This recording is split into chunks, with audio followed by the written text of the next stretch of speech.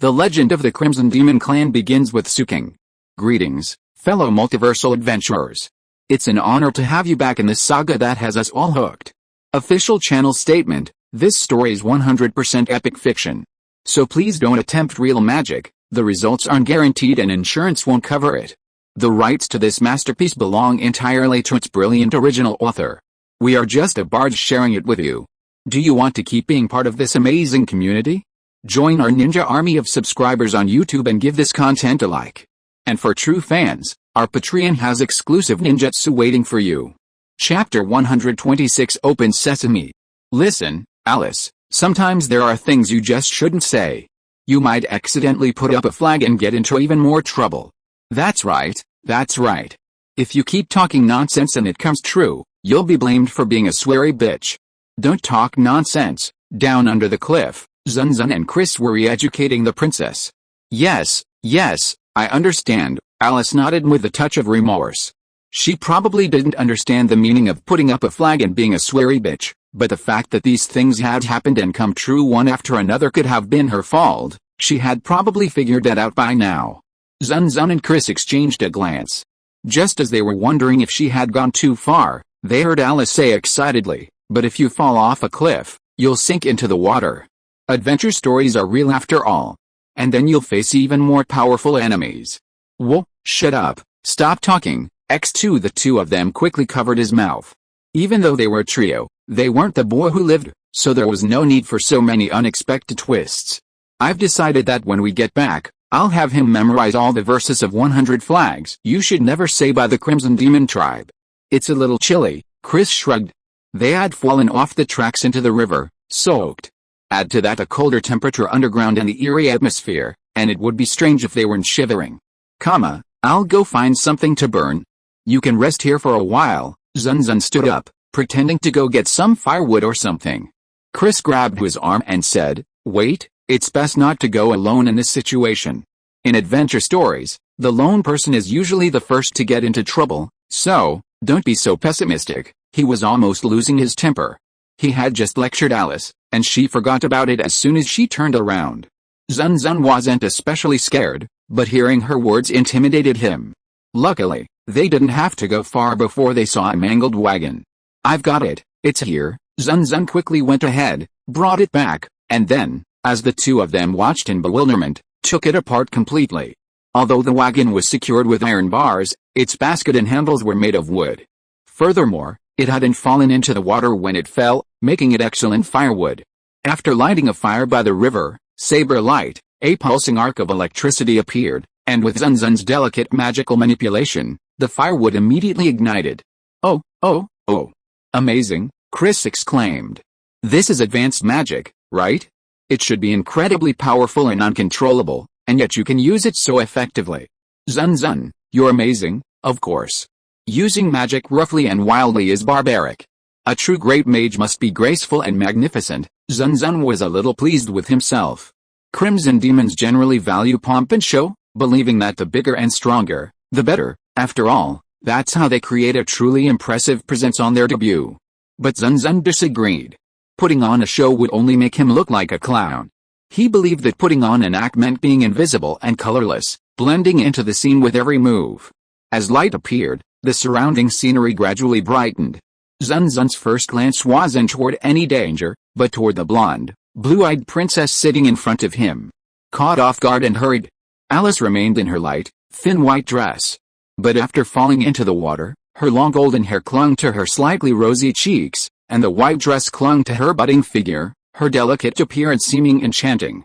Furthermore, it was noticeably transparent and cool, like a lotus flower emerging from the water. As for Chris, she was wearing a black nightgown that revealed nothing in the water.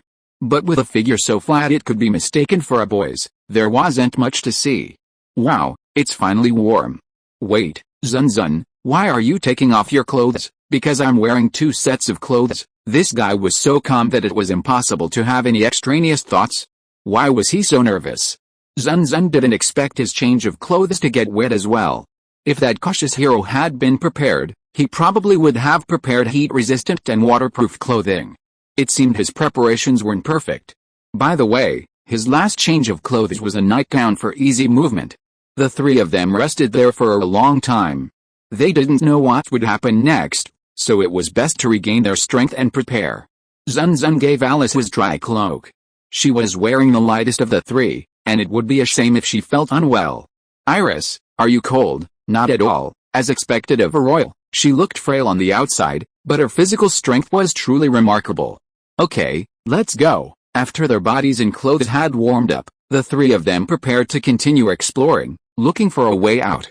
As everyone knows, the best thing to do when lost in a dungeon is to follow the wind and look for vents. After all, underground structures like these have ventilation, meaning they have contact with the outside world and can be used to escape. Zun Zun and his companions allowed themselves to be carried downriver. The lit torches illuminated their surroundings. Although the path was bumpy and difficult, it was better than encountering monsters. Soon, they arrived at the top of a small hill. Watch your step, Iris. Okay. After passing through the gap between two mountains, they arrived at an empty cave. Where is this? Zun Zun looked around. It looked like a small plaza, with a flat path paved with stone slabs, clear evidence of human excavation. On them were stalactites, which took centuries to form. They hung long and shone brightly. How beautiful, what a magical sight, Alice and Chris marveled. They probably hadn't expected such a strange sight to exist beneath the royal capital. I think this place is beautiful too, but we should be careful.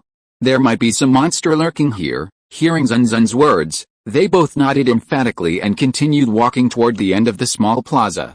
Soon, they discovered a large door. The door was about 20 meters high and made entirely of steel.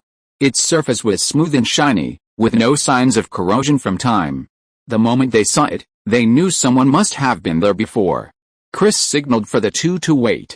He moved forward cautiously, without triggering any traps or anything like that. It seemed that the owner of this place hadn't prepared anything like that. You two, come quickly. Hearing the shout, Zun Zun immediately ran over. Outside the gate, they saw a stone pier with a slab, with a few words written on it. Gently wiping away the dust, Zun Zun read in a low voice. Fools who dive into the Rhine in vain seeking treasure, greed will only drive you to addiction. As someone who has experienced this, I warn you, never attempt to touch the gold at the bottom of the Rhine. However, if you still want to seize the gold, prepare to go to hell. Good man, are you also a hell brother?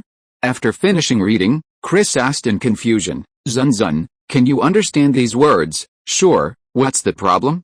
Huh? Only then did he realize that the words were written in the Libyan language, which the people of this world couldn't understand. It was obvious that it must be the work of a reincarnated person sent by Aqua. But the bottom of the Rhine, Zun Zun scratched his head. The bottom of the Rhine comes from the famous work The Ring of the Nibelung. The story goes that at the bottom of the Rhine, fairies guard a piece of magical gold. This magical gold can be melted into a ring. By wearing it, one can rule the world, but whoever wears it must renounce love. The dwarf Albrecht steals the magical gold, forges it into a ring, and becomes king of the world. Wodan, the lord of the gods, plans to build Valhalla, the abode of the gods, which adds new twists to the story. Later, the hero Siegmund wins the ring, but is betrayed and killed. Siegmund's lover, Wodan's daughter, the Valkyrie Brunhild, takes the ring back to the Rhine. Eventually, Valhalla, the abode of the gods, burns down. Zun Zun can't help but joke, is that guy trying to say this is Valhalla? Valhalla? Valhalla, the abode of the gods. Suddenly, Alice grabs Zun Zun's clothes and says excitedly, well, I've heard from my father and brother. Valhalla, the abode of the gods, has something that can grant any wish. Uh-oh, Zun Zun doesn't quite believe it. This place was built by the reincarnation of Li Ben. Gods can indeed grant any wish, but reincarnated beings definitely can't. What should he do?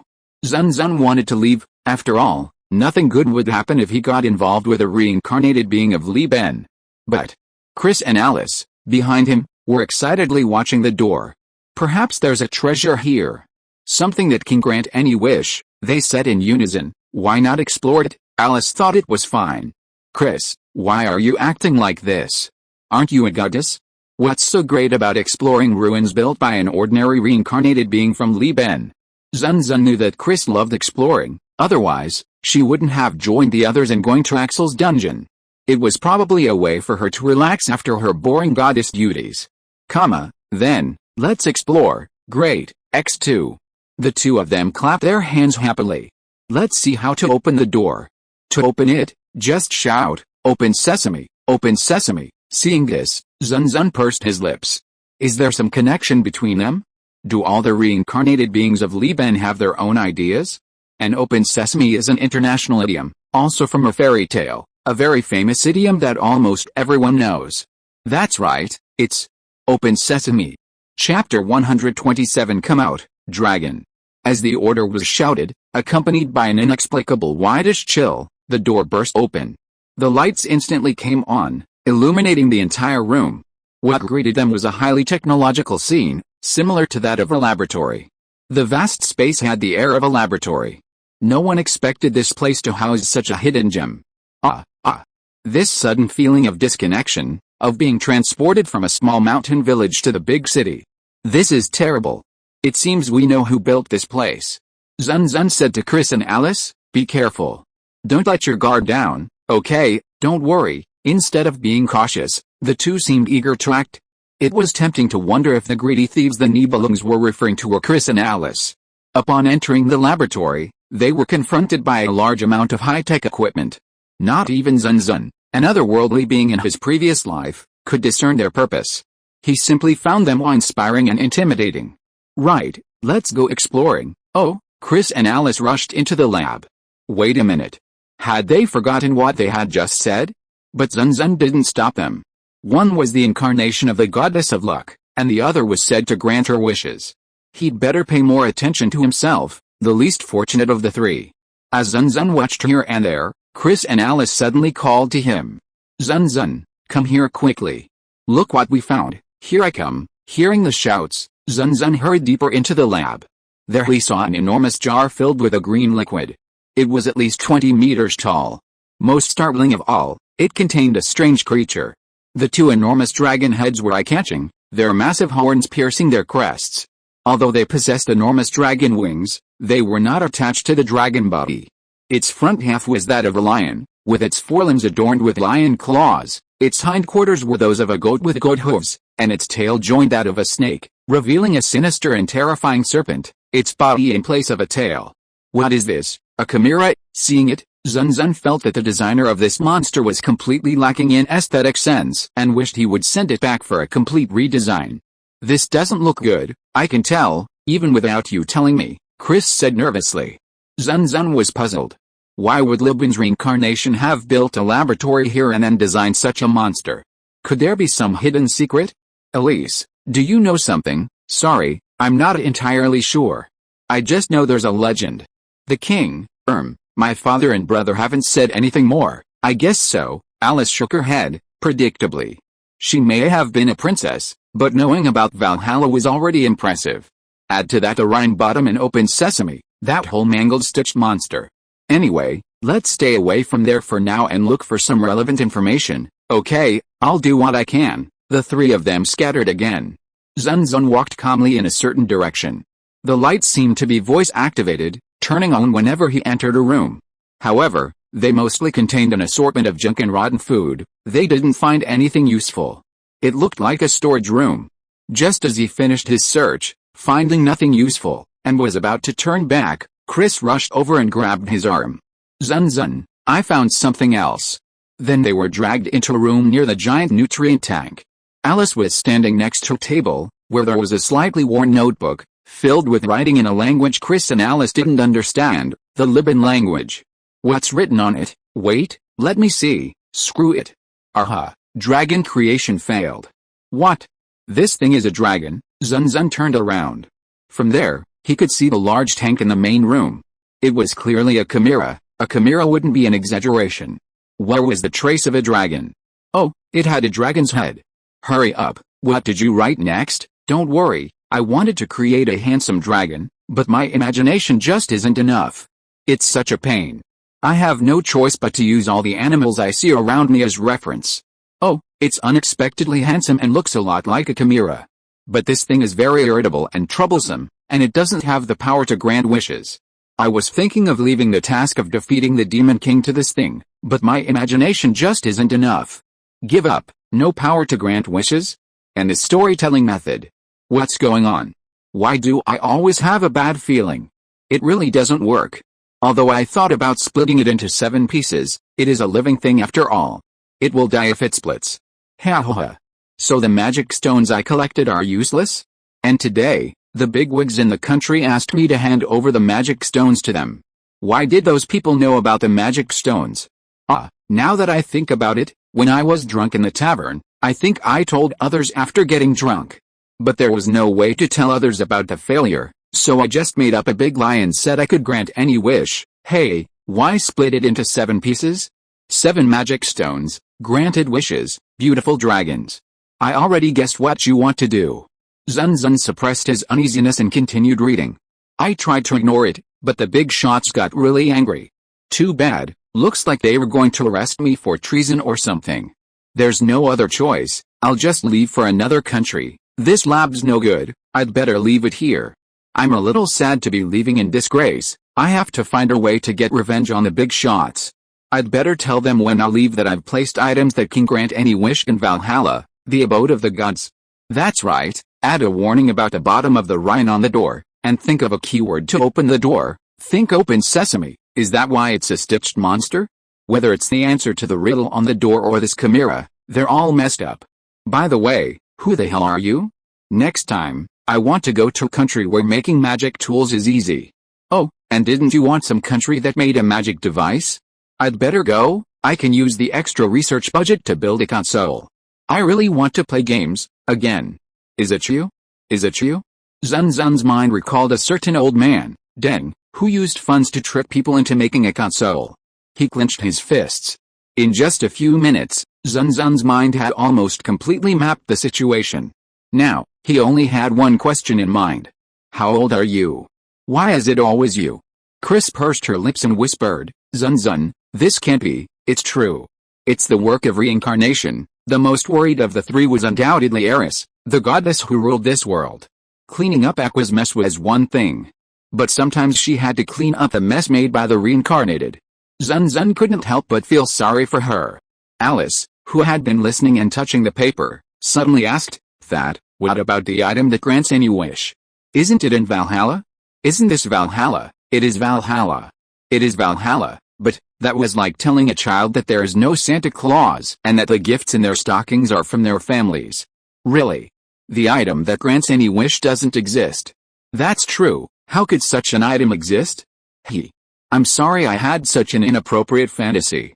I'm sorry if I embarrassed you all. Alice gave a heartbreaking smile, with a tinge of disappointment and loss. No, it does exist, Zun Zun said suddenly.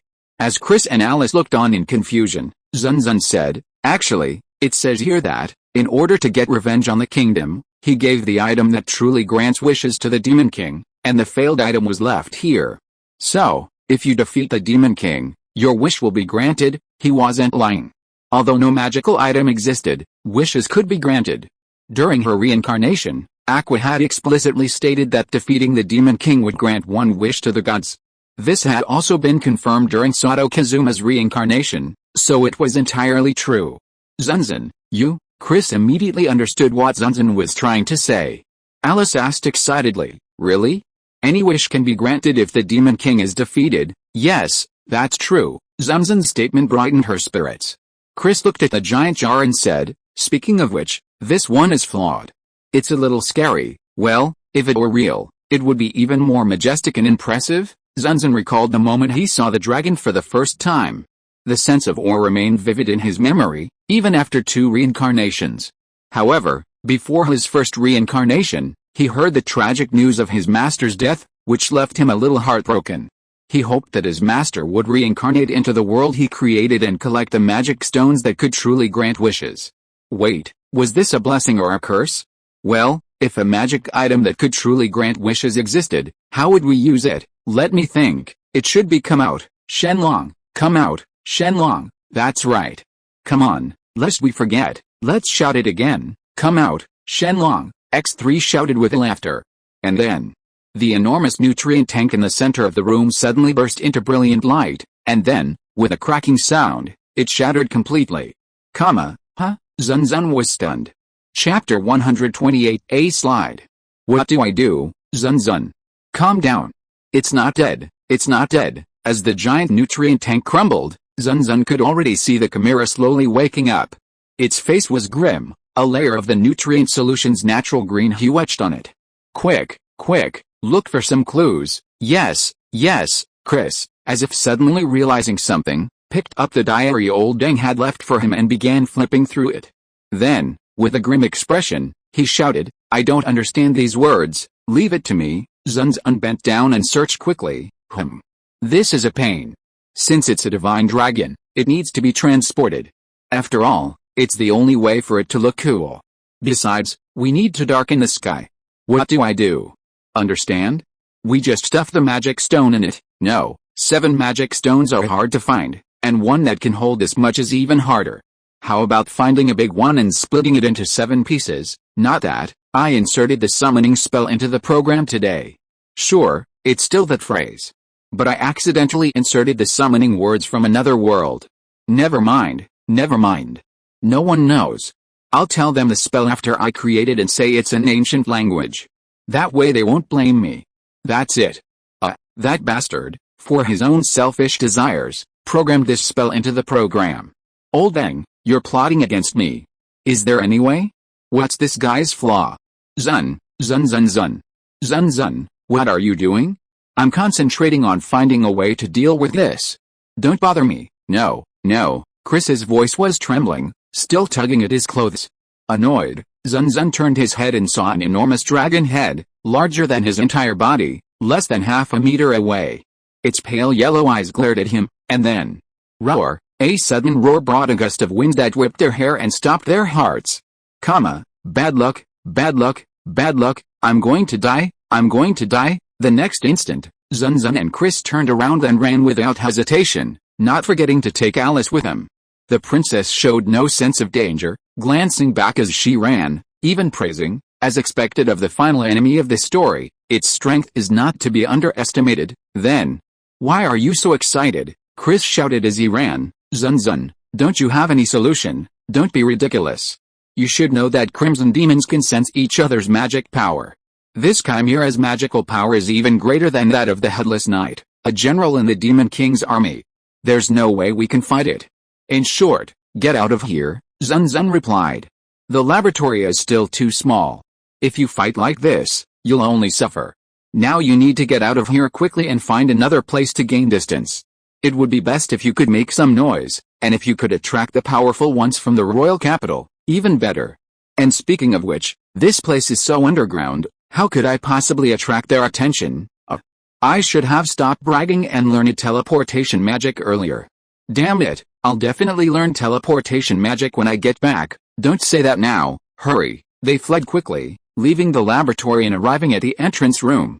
But just as the 3 of them were about to reach the door, the laboratory door slammed shut, and an announcement was heard from inside. Entire space check completed, intruder detected.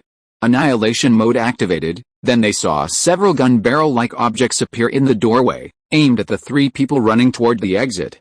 Hey, could that be it? A hail of bullets followed. Was it really a gun? But it wasn't a pure gun. It fired something similar to magic bullets, not very powerful.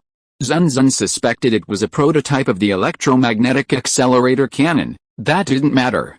The 3 of them quickly ducked, hiding under the table, and dodged the barrage. Quick, quick, come here. After finishing the round of gunfire, just before the next wave began, Chris grabbed his arm, and amid the hail of bullets, the 3 of them ran in another direction. This wasn't the exit to the outside, but the space was significantly larger than the room containing the chimera. The difference was that it was riddled with potholes and signs of damage. It must have been a testing area. Hey, Chris, what are you doing here all of a sudden? Since you can't get out, you have to run back, right? We'll come up with a plan first. My magic can take care of that thing.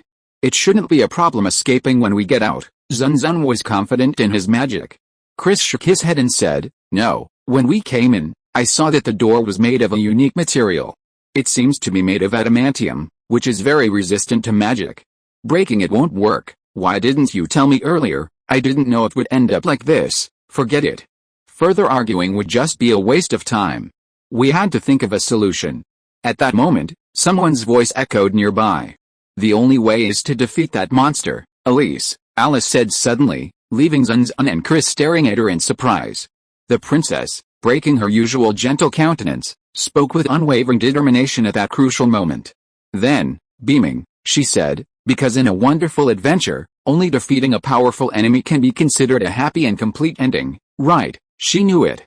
But Alice was right. Simply running away wasn't her style. She was a crimson demon, after all. Crimson demons never give up. Crisis is an opportunity. This was something Zun Zun had learned from a middle-aged man who was also a reincarnated being, but had a miserable life in another world. That man had survived many crises with that life motto. He did the same thing this time. Chris blinked, watching the crimson demon slowly stand up and strike a strange pose. Iris is right. Clearly this is the last moment. Escaping here would be unbecoming of the Crimson Demon clan. Can we? Who do you think I am? Before you stands a reincarnated being from another world, possessed of a divine body, a 1,000-year-old prodigy of the Crimson Demon clan, a great mage who has defeated high-ranking demons and repelled the commanders of the Demon King's army. That's you, Zun Zun. He raised his head proudly, tore open his shirt with his hands, and shouted, I, Zun Zun, have a dream, to become a superstar adventurer. Oh, how great. Alice's eyes lit up. Chris sighed, stood up, and said, I can't do anything. Let me help you too. She seemed determined to fight as well. Losing hope in crisis and then regaining confidence. It's just like an adventure story. I told you, it's just an adventure story. During the three of them's fight, the chimera could be seen approaching at full speed. Zun Zun, I'll go first. Wait and see if there are any weaknesses. Okay, Chris said. Running toward the chimera. Several strands of steel wire materialized in her hands. Wire trap, she shouted, throwing the wires. Countless strands of wire shot out, tightening upon contact with the walls, becoming like the wires of a stretched barbed wire fence, as dense as a spider's web. She's very skilled. Weapons like silk are impressive and elegant. However, these dense strands were fine against ordinary people, but against a creature as enormous as the chimera, they didn't stop it for a second before it moved forward. This is useless, Chris shouted. She had been very confident at first, but after a few minutes she was making excuses. What a loser. Steel wire? Looks like I could use this to my advantage. After preparing herself, she said to the thief behind her, Chris, I'm leaving Iris in your care. Oh. Zun Zun, forward. With that, Zun Zun manifested a lightning sword in his hand and charged at the chimera. Although most people wouldn't think that a great mage would rush forward to confront an enemy so recklessly, Zun Zun would say that a true legendary mage should only raise their sword of light to level 1 and then engage the enemy in close combat. Roar, the chimera's two dragon heads, the left dripping water from its mouth, the right spitting sparks. The serpentine body behind its goat-like hooves danced back and forth, spraying poison. This enemy was too formidable. No, there was no time for that. Zun Zun gripped the lightning sword with one hand and slid under the chimera. Then, a surge of magical power caused the lightning sword to instantly expand. Taking advantage of the chimera's distraction, he attacked and successfully decapitated one of its heads. Good, it worked. Chris, give it back, no problem. Leave it to me. Chris exerted ferocious force, pulling the wire around Zun Zun's waist and pulling him out from under the chimera. It was a surprisingly effective trick. But when they saw the severed head separated from the body, wrinkled and gray, and a disgusting tumor emerged from the hole, and in the blink of an eye, a dragon head sprouted again, Zun Zun and Chris's faces suddenly changed. Impossible. It can really regenerate? That old thing is always adding useless things to monsters. Regenerating missing parts is probably an ability that most monsters possess, as long as they have a high recovery ability. This complicated things even further. However, when the severed dragon head regenerated, it didn't rush forward in fury. Instead, it engaged in a fierce battle with the other dragon head, as if fighting for dominance. What happened? Suddenly, it wasn't nervous anymore. If you are listening to this novel on a channel other than Fanfic World, it means it was downloaded and re-uploaded without effort. We warmly invite you to visit our channel, Fanfic World. There you will find the original version of this story and many other novels of various genres. We look forward to seeing you dive into a world of incredible novels. Chapter 129, Crossing. To defeat that thing, either bombard it with overwhelming firepower, preventing it from regenerating, or repeatedly damage it until its magic power was exhausted and then inflicted a fatal wound. These were the only two options. But neither was practical. First, Zun Zun didn't possess magic as powerful as explosion. While he possessed a significant amount of magic power, high-level magic was only high-level magic, not particularly powerful. Second, this chimera possessed a terrifying amount of magic power, more than a general of the Demon King's army. Even the three of them together wouldn't have that much. If it ran out of magic power, they might die before it did. Damn it. Is there any way? Wait, the magic power the chimera possessed is really its own? Zun Zun suddenly remembered the words he had just read in his diary. Why didn't you just stuff the magic stone into its body? Come to think of it, was it possible that old Mandang had found a powerful magic stone and stuffed it into this chimera's body as a power source? And what he had just sensed was actually the magical power of that magic stone. If so, wouldn't it be possible to defeat the chimera simply by taking the magic stone away and depriving it of its power? An idea occurred to him. Chris, can you steal something from a monster? Impossible. With such a powerful skill, a thief would not only be low class, but high class. I thought so too. Not everyone can steal hearts as easily as Gilgamesh. Sato Kazuma, for example, was able to steal the Dullahome's head. That was already a problem, wasn't it? Ah, what a pain. Zun Zun, scratching his head, noticed some scars on the head of the chimera's newborn fire dragon, indicating that they had already been divided into the great and small kings. No choice, cut off its head again, hoping to buy some time. Zun Zun charged again. But perhaps the newborn fire dragons had acquired some intelligence, and the chimera spat out flames in an attempt to repel Zun Zun. It's useless. Advanced water creation. Zun Zun raised his left hand, unleashing water magic to drench its entire body once more, simultaneously creating a curtain of water. As the fire and water combined to form steam, the sword of light shot out, aiming for the chimera's neck. However, before he could achieve his goal, he saw a poisonous snake, its jaws agape, attacking from a sinister angle. What? Suddenly, he realized that the attacking snake was the chimera's tail. Forced to change targets, he twisted his body, slashing the tail hard and detaching it. This is bad. As the three watched, the snake's tail regenerated. This monster possessed considerable magical power, but its low intelligence weakened it. Its formidable self-healing ability allowed it to regenerate in a split second. Even if attacked repeatedly, it would regenerate in record time. This was only possible if it destroyed or stole the magic stone. Is it there? Zun Zun stared at the chimera, noticing that its heart housed the most magical power. Clearly, the magic stone was there. Chris, wait, I'll forcefully cut its chest open. Can you steal its heart? I don't know, but I can try. Okay, I'm going. Receiving its answer, Zun Zun, wielding the thunder sword, stomped the ground at a speed that threatened to tear through space, and in the blink of an eye, he was in front of the chimera. Silence, he raised the thunder sword, ready to plunge it into the chimera's chest. However, the magic sword, which had always been invincible and had even severed its head, was completely ineffective at that moment. Magic nullified, Chris's eyes widened. The magic sword was blocked by something glowing with strange runes. A magic barrier appeared on the chimera's chest, completely dissipating the magic. The chimera's lion-like claws knocked it back hard. PFFT, Zun Zun flew back faster than he had come, and Chris rushed over to help him up. Zun Zun, are you okay? Ahem. Actually, I'm fine. What's more, what about the magic nullification you mentioned? Well, I saw it in a dungeon. It seems like a special rune that can nullify magic, Chris said. Rubbing his chest and panting, Zun Zun had already paraphrased his words. I'm a goddess, so I know it's a celestial rune that can nullify magic. Hey, isn't it completely useless? It seems so. The two of them looked completely helpless. The chimera seemed to have noticed this. Its two dragon heads revealed a sinister, almost human-like smile. However, without even feeling any compassion for the helpless Zun Zun and Chris, the next person to arrive on the battlefield was His Royal Highness. Extelion, Alice shouted, brandishing her sword from a distance. The sword, seemingly worn and ordinary, seemed strangely proportioned to her small frame. Contrary to its long and bulky appearance, it sliced through the air with a lightness that contrasted sharply with its length.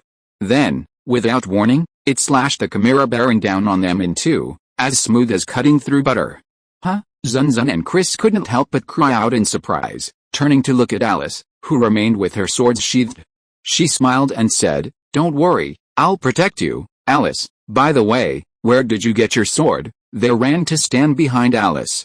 Although it was a little embarrassing to be protected by a little girl, with a magic neutralite, he and Chris were defenseless. This? Just some random weapon I picked up from the storage room. Did any random weapon have that much power? And what move was that just now? Alice seemed to sense Chris's confusion and said, this move can only be used by those acknowledged by the Holy Sword, passed down through generations in our family. It's a special move that delivers a powerful slash.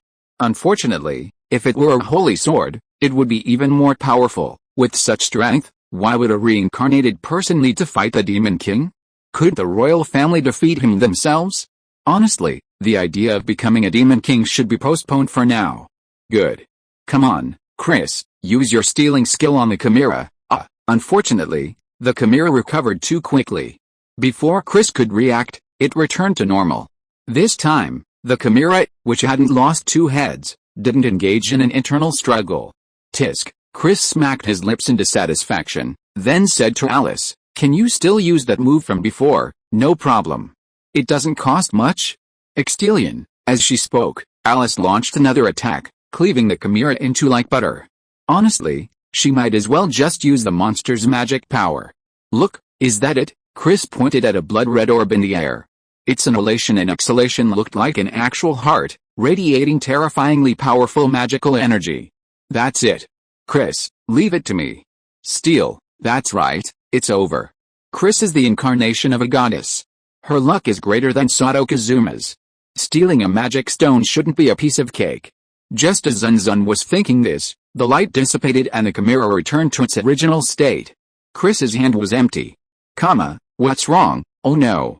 This guy heals too fast. My skills won't work, damn it, but if he kept draining its mana, who knew who would fall first? To prevent accidents, he had no choice but to face the enemy himself. Iris, use that move again. I'm going for that orb, okay. Extelion, as the chimera was split in half again, Zun Zun rushed out and snatched the orb that was constantly resonating like a heartbeat. Okay, it worked. Now, go for it, Iris, okay. Extelion, another powerful attack using an ultimate as a basic attack. Zun Zun was used to it, but he still wanted to say something. The royal family is too frivolous. Without its powerful self-healing ability, the chimera was defeated by the princess, who could easily kill a dragon. Just as Zun Zun felt relieved, the gem in his hand radiated a bright red light, and a black vortex began to form around him. Zun Zun, throw it away quickly. I want to, but I can't. The gem clung to Zun Zun's hand as if sucked in by a powerful suction force. Chris and Alice tried to get closer, but Zun Zun stopped them. Don't get closer, it'll catch you. Before he could finish his words, he was sucked into the vortex, and space returned to normal, leaving them both staring at each other in bewilderment. A black hole appeared, accompanied by a powerful flash of lightning. Zun Zun landed on the ground with a backflip, still holding a red gem in his hand. Although he looked like a Terminator, the absence of anyone around was a pity. After everything was over, he slowly stood up, his eyes filled with confusion. Where did this go? Is this still Suqing? Looking around, he found himself in an unfamiliar room. The decoration wasn't luxurious, the room only contained a bed and a table, simple and ordinary. Seeing the door, he instinctively opened it. Upon opening it, he saw a mature woman in a black suit.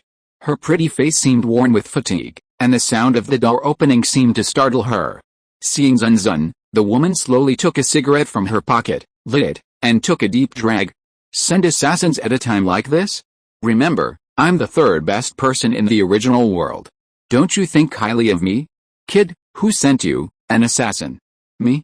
Zun Zun then realized that he was still wearing his nightgown, making it easier for him to move. But before he could explain, he saw two black pistols pointed at him. Chapter 130, All the Doves.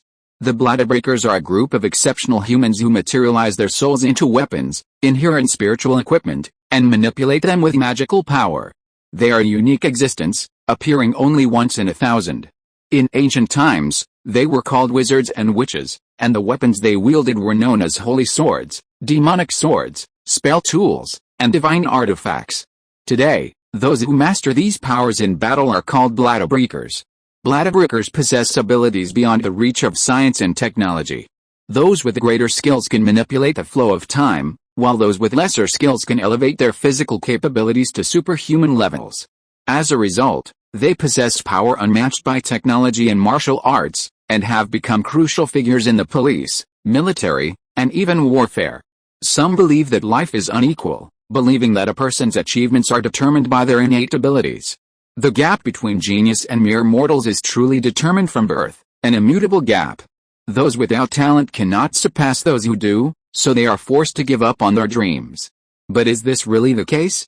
Boy, are you willing to accept this? Kurage recalled his grandfather's words, a surge of resentment still in his chest, and gripped the sword tighter. You were distracted, Ike, the voice was gentle, but the opponent's sword was anything but. Seizing the moment of his distraction, the wooden sword surged forward with a fierce gust of wind, heading straight for his chest. Kurage immediately lowered the sword, skillfully blocking the opponent's attack with a hilt. He seemed methodical and effortless, but a cold sweat still trickled down his back. Too sharp. He had only briefly recalled the past, his gaze blank, and had grasped the opponent's weakness. He couldn't help but marvel at his opponent's strength, secretly regretting his own distraction. After blocking the attack, the two men distanced themselves. If the opponent had seized the momentum and attacked, his rhythm would have been disrupted, and he would have been decisively defeated. This was a sparring match, not necessarily a direct attack on vital points. However, precisely because it was a hard-won sparring match, Kurage needed to be even more focused. He closed his eyes and took a deep breath. Upon opening them, he had completely banished all distractions and was staring at his opponent with the utmost concentration. First and foremost, this man was incredibly attractive. He had black hair, red eyes, and was wearing the white Pajin Academy uniform. Although it was a common outfit at the academy, it looked very striking. The only slightly odd thing was that he wore a crown of dried branches on his head, above which was a rather conspicuous red orb, Zun Zun. Kurage initially thought this strange name was a codename, but after some prodding from the other party, he realized it was indeed his real name. The two had met 3 days ago. At the same time, in the same place. That day, he was practicing swordsmanship in the courtyard when he heard a round of applause. Zun Zun praised his skill and then asked to fight him. Kurage understood each other perfectly. With almost no magical talent, his only skill was the sword. So, impressed by his opponent's praise, he instinctively accepted the challenge, and the battle continued to this day. Applause, applause, applause. The two figures crossed paths in the courtyard, the fierce clash of swords never ceasing. Although they called it a warm-up training, both sides meant business. At least Kurage meant business. He had no talent, only his long sword. With that, he didn't want to be left behind. Lacking exceptional talent or good connections, he learned to imitate. In just a minute, he could decipher most fencing techniques and master the entire techniques, routines, and even how to react to his own moves. He would then correct any flaws in the opponent's fencing, forging a new, more compatible style. But the man in front of him, Tun, couldn't do that. Kurage could perceive actions, intentions, and goals in others' fencing, but he couldn't perceive anything in Tun's. Because Zun Zun's fencing is the most basic. It's a technique every beginner learns, but not every beginner can dedicate themselves to practicing it. His fencing is incredibly standard, and clearly the easiest to counter, yet it's Kurage who always catches up. It's as if the book clearly stated how to counter a particular move, and Zun Zun had perfectly replicated the answer. It feels like he's fighting against a textbook so standard it could be called the Bible. You think he's dissatisfied? Not at all. Kurage has benefited greatly these past few days. After fighting Zun Zun, he gained a deeper understanding of the fundamentals of swordsmanship and realized his own shortcomings. He once asked why he only used the basics, but the reply he received was, "Because my sister only knows the basics," a response so ridiculous it made him wonder if he was lying. Time flew by. Alright, let's stop for today, alright. Faced with Zun Zun's prompting to retreat, Kurage, still dissatisfied, sheathed his sword and stood up. He had been without a training partner for years, so finally finding someone willing to spar with him was something he should cherish. But recalling how he'd gotten distracted earlier, a hint of apology crossed his face. Zun Zun asked curiously, "What's wrong, Ike? Are you a little impatient today? Your sword is a little dirty, was I that obvious?" Kurage was taken aback for a moment, then smiled shyly and said, Perhaps it's because school is about to start. Thinking about what's next, I can't contain my excitement. I see, Zun Zun nodded. Kurogane Iki was originally a member of the Kurogane family. However, in this world where the level of magical power determines everything, his F-level magic was considered a disgrace by his family, and they pressured the school to never allow Kurogane Iki to graduate without the family. The former headmaster agreed, allowing Iki to repeat the year due to lack of credits. When the current headmaster, Kurano Shinguji, took over, he purged all the previous assholes and, after a series of reforms, announced to Iki Kurogane that if he won the 7-Star Sword Festival, he would graduate, even with low stats. This infuriated Iki Kurogane. Well, everyone has their own difficulties. Just do the best you can. Yes, I will. Iki Kurogane nodded seriously, then apologetically said, sorry, it's weird having you train with me. I got distracted during the battle. Hey, we're just pigeons. Don't be polite. Zun Zun stood on tiptoe, trying to put his arm around Iki Kurogane's shoulders. However, at 160 centimeters tall, he was no match for Iki Kurogane's 175 centimeters height. However, Iki Kurogane, knowing how to be polite, bowed slightly, allowing Zun Zun to put his arm around him. He was even more pleased with him. Speaking of which, Zun Zun always uses basic swordsmanship. Don't you plan to develop your own swordsmanship? No, that's fine. Since the philosophy of swordsmanship is different, I don't think learning more will be useful. A powerful person once said, I don't fear an opponent who knows how to kick 10,000 times, I fear someone who has practiced them 10,000 times. I don't fear an opponent who knows how to kick 10,000 times, I fear someone who has practiced them 10,000 times. Kurogane Iki seemed deeply inspired. It could be said that this statement influenced him indirectly. While the ability to imitate is indeed powerful, blindly imitating will only lead you to lose your way. Only what suits you is what works for you. I'm sticky. Zun Zun tugged at his clothes. Kurogane Iki's daily training consisted of running 20 kilometers followed by swordsmanship training, with Zun Zun by his side. Although it wasn't very tiring, he did sweat quite a bit. Iki, can I use your dormitory's bathroom? No problem. By the way, why do you want to use my dormitory's bathroom? Don't you have a dormitory, Zun Zun? No. There's no shower in the president's office. I also said I wanted to move into the dormitory, but he refused on the grounds that I'm not a student of Pajin Academy. Seriously, if that's so, then let me enroll, but then he said I'm not old enough, haha. Hearing Zun Zun's mutterings, Kurogane Iki didn't know what to say. He quickly changed the subject. By the way, I didn't expect you to have such stamina, Sun-san. Do you do any physical training? Why, yes. For example, 100 push-ups, 100 sit-ups, 100 squats, and a 10-kilometer run every day. At noon, I practice controlling my magical power, and in the afternoon, I deliver 10,000 punches in a row. The first day was very tough.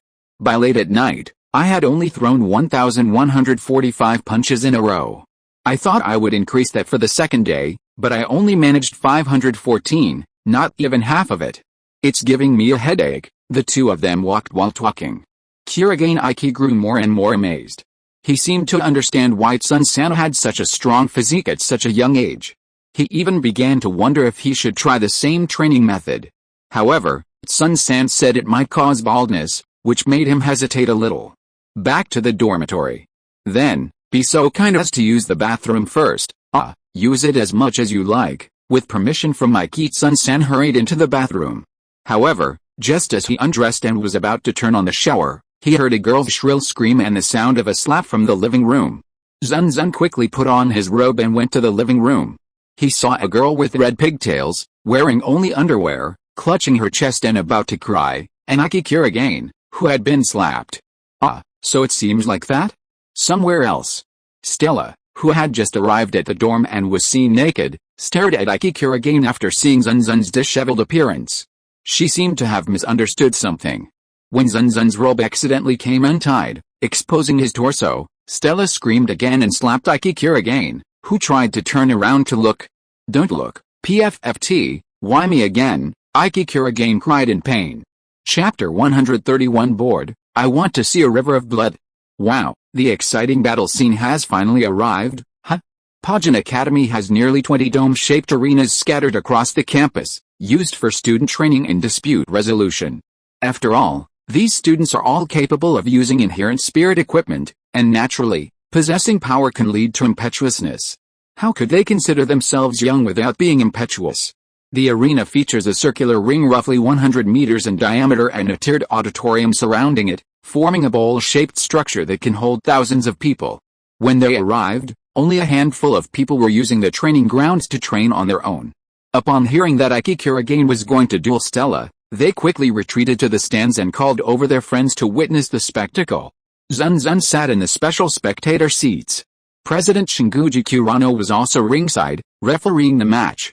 The two eventually ended up in the presence of the chairman.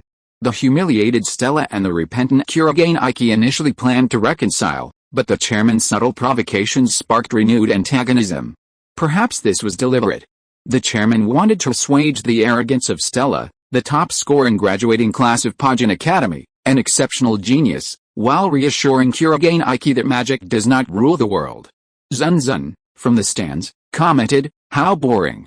I want to see rivers of blood," with a seemingly friendly, yet veiled, rivalry brewing in the early exchanges. The battle between Kurogane Aiki and Stella, master and servant, finally began. From the very beginning, Stella unleashed her immense magical power without restraint. Flames engulfed her fiery red pigtails and her entire body. She held aloft a two-handed broadsword that shone with a golden light. The intense, scorching flames were palpable even to the spectators in the stands. This immense magical power naturally engendered unbridled combat prowess. Kurogane Aiki, stingy and reluctant to even use magical defense, had no desire for a direct confrontation. If anyone dared to overestimate his abilities, Stella would make them stagger beneath her brute force. Stella, brimming with magical power, made the most of her advantage, attacking non-stop, turning the battle into a one-sided affair. On the surface, it was. Was that really how it was? Boring, I knew it. The students in the stands, watching Kurogane Aiki's desperate escape, showed expressions of astonishment. Some even felt it was a waste of time to stay and quickly left. Of course, this was only superficial. Stella was chasing after Aiki, but that also meant she couldn't even touch the hem of his clothes. She was led by the nose the entire time. Ouch! Some understood the situation and were slightly surprised. The president also smiled slightly. Stella was no fool. When she learned that she couldn't touch Aiki, her decision was to increase the firepower. The power was so strong that it emitted flaming stardust, proving that her temper and temperature had reached a terrifying level.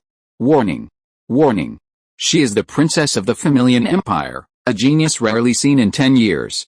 With the highest entry score in history, she was classified as an A-rank blade breaker. Some say that her magical power is the best in the world. Although it hasn't been confirmed yet, it now seems to be true. I'll shoot. The sound of a camera shutter came from the side. Well said. But who asked you? Zun Zun turned to look at the bespectacled girl holding a camera at his side, raised an eyebrow, and asked, "Thank you for the explanation. By the way, who are you?" Kusakade Kagami, the girl, with short brown hair tied with a crimson ribbon, looked at him with obvious curiosity and inquisitiveness in her eyes. If you don't mind, may I interview you?" "Sure, it would be even better if I could take your picture." "Yes, Hearing Zun Zun's words, she seemed clearly disappointed. Meanwhile, Kurogane Aiki had finally mastered Stella's skills, learning the basics of true familiar swordsmanship and developing a technique more suited to his needs. However, despite his exceptional skills, his attack power was too low to penetrate Stella's defenses. "This way of winning is truly dishonorable," Stella sighed softly. Kurogane Aiki's mouth tinged with bitterness as he spoke. "It seems you knew the yin iron couldn't harm you. Knowing that, you still chose to fight with your sword." "Yes, I used swordsmanship to prove to you that I am more than just a talent. But now I must admit that if I want to win this battle, I will have to draw on my magical prowess. So I pay you my greatest respect, and then I defeat you." Stella's entire body burst into flames that seemed to melt the entire dueling arena. She shouted, "Pierce through the heavens, hellish flames! Burn the skies and incinerate the earth with the flame of the Dragon King!" With a roar, a column of blazing light, hundreds of meters tall, pierced through the dome and reached into the sky. The light was so bright, the flames so intense, that no one who saw it thought Kurogane Aiki could win. Even regular players in the professional league would find such an opponent intimidating. At that moment, Zun Zun suddenly said to the photographer beside him, "Kagami, let me test you. Who do you think will win next?" So close from the start, Kusakade Kagami felt a little shy at Zun Zun's insistence, but after sensing the terrifying magical power and warmth, she said without hesitation, "Princess Stella. That's impossible. I'm cheering for Kurogane Iki-kun." Noticing Zun Zun's disappointed look, she immediately changed her mind and chose Kurogane Iki. Winning or not wasn't the important thing. The important thing was getting Zun Zun to grant the interview. "Not bad, you have good taste." Zun Zun's lips curved into an approving smile. "It seems we have something in common. In that case, I'll accept the interview." "Really? Great," exclaimed Kusakade Kagami, her decision correct. "Then I want to ask, male, 13 years old, Crimson Demon Clan." "Huh? What? Did you want to ask that?" Zun Zun asked her. Having never met such a peculiar interviewee, Kusakade Kagami gave an awkward smile and whispered, well, no, but this answer is quite useful. I think someone would like to see it published in the newspaper." "Really? Like ants who like little boys?" "No, I don't think anyone in this country likes little boys." Kusakade Kagami was speechless, or rather, he didn't know how to respond. Sometimes, possessing the high emotional intelligence that only journalists possess isn't necessarily a good thing.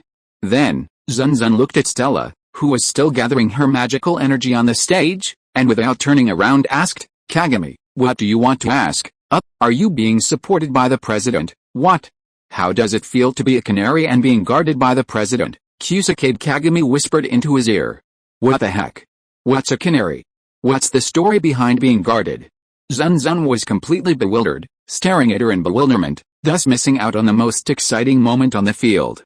Faced with a desperate pillar of flames, most would have given up.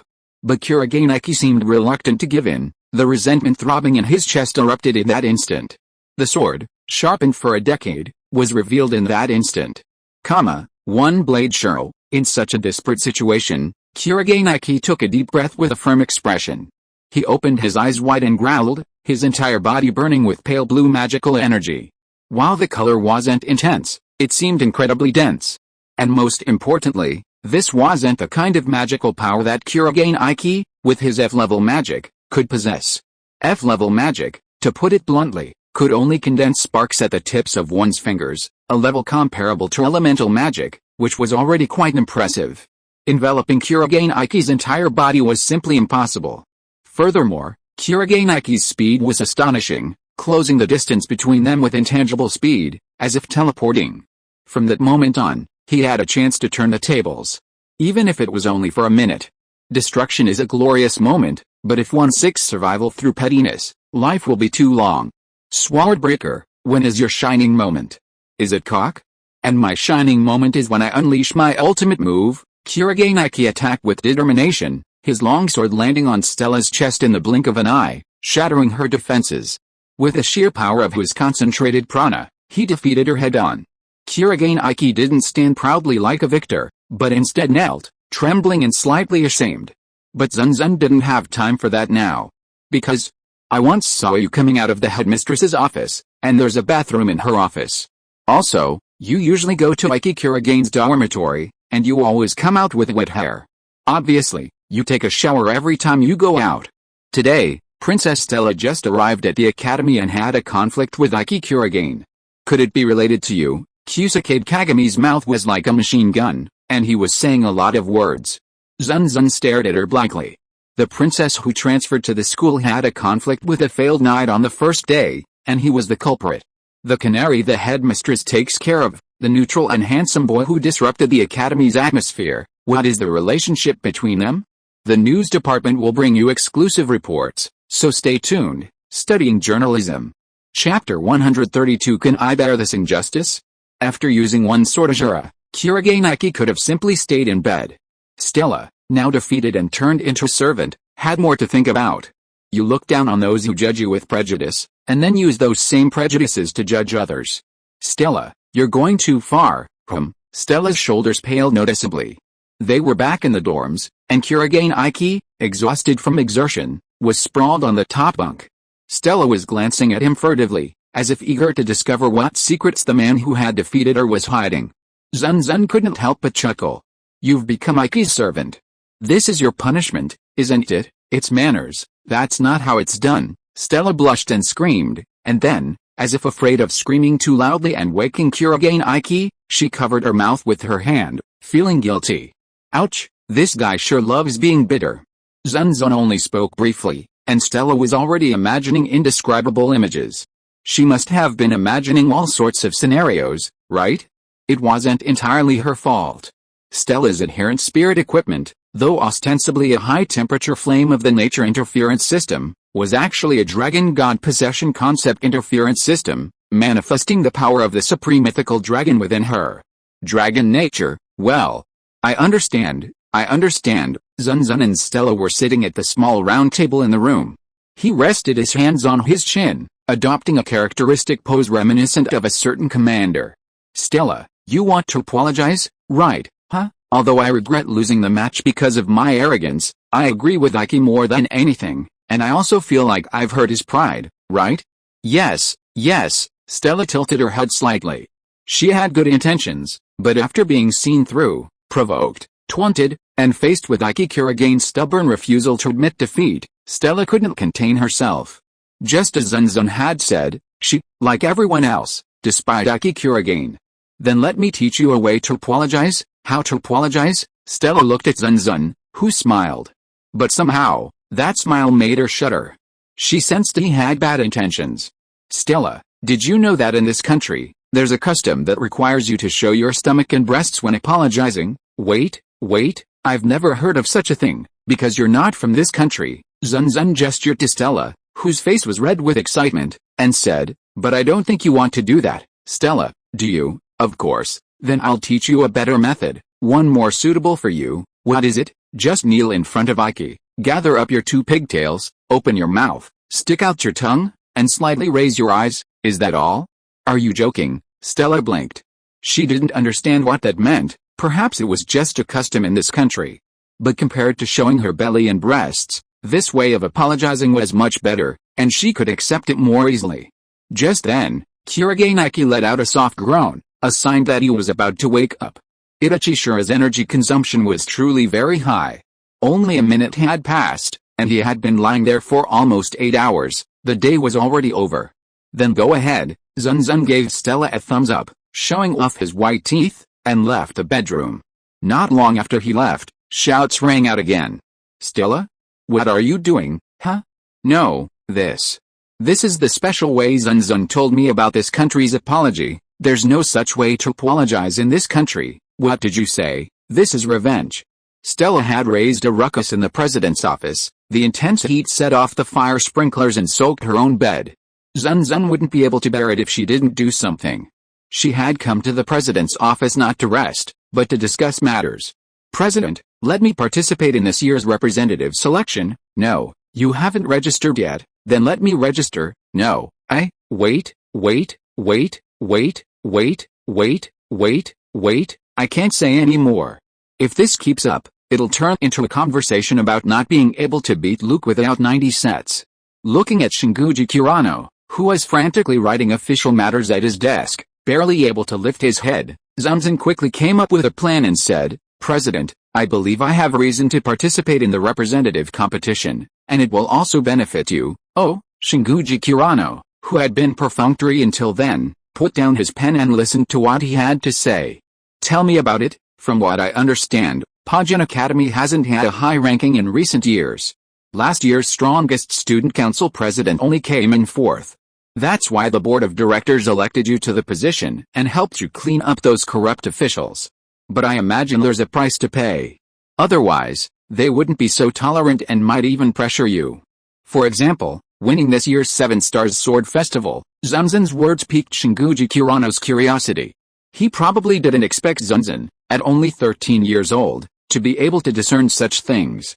Where's the proof? The proof is that you spared no expense to bring the second princess of Famiglia to this academy, even going so far as to let Aiki, the weakest fighter, to teach her that there are people better than you. President, you are truly evil, but what if Aiki Kurogane loses? How could that happen? Aiki Kurogane, who defeated the teacher, the A-rank knight, to gain admission, couldn't possibly lose to the now arrogant princess. He, ha ha ha ha. Shinguji Kirano laughed heartily. He took a cigarette from his chest and lit it slowly. White smoke filled the room. Come on, what's in it for me if you participate? The upside is that I have a better chance of winning this year's 7 Stars Sword Festival. If I succeed, Zun Zun pointed to his head. There, a wreath woven from dried branches stood out, with a red orb on top. Shinguji Kurano watched it carefully, without objecting, clearly agreeing with what Zun Zun had said. Finally, President, you don't want to let victory slip away, do you? Hiss. Shinguji Kurano took a deep breath. A long silence followed. I understand. Then I'll make an exception and allow you to register. As for your age, dossiers, if truth be told, are incredibly easy to falsify. As long as Shinguji Kurano made it clear that Zun Zun's entry had a good chance of winning the 7-Star Sword Festival, even if the board of directors had complaints, they would grit their teeth and get to work. If it worked, everything would be easy. If not, there would be a reckoning later. Shinguji Kurano understood this clearly, exhaling white smoke and saying, You've given me a very difficult problem, every investment is worth it, Zun Zun told him with a smile.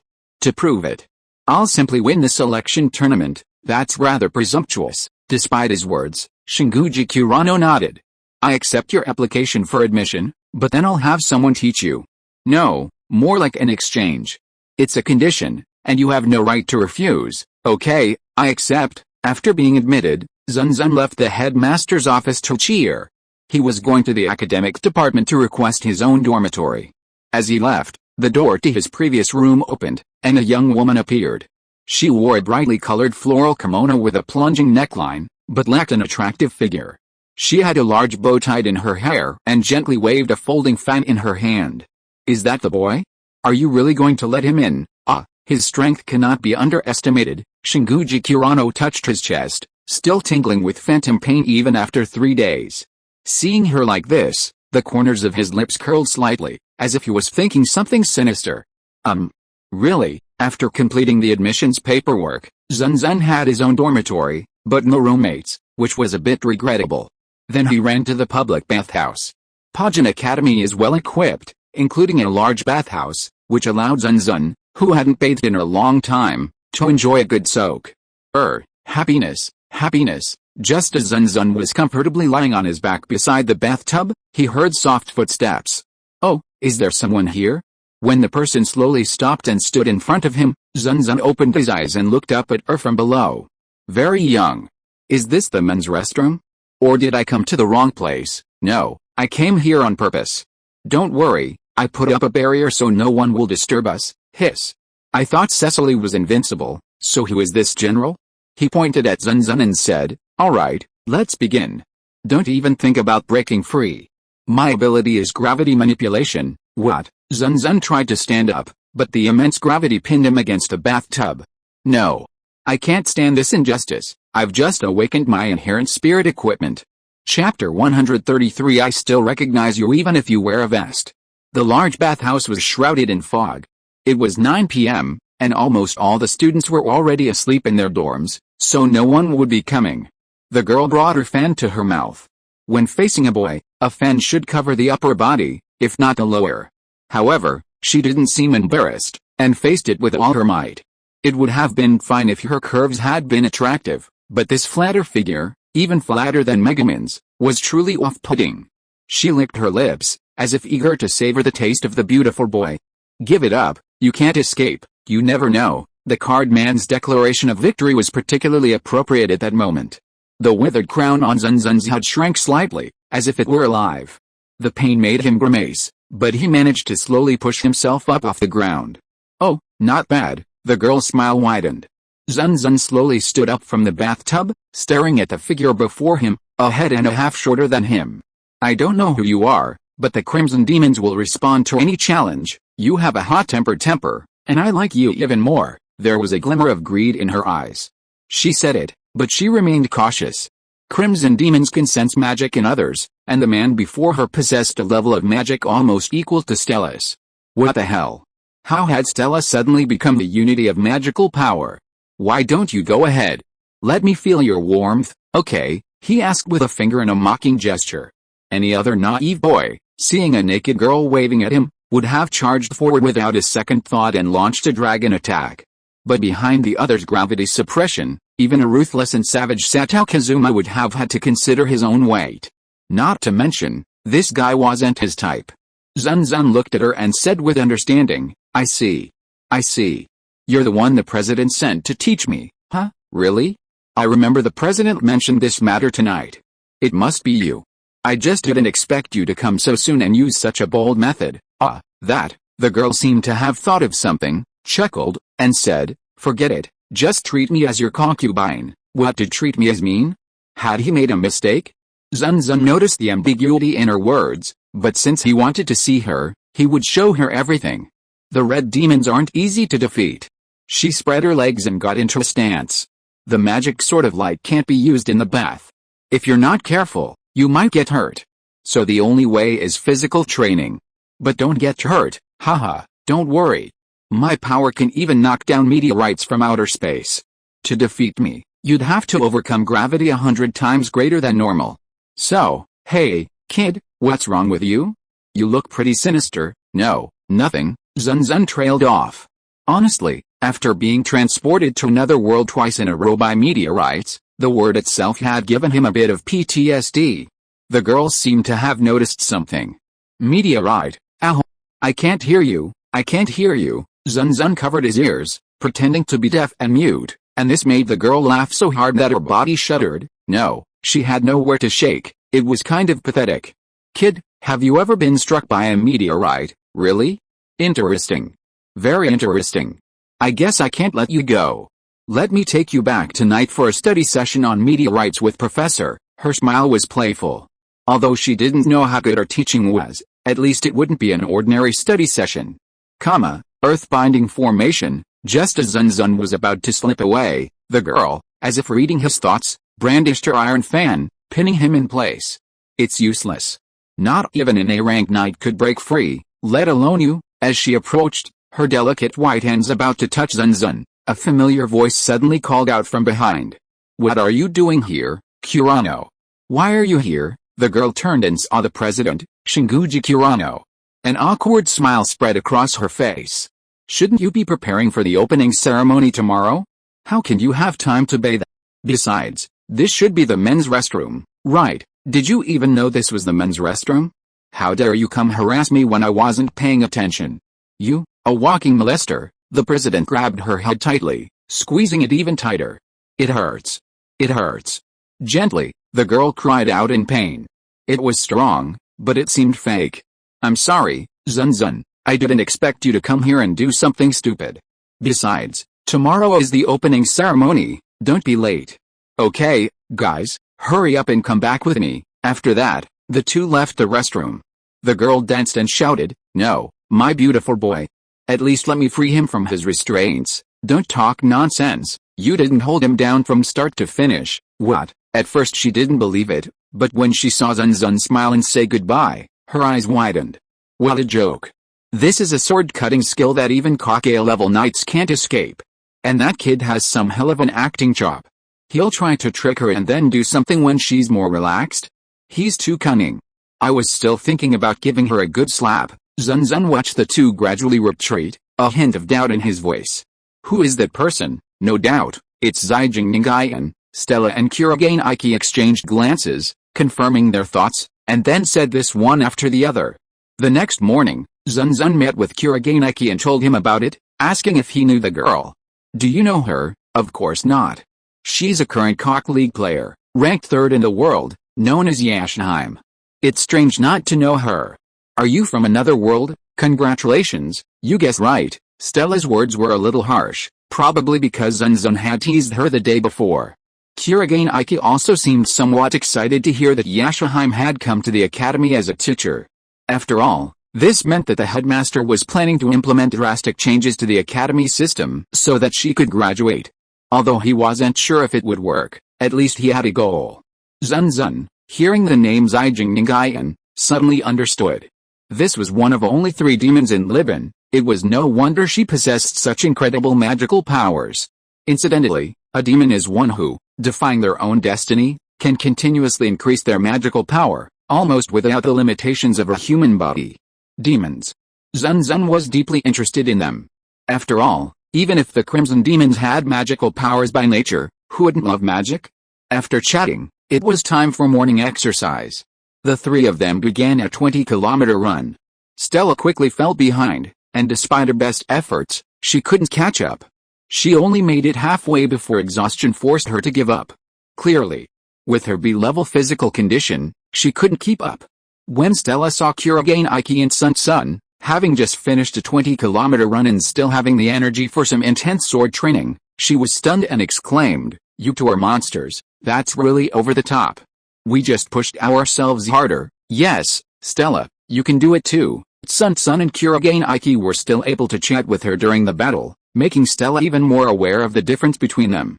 "Your stamina is incredible, then I'll teach you an exercise to increase your stamina, Stella. It's very effective." "Really? What is it?" 100 push-ups, 100 sit-ups, 100 squats, and a 10-kilometer run every day. That's it. Although it was intense, it didn't seem very high. Stella thought it over carefully. The first few stretches weren't too difficult. The last 10 kilometers were something she could complete with a little effort. Even if it was a little tough, it didn't matter, as long as she could catch up to the two of them. Kurogane Iki patted her on the shoulder. "Forget it, Stella." "Iki? Why?" "Because this training method makes you bald." What? Hearing this, Stella's pretty face paled. She didn't know about the other girls, but she couldn't accept being bald. Then she glared angrily at Zun Zun, who had told her about this cruel training method. Zun Zun shook his head and said, "Really? How many people would rather go bald than gain strength?" Even he thought the same. It was a pity that after all these years, he still hadn't gone bald. But if one day he went bald, breaking his destiny and becoming a demon with endlessly growing magical power, wouldn't he be able to ascend to heaven? He couldn't help but have a beautiful fantasy. After returning to the dormitory and showering, the three of them headed to the academy together. Today was the important opening ceremony, and lateness was not allowed. Many students followed that path. Upon arriving at the teaching building, they saw a young girl wearing a vibrant kimono with a large bow tied in her hair. Her eyes lit up when she saw Zun Zun, and she quickly ran over and hugged him. The three of them knew who it was, but Zun Zun deliberately asked, "Who are you?" "It's me. Didn't we meet yesterday? Have you forgotten?" Zhijing said. Zun Zun suddenly realized, it's you. I didn't recognize you with your clothes on." "Huh?" And the moment these words were spoken, the atmosphere in the room flared, and someone behind them muttered and typed angrily, "Shocking. Yashaheim, the current third-ranking woman in the world, is having an affair with Canary, the former third-ranking president. Who is the third person, and what kind of relationship did the three of them have? The news department will be keeping a close eye on it." He turned around. "It was you, Kusakabe Kagami." Chapter 134. If you want to learn, I will teach you. Zun Zun's words caused a stir. Compared to the renowned Yashaheim, the current third-ranked player in the League of Gentlemen, the unknown Zun Zun was practically begging for his identity. Perhaps he had the advantage in currying her favor. Did you think Zhijing would back down? No. Far from it, she even flirted with Zun Zun, hoping to rekindle their relationship. Bah! What a joke.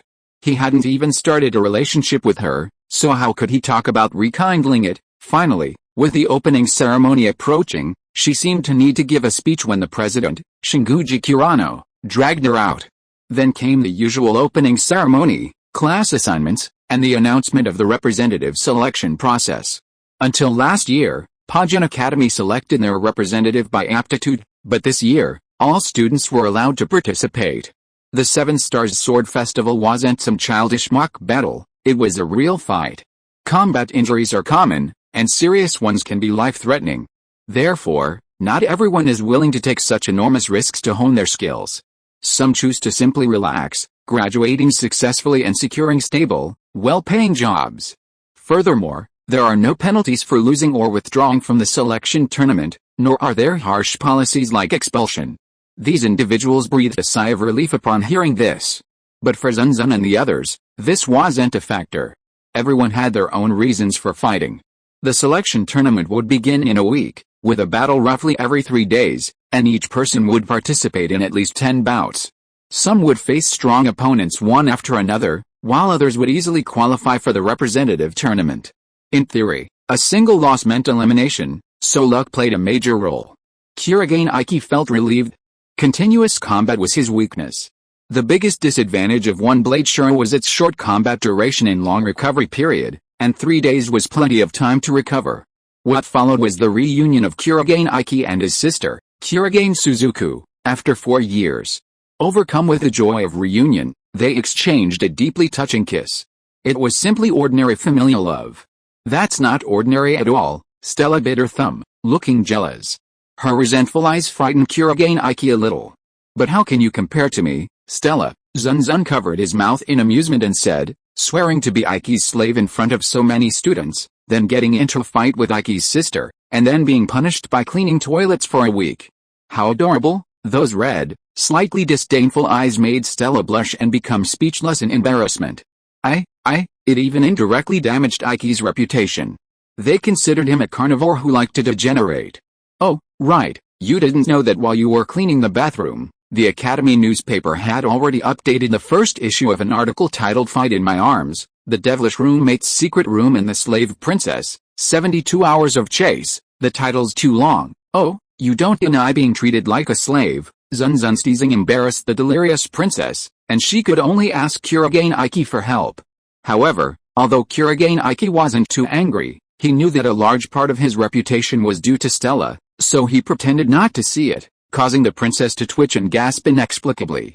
Could she have the same physique as darkness, like Doom? Stella, don't worry, in this country, even the adults bathe with their parents. No, you must be lying, just like last time. Right, Iki? Stella pretended not to be fooled and asked Kurogane Iki for confirmation, but found his expression a little odd. No, it's a bad custom of this country, accept it. The princess looked devastated. Later, although Kurogane Iki desperately tried to explain himself and repeatedly convince himself that he wasn't that kind of person, he had just argued with his sister Kurogane Jushizuku that very day, so it was useless. The two of them quarreled again. For a long while, Stella sat depressed on the bench, staring at the two sword-wielding people in front of her. Curious, she asked, what are you doing? They didn't reply to her. At that moment, Zun Zun stepped forward. Despite his speed, his presence was still visible to the naked eye, at least Stella could. However, Kurogane Iki seemed frozen, deep in thought. It wasn't until Zun Zun attacked that Iki suddenly reacted, quickly blocking. Then Zun Zun took another step, positioning himself behind Iki. His attack was blocked, but he continued to defend himself frantically. This repeated pattern left Iki completely on the defensive, looking quite embarrassed. Stella's face was filled with confusion. At first, she thought Zun Zun was using a sword-cutting technique or some other trick, but after a while, she didn't sense any magical power, and the trick wasn't there. Clearly, it was an extremely sophisticated technique. What is this? It's a sword technique I've developed. Zun Zun and Iki paused in their fighting, and the latter exhaled slightly with some reluctance. Kurogane Iki's greatest skill was imitating his opponent's swordsmanship, but he was completely helpless against someone like Zun Zun, who never engaged in continuous combat or flaunted his swordsmanship. Zun Zun, what kind of move is that? How did you do it, Stella? Seeing his roommate's inquisitive expression, Kurogane Iki stopped her and shook his head gently. As a member of a family of knights, he knew that some inherited moves shouldn't be passed down to outsiders. Although he often learned moves by imitation, how could that be considered stealing? Zun Zun seemed unconcerned. It's not an advanced technique. It's just using one's visual acuity. Visual acuity. Stella's eyes were filled with clear stupidity. Looking at the curious princess, Zun Zun said, that's right. If you want to learn, I'll teach you, May I? It's just a small trick, nothing complex. It requires a certain amount of talent, not to mention its limited applications. Besides, Iki has already grasped the key, so he's about to learn it, right? Kurogane Iki simply smiled and didn't object. Just as he had said, Zun Zun, this technique may seem complicated at first, but once you get used to it, it will be easy. Under the curious gazes of the two, Zun Zun picked up the teapot from the bench and said, look, it's like this. He tossed a teapot into the air, their heads subconsciously following it as it descended in a parabola, only to be firmly caught by Zun Zun's hand. Stella was still confused. What is this? Look, you two weren't looking at me just now, were you? Now she understood. Stella thought for a moment and said, so, Zun Zun, you only used visual distraction to distract Iki so you could get closer. That's right, but a small, easy-to-handle teapot is easy, but how can a human? Stella, do you know that the human eye's field of vision is normally 124 degrees, but when it's focused, it's only 1/5 as much? This creates a certain blind spot, which I can exploit if I use it well, but Zun Zun hasn't mastered it yet. Every time he attacks, he accidentally reveals his intentions, allowing the perceptive Kurogane Iki to react. For example, a certain Shadow Lord can easily move behind someone before attacking, whereas the Elven Sword Saint only noticed it because he heard the sound of raindrops hitting their clothes. Otherwise, he would be tricked. It's amazing. It's amazing, but how should I put it? Once I understand the principle, it seems ordinary, Stella said with a low grunt. It's like magic. Before you know the underlying principles, something seems unbelievable, but once you know them, it seems nothing special. This is the feeling of disparity that arises when the secrets of the magic trick are revealed. Kurogane Iki disagreed. He believed that, no matter the underlying principle, as long as it worked, it was legitimate. By the way, Zun Zun, does this move have a name? Name, no. But if you have to give it a name, let's call it Silent Step. Silent Step, Stella pursed her lips. It seemed like a rather superficial name to her. Did Zun Zun have a natural talent for naming things? That's how it is, why shouldn't it matter? As if noticing her rude gaze, Zun Zun curled his lips in disgust. If you don't like it, call it Shadow Step, Z-Shake, Reflex Move, whatever you want. Hey, her carefree expression left even Iki speechless. Someone who could use novel techniques so easily, yet acted so naturally. Just how much underwear did Zun Zun have?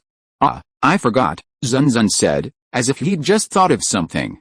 This move actually has no effect on Stella, eh? Why? Because your magic's too strong.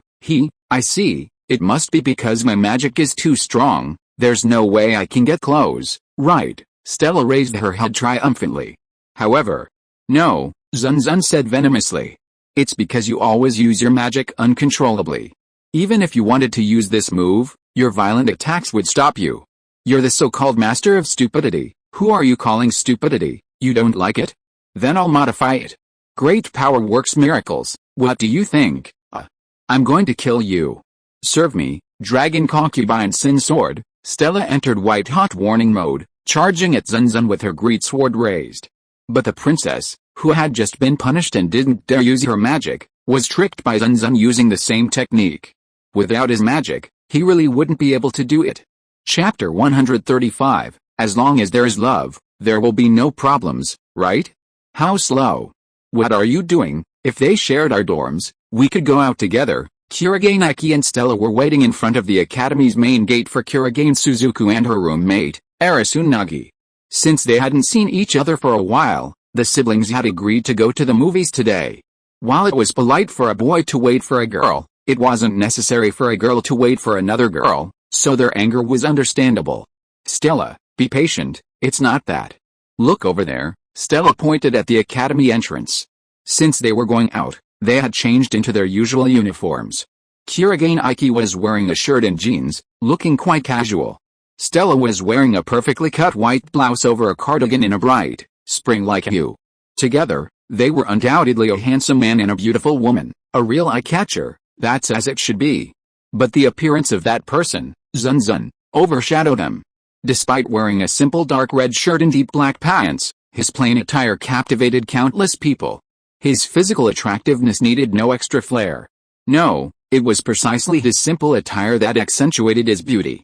The girls on campus kept giving him sidelong glances, and some bolder ones would approach him to ask for his contact information, but Zun Zun politely declined, claiming he'd forgotten his communicator. Even the mature women outside the school, would you like to come out and play with me? Sure, I'll cover all the expenses. This mature, urbane woman, wearing sunglasses, looked incredibly elegant. She pushed Zun Zun against the school gate. Her passionate and daring invitation was beyond the reach of any naive college girl. The charm of the aggressive older sister was practically a surefire way to attract the young man, still new to society. Many of the girls on campus were heartbroken, worrying about the imminent departure of this incredibly handsome young man, only to see their expressions suddenly brighten. Sorry, Oni-san. I have a date with a friend today, so we'll have to wait for next time. Really? What a shame. Seeing Stella and Iki Kurogane approaching, Oni-san knew it wasn't a perfunctory reply. She sighed ruefully, took out a fragrant business card from between her voluptuous page, and thrust it into Zun Zun's hand, almost forcefully. Let's play together again sometime, and don't forget to contact me. Remember, don't forget to contact me. I'll be waiting for you, okay, if you have time. With a smile and a wave, Oni-san reluctantly got into her limited edition luxury car and drove off. The two men beside her sighed as they watched the car's taillights fade into the distance. Zun Zun, you're really popular, Aiki, are you jealous? If you want to be popular, here's your business card. I'm sure Oni-chan will like it. Zun Zun casually stuffed the card into Aiki's jacket pocket. Before he could react, Stella excitedly pulled it out and tore it open. Ah, Stella, that's too much, Zun Zun, you're the one who shouldn't give Aiki something like that. The princess was furious. Aiki could only smile helplessly. Stella's actions seemed to betray her disbelief. Just as he was lamenting his own broken credit, the long-awaited guest finally arrived. Sorry to keep you waiting, Oni-san. Ah, Shizuku, you're too slow. Aiki and Stella turned to Shizuku, their expressions frozen, as if they had been struck by a sort of light. Sorry. It took me a while to prepare. Kurigane Shizuku bowed her head and apologized obediently. Compared to when she had a conflict with Stella right after they met, she's changed a lot now. It could also be the difference in clothing. She was wearing a gothic Lolita outfit today, which was enough to set off her silver hair and petite body. The outfit was very suitable for her doll-like temperament. Stella cried out despicably. After all, even if Her Highness the Princess was naturally beautiful, there was still a clear gap compared to a professional makeup artist. When they discovered that the person who did Kurigane Shizuku's makeup was her roommate, they were shocked, and when they discovered that Kurigane Shizuku's roommate was a man, they were even more shocked and opened their mouths wide.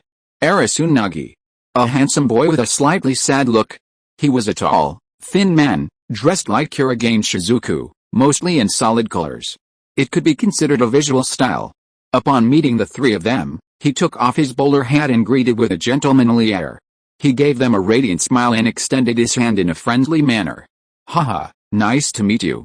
Thanks for inviting me. I'm Nagi Arisun, Shizuku's roommate.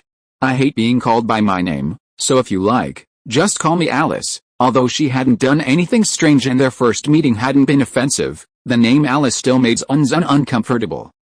Alice-san, don't call me classmate. I detest formality. Alice, are you transgender? As expected of a princess, her question was quite direct, completely inconsiderate. Luckily, Nagi Arisun didn't get angry. He smiled and explained, no, I'm not. I'm a girl, I just have a man's body, a woman at heart, a man by nature. This was a powerful individual who was keeping up with the latest version of the game. Aiki, Kurigane and Stella looked somewhat uncomfortable, unsure of how to interact with Nagi Arisun. However, Zun Zun remained unfazed. Nagi Arisun noticed it as well. He smiled and said to Zun Zun, oh, how odd. This young man is as calm as Suzuku, no problem. I've seen worse, so it's no problem. Zun Zun gave him a thumbs up. Let alone the almighty Zesta-sama, even the other members of the Axis cult were far beyond the realm of perversion. After being tortured by that group, Zun Zun had long since been immune. Several people expressed a mixture of curiosity and fear about the hell Zun Zun had witnessed. Me too, Zun Zun said defiantly. I really don't care about people's gender. It doesn't matter if they're male or female. I hate anyone who's human the same way. As he spoke, he stared at Zun Zun. What was that look? Did he think she was a thief? Zun Zun felt the need to explain. Before the atmosphere could turn awkward, Arisunagi clapped his hands and said, well, anyway, everyone's finally here. Let's go watch the movie. Yeah, just standing here chatting away is boring. Kurigane looked at his watch. There was still a while until the movie started, perfect for a leisurely stroll and small talk. Kurigane Shizuku and Stella naturally hugged Kurigane, leaving Zun Zun and Arisunagi as isolated people, unrelated. Ah, seeing you two like this also makes me feel a little lonely, Arisunagi pouted gloomily, looking at Zun Zun beside her. You can hug me, but unfortunately, we're not that tall. Yeah, what a pity, she sighed. Arisunagi was 181 centimeters tall, while Zun Zun was only 160 centimeters tall. To hold his arm, she had to bend down when walking. But Aiki should be fine, right? There's still a gap, but it's manageable. And I think you should stop them, Alice. Arisunagi looked straight ahead. There, Kurigane Shizuku and Stella were vying for dominance, almost coming to blows, and their bickering was bothering passers-by. If this continued, it might cause trouble for others. Arisunagi saw this and quickly stepped forward. She didn't know what to say, but she persuaded Kurigane Shizuku and Stella to stop arguing, and they even let go of Kurigane Iki's arms. The freed Kurigane Iki gave her a grateful look. To stop the fight, Arisunagi moved to Iki's left, while Kurigane Shizuku stepped back and walked beside Zun Zun. Zun Zun felt a slight chill, but... I see, Kurigane Shizuku blinked. Since Zun Zun's question was so sudden, and she also wanted to assert her authority, she admitted it. However, Zun Zun didn't react at all, didn't even ask any more questions, and remained completely silent. If they were arguing, it would be fine, but what does silence mean? Curiosity gradually intensified. Kurigane Shizuku felt as if ants were crawling all over her body. Zun Zun gave her a thumbs up to encourage her. Kurigane Shizuku suddenly felt that she didn't dislike the person in front of her, and even asked excitedly, "Really, a close friend? This person is a close friend. If you think about it, it means that both of them are on the same path, they are like-minded friends." Decided.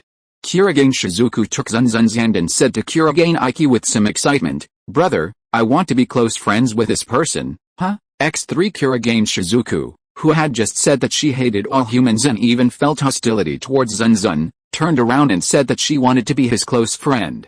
What happened in the meantime? If you are listening to this novel on a channel other than Fanfic World, it means it was downloaded and re-uploaded without effort.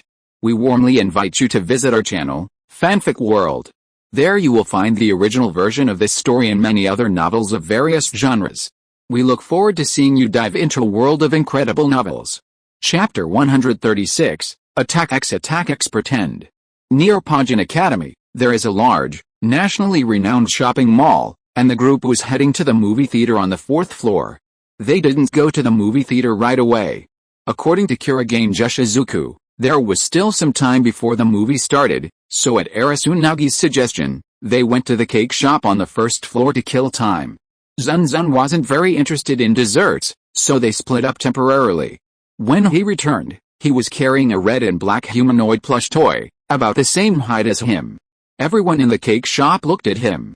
In addition to the doll's imposing presence, Zun Zun's striking appearance also played a role. The combination of these two factors made it even more puzzling. Stella also said, "Rappers. I didn't expect you to be so old, what's wrong? I like plush toys too. Right now, I have one by my bed. I have to hug it every night, otherwise, I can't sleep well," Arisunagi said tactfully. The Kurigane siblings remained silent, but their curious and inquisitive expressions were also evident, as if they were surprised by Zun Zun's fondness for stuffed animals. "I don't really like stuffed animals, then, because I get lonely," Zun Zun pouted and said, "Everyone has roommates and they're in pairs every day. I started late, and there are no students at my level, so I have to live alone in a dorm. It's really boring, so I bought a stuffed animal to keep me company." "Really? It's really hard," Kurigane Iki said awkwardly, and the other three nodded. "Alone? Normally, having a dorm to yourself should be a great thing. But considering the other person's age. Never mind, let's not overthink it." "Wait," Kurigane Shizuku suddenly said, "in that case, why don't you let your brother live with you?" "Huh?" Stella and Kurigane Iki were a little stunned.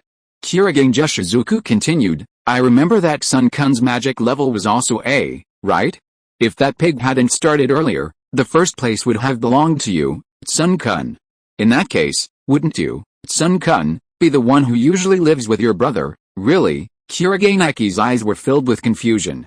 This was wrong. After all, even if Sun-kun's magic level was A, it couldn't compare to Stella's, a natural-born demon, so Stella would have been the one to go first no matter what. "Hey, who are you calling a pig, you ugly girl? What's wrong with you?" Faced with Stella's questioning, Kurigane Shizuku didn't flinch. He snarled, "I'm worried about my brother's safety if he's with a seductive pig like you.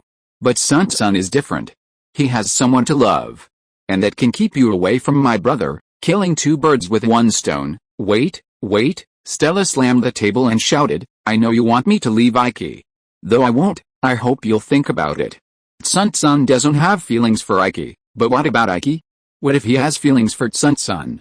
What if he does? Phew, Kurogane Shizuku's expression froze. He wanted to say that he trusted his brother immensely, but after glancing at Kurogane Aiki and then at Zun Zun, he finally relented. As expected, this is better, right? They instantly came to an understanding. Only Kurogane Aiki and Zun Zun were left staring at each other. What's wrong? I feel like my credibility is ruined. I feel offended too. Arasunnagi watched all of this with a strange smile.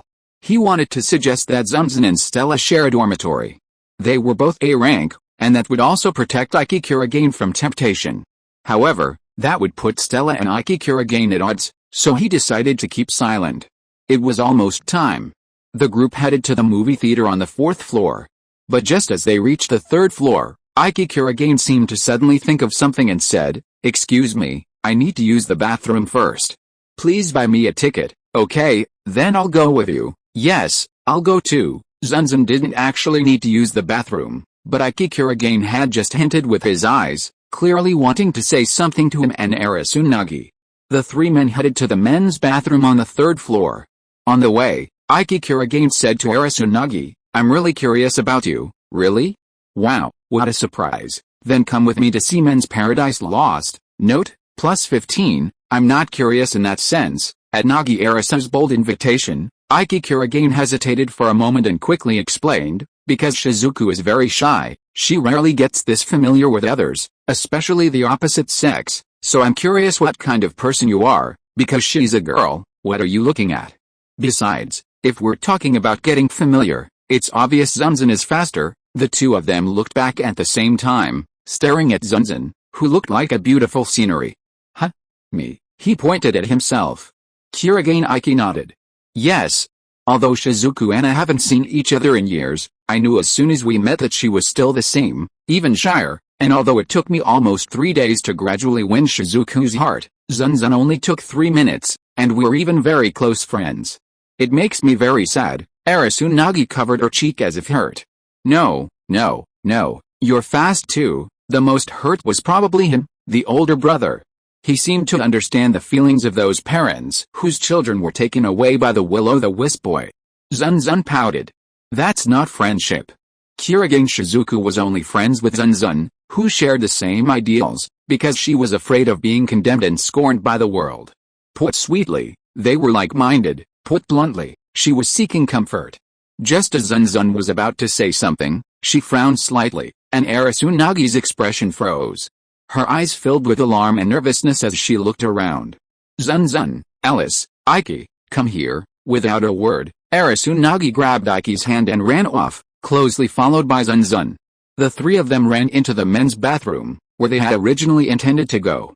The next instant, a loud bang, mixed with a sound of breaking glass, pierced their eardrums. Then, gunshots and screams rang out. With a flick of her wrist, Arasunnagi's silver-gray dagger appeared in her hand. She plunged it into the ground, creating a pool of black liquid, and then, dragging Kurogane Aiki and Zun Zun with her, they sank into the ground. Just as the 3 of them had completely disappeared, 2 heavily armed men, wearing black combat uniforms, gas masks, and rifles, rushed into the men's bathroom. "Great, this is all we have left. I'll check each room, and you keep watch outside, don't bother." Hey, the frivolous man, ignoring his companion's attempts to stop him, raised his rifle and fired into the toilet, emptying the clip before stopping. The small bathroom echoed with a sound of gunfire. By the time he stopped, the stall door had become a honeycomb. If someone was inside, they wouldn't be safe. However, no blood was visible in the half-destroyed toilet. "Great, no one, don't act on your own. The higher-ups have ordered the customers to be taken hostage." No problem, right, if Master Smile kills you, I don't care." The 2 men left the bathroom, cursing. A moment later, something dark, like a pool of water, emerged from the bathroom floor. After confirming that the enemy had moved away, Arasunnagi emerged with the 2 men. It seems they're gone." "Yes." Kurogane Aiki stared at the silver-gray dagger he was holding. "This," Arasunnagi brandished the dagger and said with a smile, "This is my inherent spirit suit, Dark Hermit. Pretty good, right?" The ability to manipulate shadows was undoubtedly quite practical. However, the downside was that, With the entire area illuminated, it couldn't create shadows unless there were obstacles, rendering it useless. This ability was more reminiscent of an assassin than a knight in broad daylight, but they simply didn't have the time to delve into such matters. The most important thing now was to resolve the situation. Kurogane Iki contacted Chairman Shinguji Kurano and learned that the attacking organization was the rebellion. They believed the Blade Breakers were humans chosen by the gods and wanted them to rule the common people. Taking hostages was simply a way to obtain funds. After gaining permission to use their inherent spirit suit, they also learned that hostages were being gathered in the open-air plaza. Using Arasunagi's inherent spirit suit, the three quickly headed to the plaza. They stopped at the edge of the plaza, at a corner where the third-floor beams met, offering a panoramic view of the food court. Just as the chairman said, the hostages were gathered in the plaza. About 10 men in black combat uniforms surrounded them in a circle. The enemy had hostages in about 30 heavily armed men, while our side only had 3. At a time like this, we should have waited to see what would happen, but the situation took an unexpected turn. Brat, an angry roar echoed through the unusually quiet open-air plaza. It turned out that a small child among the hostages had attacked one of the rebellion members with ice cream. This level of attack couldn't even be considered an attack, but it was more than enough to irritate the opponent. The enraged rebellion member kicked the child, who crashed into the pillar and became immobile. His mother screamed, but was kicked as well. That guy, Iki Kurogane, was about to get up when Nagi Arasun held him down, but he forgot there was another person there. Unforgivable, Zun Zun stood up with a sullen expression and climbed onto the wall of the mall. His complete disregard for gravity startled Kurogane Iki and Arasunnagi, who were beside him. He climbed down from the wall in front of them. Wait. Arasunnagi hurriedly drew his dagger, intending to use his sword-cutting technique, Shadow Slash, which allowed him to freeze someone's shadow, to stop Zun Zun's reckless actions. But perhaps because of the sudden change in light, Zun Zun's shadow swayed strangely, and the dagger grazed it. No way, Arasunnagi's face changed. What he hadn't said was that Kurogane Jushizuku, who was concealing magical powers in the hostage, had already been secretly setting up a barrier. Once deployed, it would be their time to strike. Zun Zun's actions could easily disrupt their plans. Meanwhile, Zun Zun's appearance also alerted the heavily armed rebellion below. Hey, up there, what? Is there anyone else capable of climbing walls? It's a cutter, fire, with an order, accompanied by the flash of muzzle. A volley of bullets headed towards Zun Zun. A normal person would have been injured if hit, and even common cutters like Kurogane Iki and Arasunnagi wouldn't have dared to take the hit. However, Zun Zun didn't even bother to dodge. He simply walked slowly through the hail of bullets, oblivious to his surroundings. The most unbearable thing was that not a single bullet hit him, not a scratch. Guys, aim, I know. Master Metalworker, but it missed. Why? The gun had been emptied 2 or 3 times, but not a single shot had hit. Amidst such intense fire, the target seemed to be getting closer and closer. Was it a cutter? Damn it, the man called Metalworker gritted his teeth. But he quickly came up with a plan. He turned the gun, originally aimed at Zun Zun, and pointed it at the nearby hostage. The black barrel still reeked of gunpowder, causing the ordinary hostage to let out an embarrassing wail of fear. Zun Zun climbed down the wall step by step. That feeling of oppression was something no one could give him. He was holding a puppet as tall as he was. This absurdity didn't alleviate the fear, but instead collapsed Yujin's rationality. No, don't come, Yujin shouted at Zun Zun. If you come any closer, I'll shoot, then shoot. These people have nothing to do with me. Killing them won't affect me at all. On the contrary, it may help me lift the ban and kill you. Zun Zun's reply left him clearly at a loss for what to say. What's wrong? Are you scared? You're so low down. You talk about letting the sword breakers rule the common people, but in reality, you only promote violence to amass wealth and commit evil. You act only for your own selfish desires. Zun Zun showed no signs of stopping. He marched step by step towards Yujin. No, don't come here. I'm going to shoot. I'm really going to shoot. Seriously, your philosophy is that sword breakers are above all else, that they can rule the common people, right? Then, the sword breaker, can rule you too, right? No. I'm an honorary citizen of the New World. No. Please, Yujin, who had just overpowered the common people, was now sweating profusely, his body trembling, unable to even hold his weapon, begging for mercy. Zun Zun walked up to him, seemingly oblivious to everything. Saber light, the powerful electric current burned him black, and he lay on the ground, breathing out white smoke, not knowing whether he would die or not. Chapter 137 Ola Ola Ola. After dispatching the man, Zun Zun looked around. Everyone who caught his gaze fell silent, afraid to speak or move. A single swordsman had successfully subdued 30 heavily armed men, making them afraid to even point their weapons at him. This wasn't due to brute strength, but a sense of oppression. Or perhaps, more like aura. These heavily armed men understood the difference between swordsmen and ordinary men, and they knew that only magic could defeat magic. Therefore, if they wanted to defeat the swordsman before them, they could turn to their own leader. Hey, hurry up and find Master Smile. No need, I'm already here. It was obvious that the frantic gunfire, accompanied by the screams of the hostages, wouldn't have caught the attention of the group's leader. Cheers, cheers, cheers, the resounding sound of slapping echoed across the silent, empty plaza. Zun Zun turned his head to look toward a shadowy corner. From there, a thin, tattooed man wearing a black jacket embroidered in gold slowly emerged, followed by about 10 armed men. He must be the one called Lord Smile, the leader of this group. Smile met Zun Zun's gaze, captivated by those red eyes.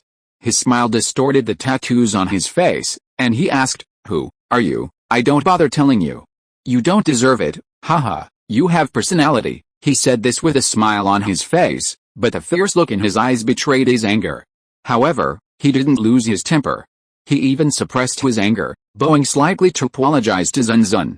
"I deeply apologize for the reckless actions of my subordinates. I warned them not to hurt others, but these bastards ignored my orders. As expected, inferiors are inferior. Hey! What are you doing? You can't even sit still." Smile turned around and shouted at the heavily armed men, but in the next instant, the corners of his mouth twitched. With a beaming smile, he invited Zun Zun, "Would you like to join the rebellion? You're a blade breaker, aren't you? And I quite like what you just said.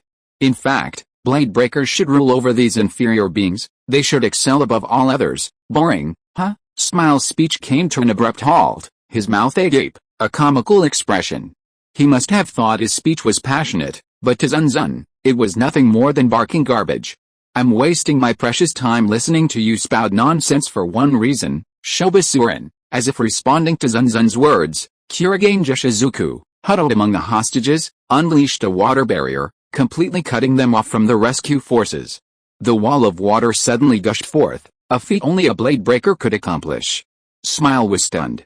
"You were just bragging," but Zun Zun simply stuck his tongue out at him, his sneer making Smile blush. "If you won't stay still, I'll kill you all. Come on. Shoot all the hostages." The militants obeyed the orders and opened fire on the hostages inside the water wall.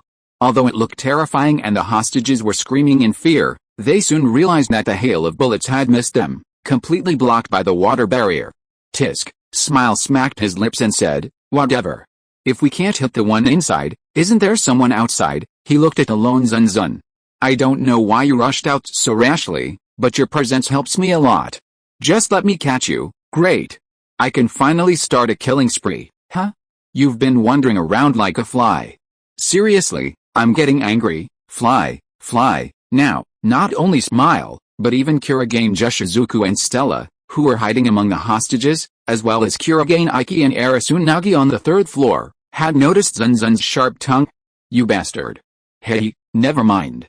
As long as I have my ring of great justice, my left hand absorbing all attacks and my right hand unleashing an inherent, invincible spirit suit, nothing will be a problem." The veins on Smile's forehead bulged, and he glared at Zun Zun in humiliation. Zun Zun, however, stuck the humanoid puppet in his hand into the ground, raised his head, and said to the square above, "Just take it as a demonstration. Watch carefully how this technique is applied." "Hey, who are you talking to?" "Who?" Of course, with Iki Kurigane on the 3rd floor. Overlooking the battlefield, he could see Zun Zun's movements more clearly, and he was certain that he would learn it this time. He had thought it would be like this.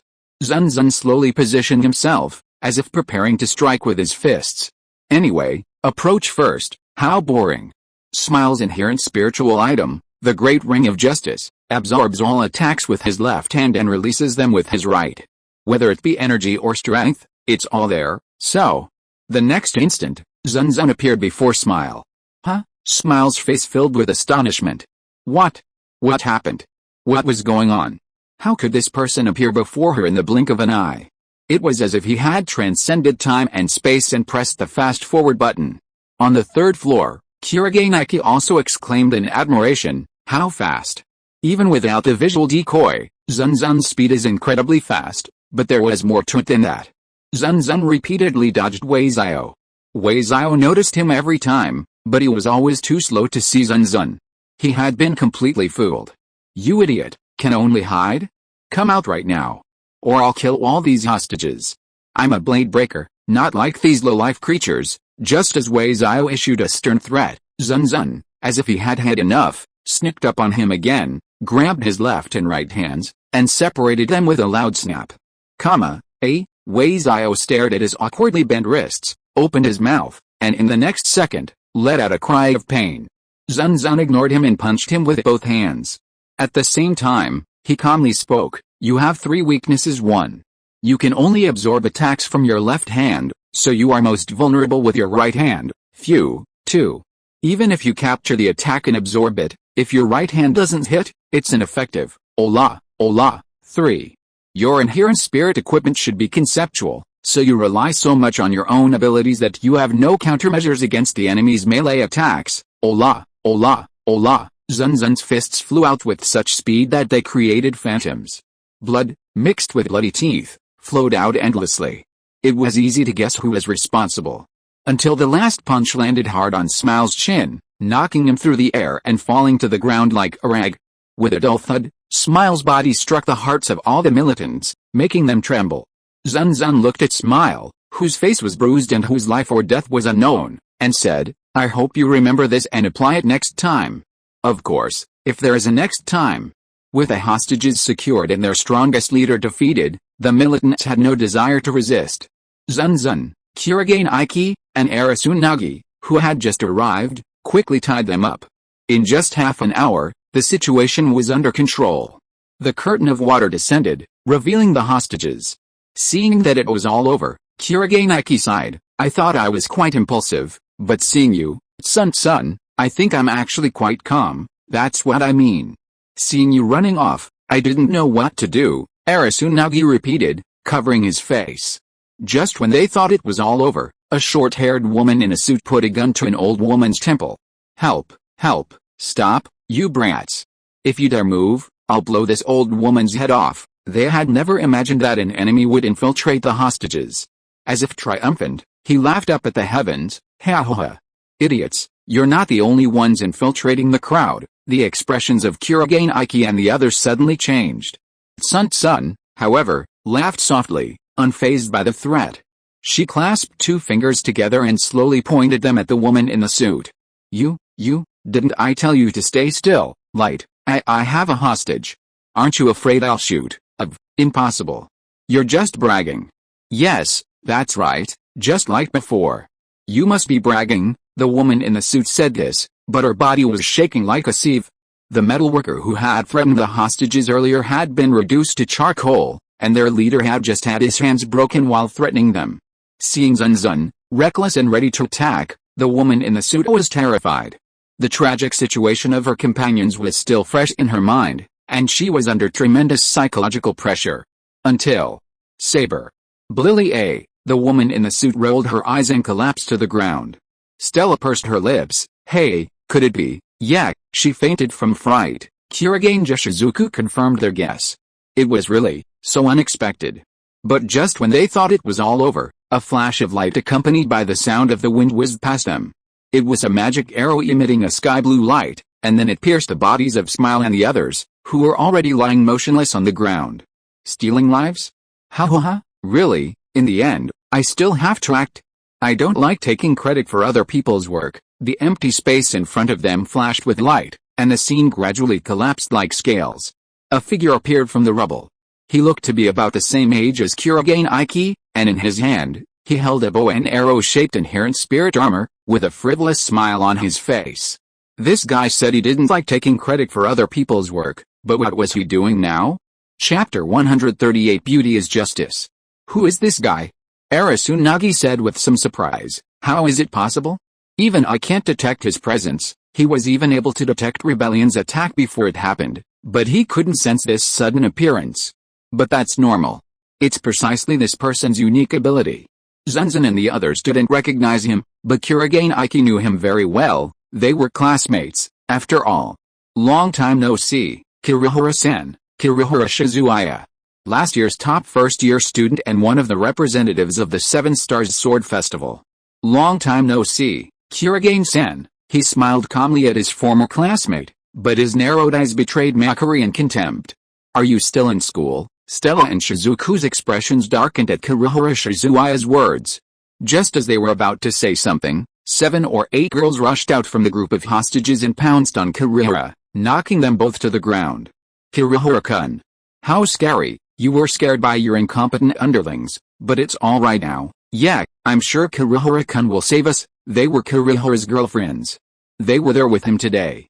It didn't matter if they were having a good time, but I was the one who saved you. Zun Zun held a grudge against Kirihara Shizuaya for taking credit for his work. What a tiresome guy. I agree, and me too. Stella and Kurogane Shizuku couldn't help but whisper when they saw him surrounded by the beautiful girls. If he had really helped at a critical moment, nothing would have happened, but he had clearly waited for everything to be resolved before stepping in, intentionally trying to steal the show.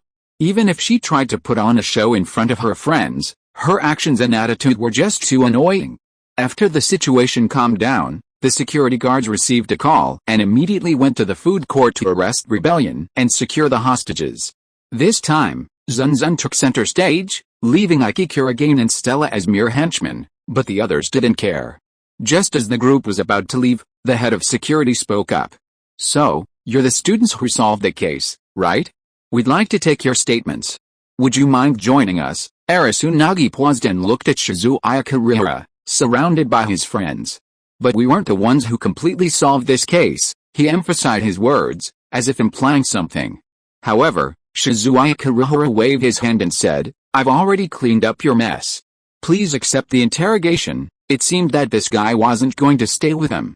After a ruthless refusal, he began discussing with the girls around him where to go to change his mood. Seeing this, Aiki Kurogane didn't get angry. Instead, he bowed his head slightly and greeted, saying, Thank you for your help today, Kirihara-san. You're welcome.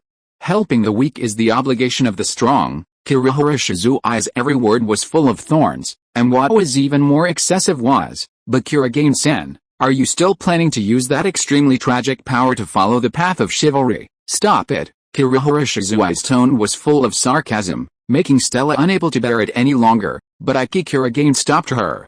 Stella, stop it, not at all. How can you let him continue to talk nonsense? Stella ignored the obstruction and pointed at Kirihara with an angry face. I've heard you talking nonsense just now. Let me tell you. Aiki is way stronger than you. A guy like you can't even compare to Aiki's toes. Hei. Ha-ha-ha. Ha-ha-ha, what are you laughing at? Of course it's funny. How could I not laugh at such a funny joke? Don't you believe it, that loser knight? He dared to boast so much? This isn't right. You have to tell him the truth. Kirihara Shizuaya repeated it word for word with a wicked smile. You're a coward. You ran away because you were too afraid to fight me. Run away? Stella's first reaction was disbelief, but Kurogane Aiki didn't deny it. He simply stared at Kirihara silently, not knowing what he was thinking. Then, stop it, you're such a pain with your whining. Suddenly unable to contain his anger, Zun Zun said in a deep voice, it's one thing for you to take credit for someone else's work, but you're also talking nonsense. I'm pissed off. It's decided, my first opponent will be you. Hey, hey, hey, Kirihara Shizuaya covered his forehead as if he couldn't stand it, and said helplessly, that's why I said that people who don't understand the situation are a pain in the ass. Don't you know that the Academy selects opponents randomly, not individually? Otherwise, why wouldn't I choose this coward beside you who can only escape? That doesn't matter. Anyway, my first opponent will be you. Are you listening to me? Haha, don't worry.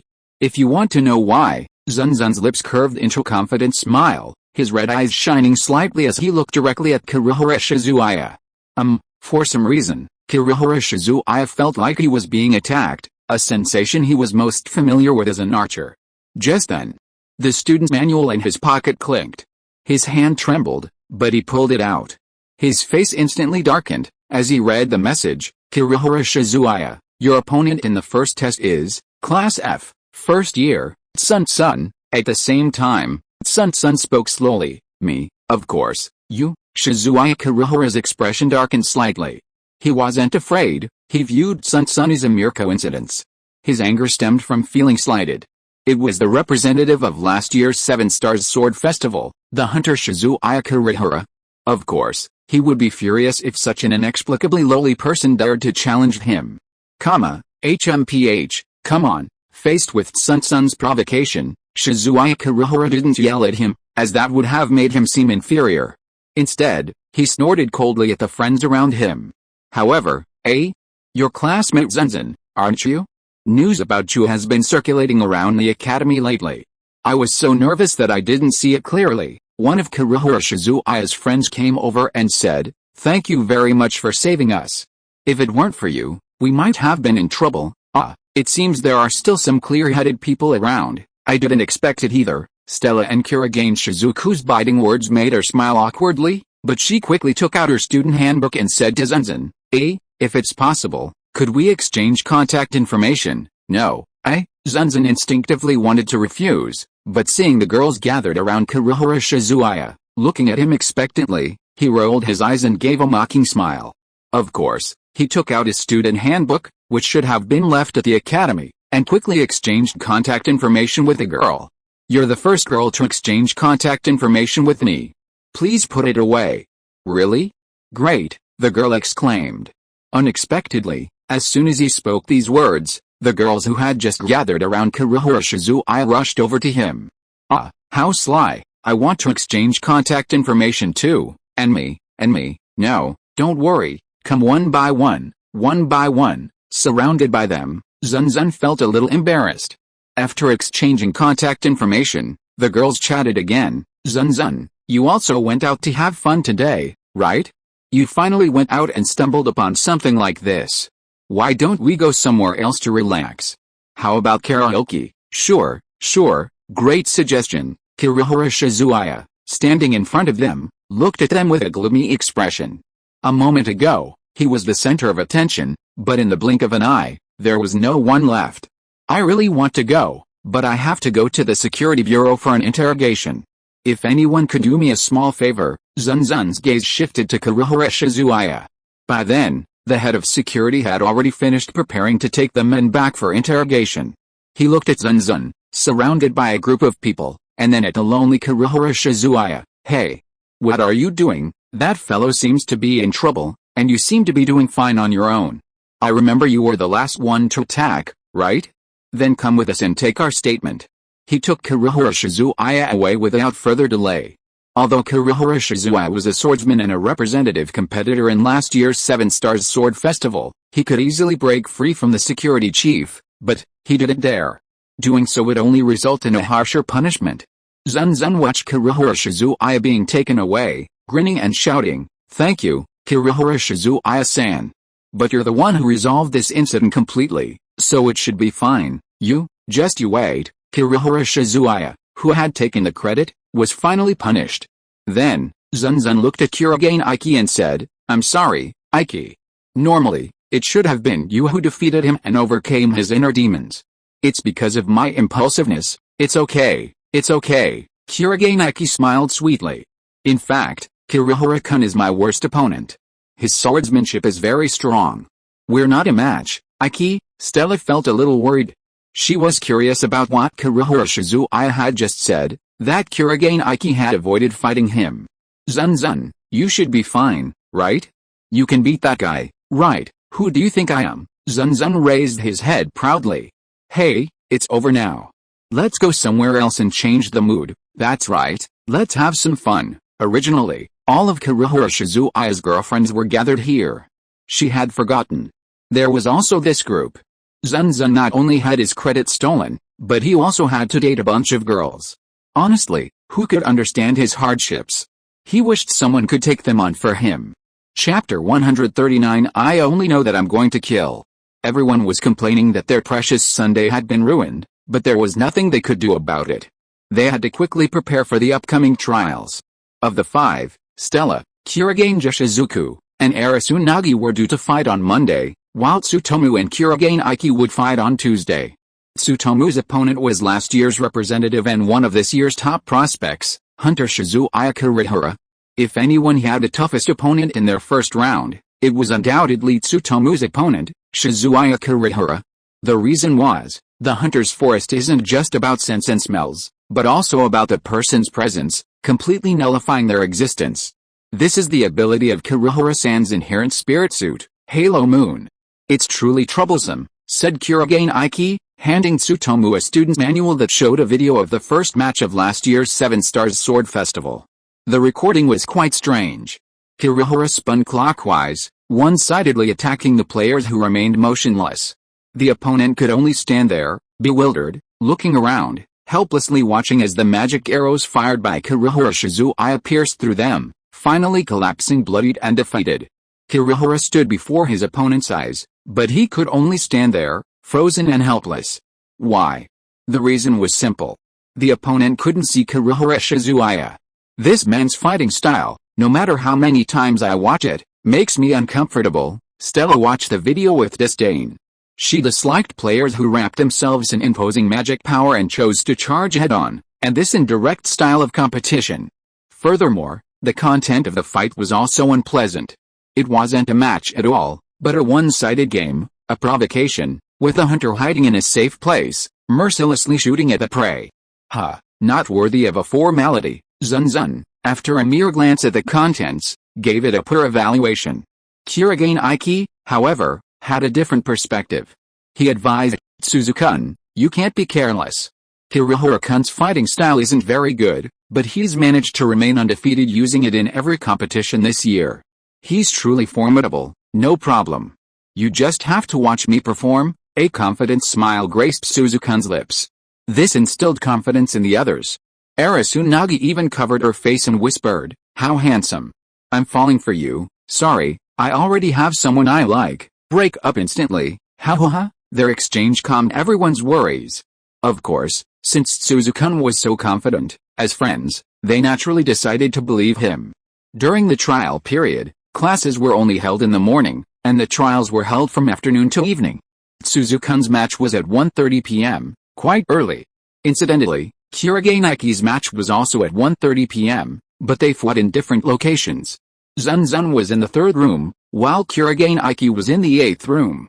It was already 1 p.m. when Zun Zun arrived, and the previous group's match was already underway. Participants were supposed to be in the preparation room 10 minutes before their matches, but Zun Zun arrived only 30 minutes early. At the counter outside the preparation room, Zun Zun handed his student manual to the employee in front of him. She took it and scanned it in front of the machine in front of her. Zun Zun, Class F, first year, I've confirmed. Your student's manual is back. After preparing herself, she handed the manual back to Zun Zun. The clerk spoke again, since it's your first match, I'll explain the rules of the selection round. This round will be, skip it, I said skip it. Zun Zun's words made the clerk go crazy. She wanted to continue with her work, but at Zun Zun's glare, she could only remain silent and handed him a screen. If you're willing to accept the consequences, please click accept. Please be aware that this clause will affect you, accept. Before she could finish, Zun Zun clicked accept without hesitation, leaving the clerk sighing, wishing all the contestants were this quick. Ha ha ha. No hesitation. What a manly man, lad. Suddenly, a playful voice sounded, accompanied by soft breathing that tickled her ears. She lowered her head.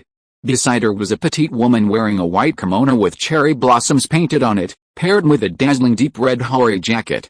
The loose, casual kimono, coupled with her childlike face, gave her the appearance of a child. What? It's you, it's me. Zijing Ningayan looked at Zun Zun, curled the corner of her lips, and said, why do you seem to not want to see me? You should ask yourself that. Me. Yes. It was the president who asked me to contact you, but I haven't seen you for a week. It would be strange if I wasn't angry. This is, yes, I forgot. She seemed to have remembered and slapped her head with her fan. Sorry, I've been really busy lately. How about this? As compensation, When you finish this battle, come to my room for a special lesson. If you win, it'll be a reward, and if you lose, I can comfort you. How about this, eh? What are you doing to my student? Just as Zun Zun was about to refuse, an extremely fierce voice sounded from behind Zhijing Ningan. He looked over and saw that it was the president, Shinguji Kirano. Ow. I got scared. You're so annoying, Zio-hei. You suddenly stood behind me. I almost wanted to kill you. How could you kill me? Besides, what are you doing here? I remember you were the commentator for the fourth venue, right, but the competition there was really boring, and I'm in love with this guy. Oh, Zio-hei, you're in love with him too, aren't you? Damn it. Are we going to be rivals in love? I'm not in love with him. The president looked somewhat shy after hitting the short Zhijing Ningan on the forehead. But she quickly regained her composure, faced Zun Zun again, and said, the rules for this year's trials have changed. What? Zun Zun was a little taken aback. The president took out a cigarette. She was about to light it, but then, remembering that this was the contestant preparation room, she put it away. The original selection was random, with only the 6 undefeated candidates representing the academy. At first, I thought luck would play a role, but why are you telling me this? Because this has a lot to do with you. Zun Zun wasn't a staff member. Not only was he underage, but he also had no criminal record.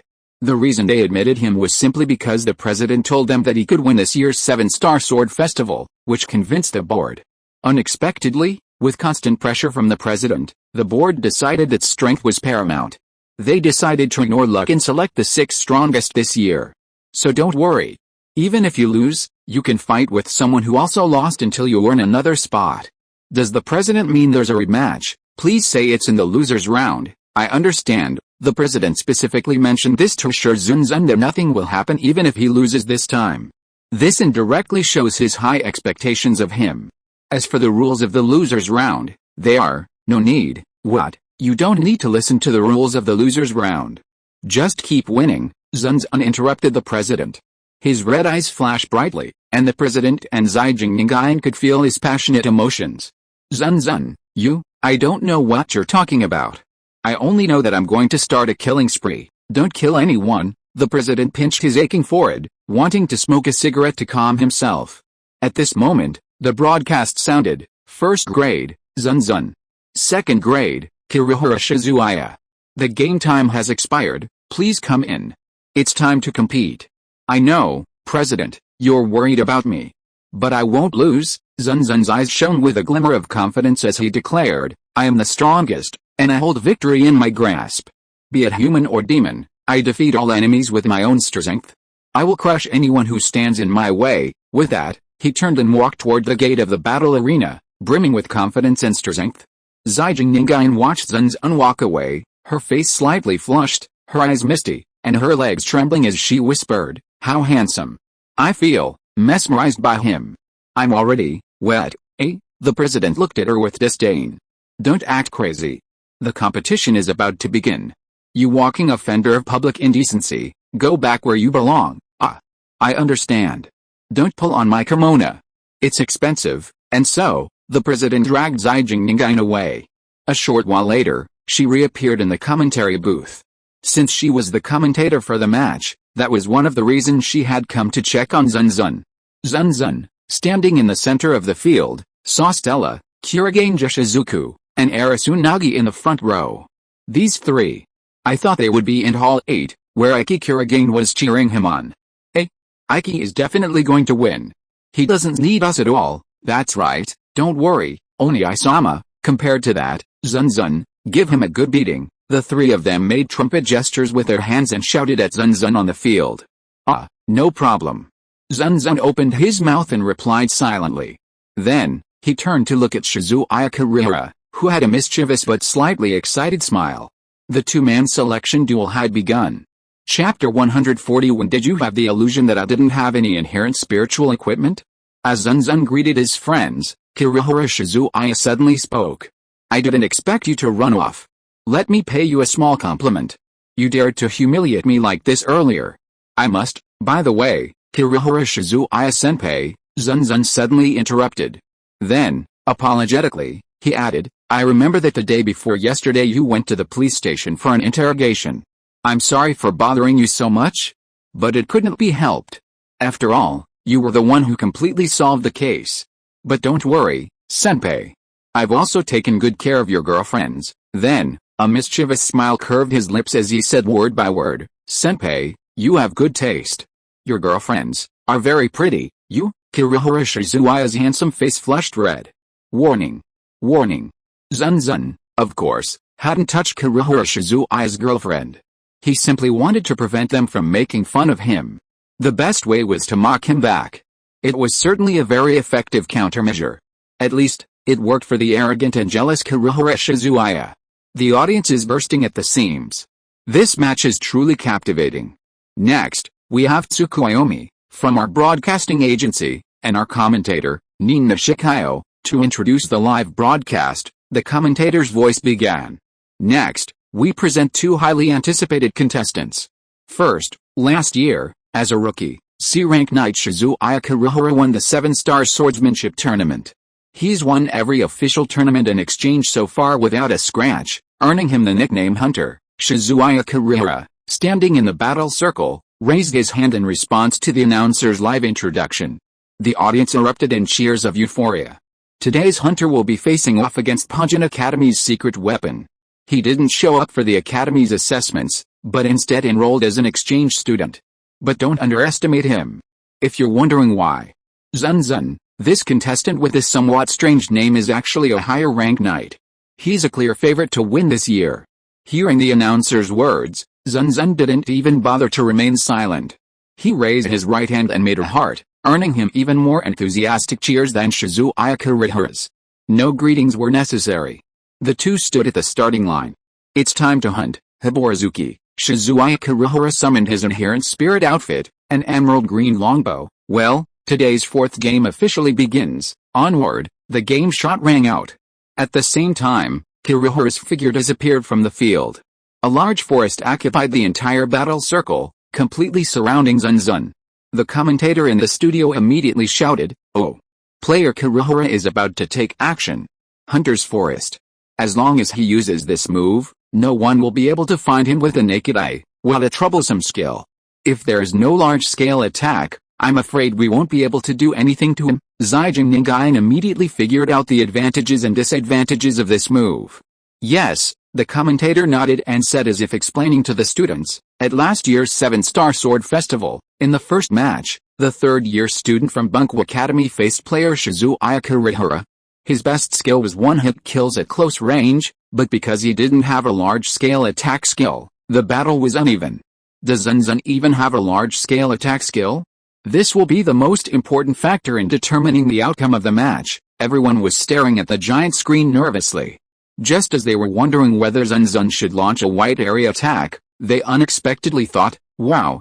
Zun Zun, he actually chose to rush out of the forest. Wait, rush out of the forest? Why, Master Zijin? Well, it is a good strategy. As everyone knows, fighting in enemy territory is the most disadvantageous. I think he plans to go to a place without forest cover, as expected of a great superior knight. He came up with a countermeasure in an instant. But, although the Hunter's Forest doesn't completely cover the battle circle, the landing point is right at the edge. If you're not careful, you'll break out of the battle circle, which will also lead to defeat. The conversation between the commentator and Zijing Ningain made Stella and the others frown. The Hunter's Forest is undoubtedly a difficult sword-cutting skill. In the forest, you'll be attacked from all sides, and outside, you also run the risk of stepping out of the battle circle and losing. It's a real pain. No, it's not right. Look, so it's like this. On the big screen, Zun Zun was constantly dodging Kurohara Shizuaya's magic arrows. Although they hadn't organized any effective offensives, they soon noticed something strange. Kurohara Shizuaya's magic arrows always came straight at them. They immediately understood the reason. Zun Zun was now standing at the edge of the battle circle. This meant that, in a one-on-one fight, there would be no one behind him, so he only had to concentrate on dealing with the magic arrows coming straight at him. Is this the solution for the Hunter's Forest? The commentator in the studio shouted. Just as someone was about to breathe a sigh of relief, Zijing Ningain shook her head and said, no, this just solves the problem of preventing attacks from behind. Victory still depends on avoiding large-scale attacks. And once they enter the forest, they'll be in the same predicament again. What? Is that so? Zun Zun, an unprecedented crisis. What should he do? How can he win? The commentator shouted alarmingly. At the edge of the battle circle, Zun Zun exclaimed, "What nonsense is he talking about? If he wanted to win the fight, he could have done so a long time ago. The reason he kept dragging it out. Hey, what's up? Aren't you afraid of coming in?" Kurohara Shizui's provocative trash talk echoed from the depths of the forest.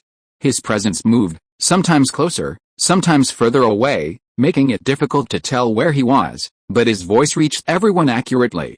"Are you trying to stall for time, hoping to exhaust the effects of the hunter's forest? Unfortunately, this is the inherent ability of my innate spirit suit, Longayu, and it doesn't consume my mana. Your plan has failed. The selection rounds weren't timed. After all, an individual duel involves skill, innate spirit suits, mana, and luck. With proper use of skill, it's not uncommon for the weak to defeat the strong." Kurohara Shizui must have thought Zun Zun was wasting time by exhausting his mana. How boring. Zun Zun didn't bother engaging in a verbal exchange. Instead, he deflected the continuous barrage of magic arrows, making the audience think Zun Zun was defenseless.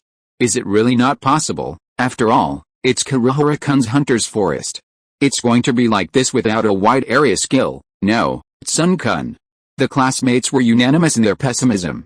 Stella, Kurigane Shizuku, and Arisunagi also grew worried. After all, although they claimed to be relieved, their hearts were inevitably filled with anxiety. Time was slipping away from them. Half an hour later, the fourth match at the other venues ended, and the crushing rounds had already begun their fifth match. Sun-kun's fight wasn't even intense, just a simple war of attrition. Just then, the gate to the venue opened, and a man hurried in. He joined the others in front of the spectator stand. "How is it, Aiki? Congratulations, Oniai-sama, on your victory." As expected of Aiki, it was over rather quickly. Stella and the other two greeted the hastily arriving Kurigane Aiki without asking him if he had won. They all had absolute faith in him. "No problem. It's just that it was my first time in a battle ring and fighting against someone, so I was a little nervous, which slowed me down a bit." Kurigane Aiki looked toward the battlefield and asked with concern, "How's the situation?" "Bad." Arisunagi shook her head. Kurigane Aiki was slightly surprised. He knew Zun Zun's strength well, but if he was in danger, wouldn't that mean, huh? Stella and the others might not understand, but he knew perfectly well that Zun Zun was in no danger at all. He seemed extremely relaxed, even a little sleepy. That kid, that's right." Zijin Ningain saw Kurigane Aiki running over and instantly understood why Zun Zun hadn't taken action. "Master Zijin, what did he say?" "Nothing. Watch carefully, he's about to start." The moment he finished speaking, Zun Zun saw Kurigane Aiki out of the corner of his eye, nodded slightly, and stretched out his right hand, pointing it at the forest. Saber light, a dense lightning net spread out, covering the entire hunter's forest. It was a large-scale attack. My goodness. Zun Zun, suddenly attacking at this moment. He deliberately paralyzed Kurohara Shizuiya, and like a skilled hunter, launched a surprise attack. Could Kurohara Shizuiya be completely paralyzed? The comment was quite humorous. Its double entendre hinted at a role reversal, also hinting at the possibility of Kurohara Shizuiya being paralyzed. But, hey, haha. Zun Zun's long-prepared killing attack is ineffective against Kurohara Shizuiya. How is this possible? Is Zun Zun giving up just like that? In fact, it seemed to others that Zun Zun was completely defenseless. However, Zun Zun seemed unfazed, heading straight for the forest. What? Has Zun Zun given up? He's going deeper into the forest, putting himself in danger, the commentator shouted in a panic. Kurohara Shizuiya was also stunned for a moment, but soon burst out laughing. Ha ha ha. Falling into a trap, what a silly thing. But, well, since you're so sensible, I'll treat you well. With that, he drew his bow and shot at Zun Zun. With a swish, the arrow made a loud noise. Normally, Kurohara Shizuiya wouldn't make such a trifling mistake, unless it was intentional. Yes, to exert enormous psychological pressure on Zun Zun. But unexpectedly, the arrow missed. On the big screen, the magic arrow grazed Zun Zun's hair and lodged in the tree trunk behind him, causing no harm. Could it be that Kurohara Shizuiya did this on purpose? At that moment, the commentator couldn't believe it. Just now, Kurohara Shizuiya had promised to treat him well, but his tone didn't convey it, and it certainly wasn't all that gentle. How? How can this be? Kurohara Shizuaya's expression was filled with astonishment. He had aimed clearly, so why couldn't he hit the target? Unconvinced, he drew his bow again, but as expected, he failed again. Not just this time, but the next few times. What? Kurohara Shizuaya refused to believe it was his fault. He was a natural hunter, his accuracy impeccable. So there could only be one explanation. When did you start using the innate spiritual equipment? When did you start having the illusion that I wasn't using it? Zun Zun's slow reply made Kurohara Shizuaya's hair stand on end. As if his cover had been blown, he was no longer trying to hide. Zun Zun crossed his fingers and bowed his head like a child praying. The grayish-brown vines above his head moved slightly. You are a sinner, but also a great man. You are a villain, but also a hero. This is a curse, but also a blessing. This is a thorn, but also a crown. Even I don't know what will happen if I move even an inch forward, but in the torrent of disaster, no one has been able to attack me before. Zun Zun seemed to be explaining, clarifying, and even declaring. A barrier of luck protects me, but you, already caught in the torrent of disaster, wonder of you, miracle and you, the crown of thorns. Zun Zun's inherent spiritual equipment. Its effect is to gain more luck through self-harm. The more damage one suffers, the greater the luck obtained. At the same time, luck also protects, making one immune to damage from others. The more damage one suffers, the less one suffers. Damn it, Kurohara Shizuaya bit his lip. He took out his bow and arrow, unleashing a technique that had become even more powerful this year, the invisible magic arrow. Go to hell. In the past, he would always attack his opponent's limbs first, tormenting them bit by bit. Zun Zun's unexpected evasion made Kurohara Shizuaya lose interest in provoking his prey. He aimed his arrow into Zun Zun's chest, intending to kill him instantly. Of course, it wasn't a literal death. In the age of magic knights, with advanced medical care and the advent of healing type innate spirit equipment, anyone who didn't die instantly could be revived. That was why Kurohara Shizuaya dared to aim for Zun Zun's vital points without hesitation. But you missed again. Kurohara Shizuaya seemed to be missing the target. He had aimed clearly, but he kept missing. What the hell? His exasperated voice echoed through the forest. Not only the students watching, but even the commentators in the studio were baffled. Zun Zun, aware of the attack, was still mocking sarcastically. Did you just attack? Ugh. Kurohara Shizuaya slammed his fist on the ground in frustration. Then, Zun Zun took a step forward, his hand raised. He said, your forest of hunter is powerful, but it has three obvious flaws. 1.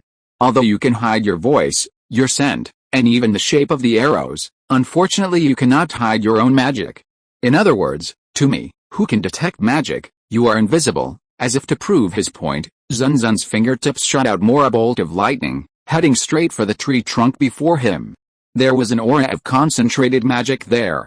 It was undoubtedly Kurohara Shizuaya. But he missed, and several subsequent bolts had the same effect. Although Kurohara Shizuaya jumped down the trunk in a panic, he was not harmed. Zun Zun stared at his palm. Even with his greatly improved luck, his accuracy was still very low. If there was a rating system for accuracy, it would undoubtedly be an F. When Kurohara Shizuaya could no longer hide, they both switched sides. Zun Zun gave chase, while Kurohara Shizuaya fled. Then, 2. Your arrows can't spin, which means you and I must stay in a straight line. You might think this isn't a big deal, since it hides your shape and presence, and the enemy won't notice you. But I can take advantage of the terrain, like I did just now, forcing attacks from all directions to focus on just one or two. With that, Zun Zun unleashed a lightning bolt forward and to the left, forcing Kurohara Shizuaya, who was once again adjusting his stance to attack, to prove the truth of his words. Without realizing it, this selection match had become a sparring match. My goodness! Look at the field. It was clearly Kurohara Shizuaya who created the hunter's forest to gain an advantage, but his opponent is taking advantage of it. Is this how you destroy the hunter's forest, Master Zijing? What do you think? I'll sit and watch. Zijing Ningyan rested her hands on her chin. Her eyes were teary and she looked at Zun Zun, who felt as if he was back home walking through the forest. In the forest, Kurohara Shizuaya's face was gloomy. He desperately wanted to deactivate the hunter's forest, but he forced himself to calm down and restrain himself. It was his only advantage, and if he did, he would lose even faster. But if he didn't? Zun Zun chatted leisurely in the forest, as if explaining to his companions his sword skills and how to master them. Perhaps more people would be able to defeat him in the future.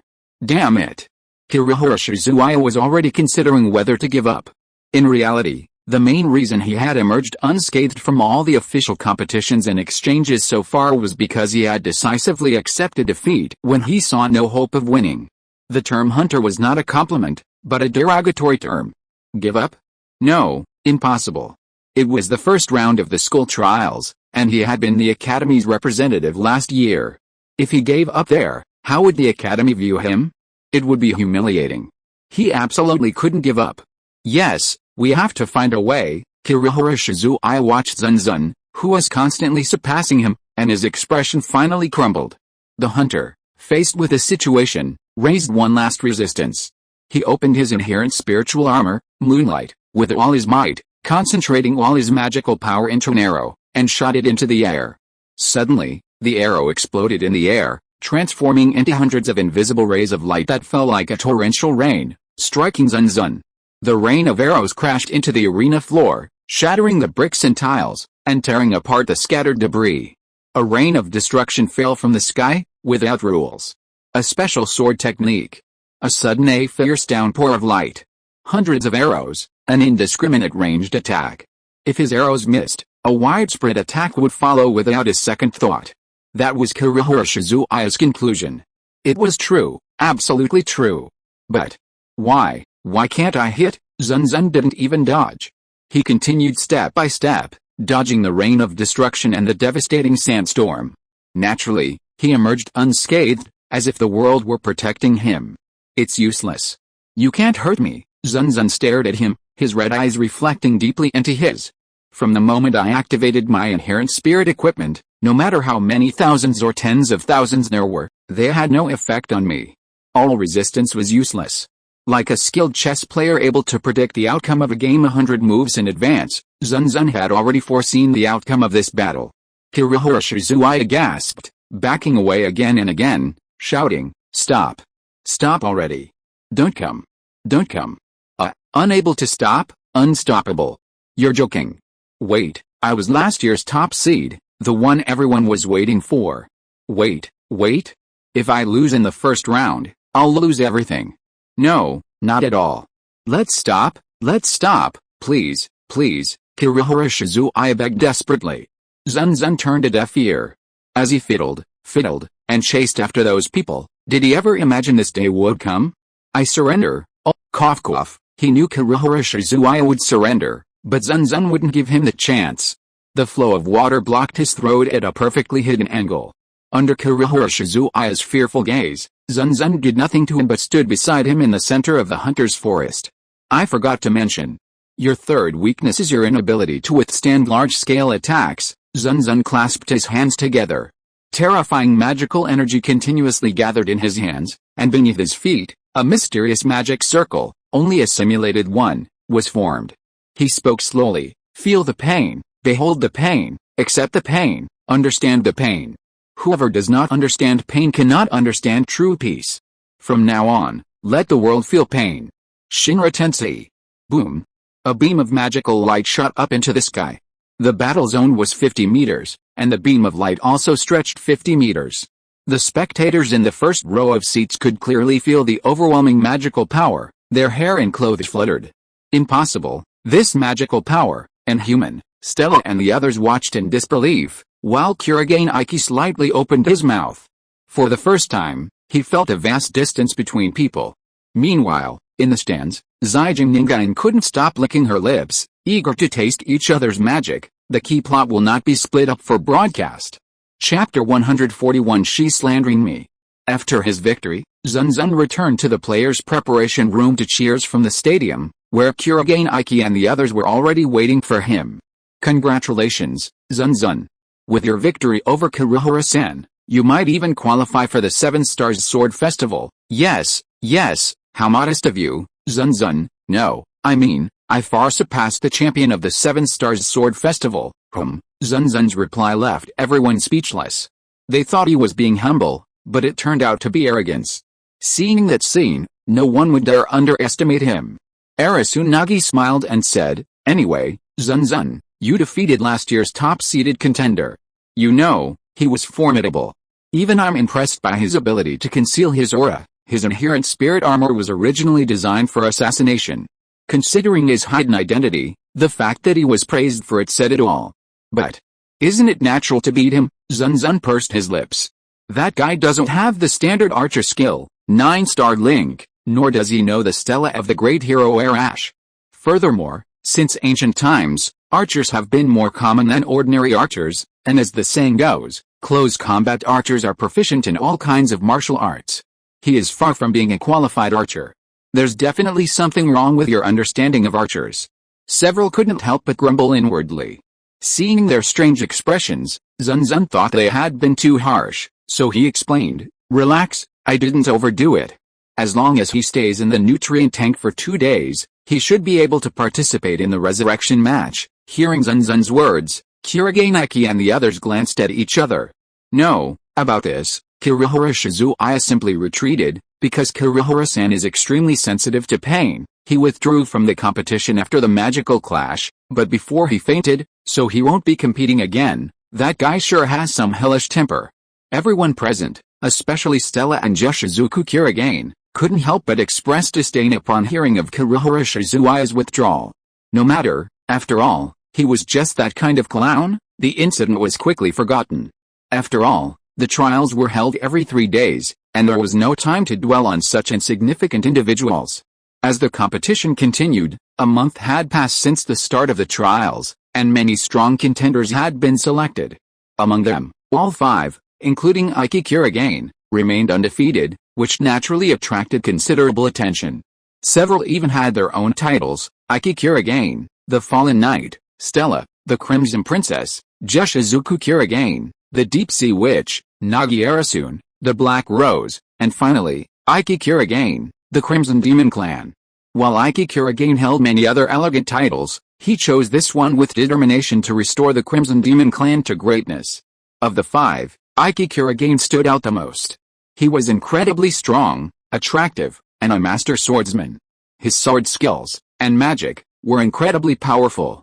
Most importantly, his masterful lightning-based swordsmanship rivaled that of the Student Council President, Rikiri Tauka, currently ranked 1st in the Academy and 4th in the 7 Stars Sword Festival. Everyone privately debated who was stronger between the two and eagerly awaited their meeting in the trials. Due to a rule change this year, the selection process had originally been limited to 6 undefeated competitors, but this year the ultimate winner was determined. It was assumed that the two would not meet before the trials. Unexpectedly, "Excuse me, would you excuse me? I need to speak with you, Zun Zun." That morning, while Zun Zun was doing morning exercises with Kurogane Iki, a woman appeared. She was dressed in the academy uniform, with her long brown hair braided in a ponytail, tall, and wearing rimless glasses. She was the Student Council President, a well-known figure in the academy, Tauka. Kurogane Iki was also puzzled. Since it was the Student Council President who had come, there must be something important going on. Considerately, he led Stella away, giving them room to talk. "Zun Zun, right," she said this, but her gaze reflected certainty. Zun Zun had become a celebrity within the academy, and with him constantly being mentioned, it would be strange if she didn't know him. No, it was more as if they were being forced to meet. Zun Zun also observed the Student Council President. She didn't seem overbearing, but rather gentle, like a girl next door. But for some reason, as Zun Zun looked at her, she shyly covered her chest. "Excuse me, what can I do for you? Actually, there's something I want to talk about." "Oh, could you come to the student union?" It was a request. In other academies, the Student Council President would simply issue an announcement or an order requesting an audience. Tauka's request, and even for the Student Council President to come in person, was truly unusual. Now, they had to leave. Zun Zun nodded and followed her to the student union. They walked in silence the entire way. Zun Zun didn't ask her what she wanted to talk about. Instead, Dongtang Daohu seemed unable to contain herself any longer and whispered, "Oh, fellow Zun Zun, what's wrong, Student Council President? Don't be so polite." Dongtang Daohu was extremely embarrassed, her cheeks slightly flushed, and she didn't know what to say. Zun Zun was very anxious. After a long while, she finally squeezed her eyes shut, as if throwing something into her lap, and shouted, Although the academy doesn't restrict dating, but, I still hope that your fellow Zun Zun will rein herself in a bit. What did you say? That? It's the headmaster's canary, who is having an affair with teacher Zai Jing and a private relationship with a foreign princess. Not only that, but you're also having scandals with your classmates like Ikirigane and Nagi Arasun. Rumor has it that you have a particularly chaotic relationship, and it keeps getting worse. With girls it's fine, but with boys are absolutely not allowed. As the student council president of the academy, I have to put an end to that forbidden relationship. No wonder she covered her chest with her hands in resistance when I looked at her just now. Did she think I had feelings for her? Who told you that? Kagami Kusakade from the news agency. He's slandering me. You know, ever since Zun Zun came to this world, he hasn't even touched a girl's hand. He's so lonely that he can only buy a human-shaped pillow to comfort himself. What? You said Zun Zun was a delight to the eye? Come on, isn't it even more tragic to be able to see but not touch? That girl. Zun Zun's mind recalled Kusakade Kagami's hateful expression. And he couldn't help but clench his fists, secretly determined to spite her later. Her furious expression seemed to catch Tao Dao Daohu's attention, who asked curiously, Zun Zun, isn't that true? Fake news? Next? Huh? No, I mean it's fake. Yes, as expected. Hearing Zun Zun's words, Tao Dao Daohu patted his chest in relief. After all, she was the student council president, and if she were to get involved in such a complicated relationship, with her weak and gentle nature, she definitely wouldn't know what to do. Tao Dao Senpai, is this why you're looking for me? I understand, and I'll remember. If there's no problem, I'll leave first. After all, someone else has something to worry about. Zun Zun smiled widely. Despite the smile, there was no trace of laughter in his bright red eyes. If nothing unexpected happened, Kusakade Kagami was about to get into trouble. No, Tao Dao Taoka quickly waved her hands, saying, actually, this is just a side note. There's something more important. The two of them had already arrived at the classroom with the student union sign. A chaotic cacophony of voices could be heard from within. Look out. Invincible lightning kicks. Don't even think about dodging. I've got you. What was this? Hearing those voices, Tao Dao Taoka curled her lips and offered Zun Zun an awkward smile. Then she said, wait a moment, Zun Zun-kun, I have something to do. With that, she opened the classroom door a crack and stepped inside. And then, just restrain yourself. What? No, President.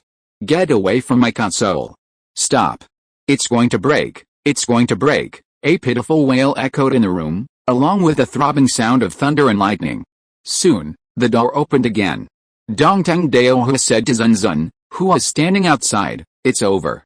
Please come in. Zun Zun entered the student association. The classroom was spacious, elegantly decorated, and the items were neatly arranged. It looked more like a living room than a typical student association. In the corner, a white-haired elementary school student was kneeling before a completely charred and smelly video game console. His tear-filled expression was reflected on the shiny screen. Gaming console. I just bought one. Dongtang Daohu couldn't hold it in any longer. He ran over and dragged the female student over. Enough. Come say hello. Have you forgotten what the president told you? Hearing the student union president's words, the white-haired student suddenly woke up. He tidied up his disheveled clothes and smiled innocently at Zun Zun. Hello, I'm Yufu Peo, the vice president of the academy. She looks like an elementary school student. She's only 140 centimeters tall compared to Zun Zun. Her youthful and adorable appearance must have made her quite popular with older women with special interests.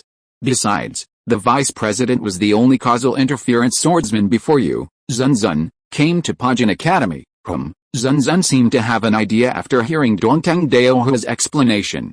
Yufu Peo, slightly curious, asked, didn't the president tell you that someone would talk to you about the inherent spiritual equipment later?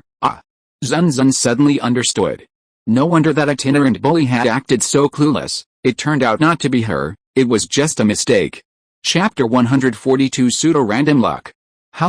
Let me introduce myself again. I'm Yufu Peo, Vice President of the Student Union and a D-rank blade breaker. But if you underestimate me, you'll be in big trouble. After all, my inherent spirit equipment, like yours, is also causal interference type, Yufu Peo said with a chuckle. Before Zun Zun, He was the only causal interference blade breaker in Pajin Academy. His blade breaker unique ability was absolute uncertainty, which allowed him to interfere with predetermined fate, regardless of limitations, as long as the power or action was within his means. It was a powerful ability. At first, Zun Zun thought that his opponent's abilities were the same as his, but when he heard that he could even make the wounds of the injured disappear, he knew that his abilities were definitely different. Get to the point, get to the point. Dongtang Daohu patted his head. It really hurts, Yufu Peo Peo cried in pain, and then said, actually, the principal had told me to talk to you about the inherent spirit equipment, but the new game was so fun that I forgot. I'm so sorry, Zun Zun. I just heard about it from the principal, otherwise, I would have asked him to look you up as soon as possible. Dongtang Daohu apologized. It clearly wasn't his fault, but that was the way it was. It was hard to imagine him being the strongest person in the academy. It's okay, you can't just say that. Although the outcome would be the same whether I looked it up or not, I can't help but feel a little depressed after spending a month on the Play Store. Sorry. Faced with Zun Zun's resentful gaze, Yufu Peo Peo apologized again. Seeing that Dongtang Daohu would get angry again if he continued, he quickly changed the subject. Fine, let's get to the point, then. With a hint of seriousness and formality, Yufu Peo Peo said, Lord Zun Zun, do you understand your inherent spiritual equipment? It is the embodiment of the swordsman's soul, the embodiment of his deepest desires. What are its desires? Does becoming the 7-star Sword King count? Zun Zun asked. Yufu Peo Peo shook his head. Then, make the Crimson Demon Clan great again? Become a demon king? Be supported by a wealthy woman? Have multitudes of wives and concubines? Marry your own sister. The more he spoke, the more embarrassed they looked. The first few oddities were fine, but what about having multitudes of wives and concubines and marrying your own sister? A sworn sister, right? Definitely a sworn sister. But Yufu Peo Peo dismissed all these claims. He said, these are just your goals. A wish is something much stronger, a longing that transcends time and space, even the cry of the soul. Zun Zun paused. Such vague words weren't meant to be taken seriously, but a skeptical guess still surfaced in his mind. Zun Zun didn't have any wishes. If anything, he was afraid of being hit by a meteorite, so his greatest wish was to have enough luck to avoid being hit, but he was ultimately hit. If that was the case, combined with the fact that the more injured he was, the luckier he was, wouldn't it mean? It seems you understand, that's why. Don't say that. Although there may be many reasons, this is the embodiment of your deepest wish, to feel pain. Despite Yufu Pao Pao's reassuring words, Zun Zun still found it hard to accept. That doesn't matter. The important thing is, Zun Zun, don't you want to see the limits of your innate spiritual equipment? The limit. Zun Zun was moved. His innate spiritual equipment currently only had the ability to increase luck, which was quite powerful, but due to the great weakness of his opponents, he had never been able to make full use of it. Vice President, you say you want to fight me, I won't go that far. Yufu Peo Peo waved his hands in fear. After learning from Tao Dao Taoka that Zun Zun had used a powerful sword-slashing technique capable of destroying the training room, he knew that no matter how hard he tried, he wouldn't be able to defeat him. Then, let's try something different. Zun Zun, do you like video games? Video games? Zun Zun instinctively looked at the charred console in the corner. A look of distress crossed Yufu Peo Peo's face, but he quickly recovered and said, I was thinking of using this. Never mind, let's try something simpler. He took out a black and white coin from his pocket. You know my sword-slashing technique, right? Yufu Peo Peo's sword-cutting technique, absolute uncertainty, allows him to interfere with predetermined fate, regardless of limitations, using any force or action within his means. That's right, if I want to. This coin will always land on the white side. He demonstrated this several times. After 4 or 5 tosses and catches, each time the coin landed on white, just as he had predicted. Now, let's test your skills, Yufu Bubble said.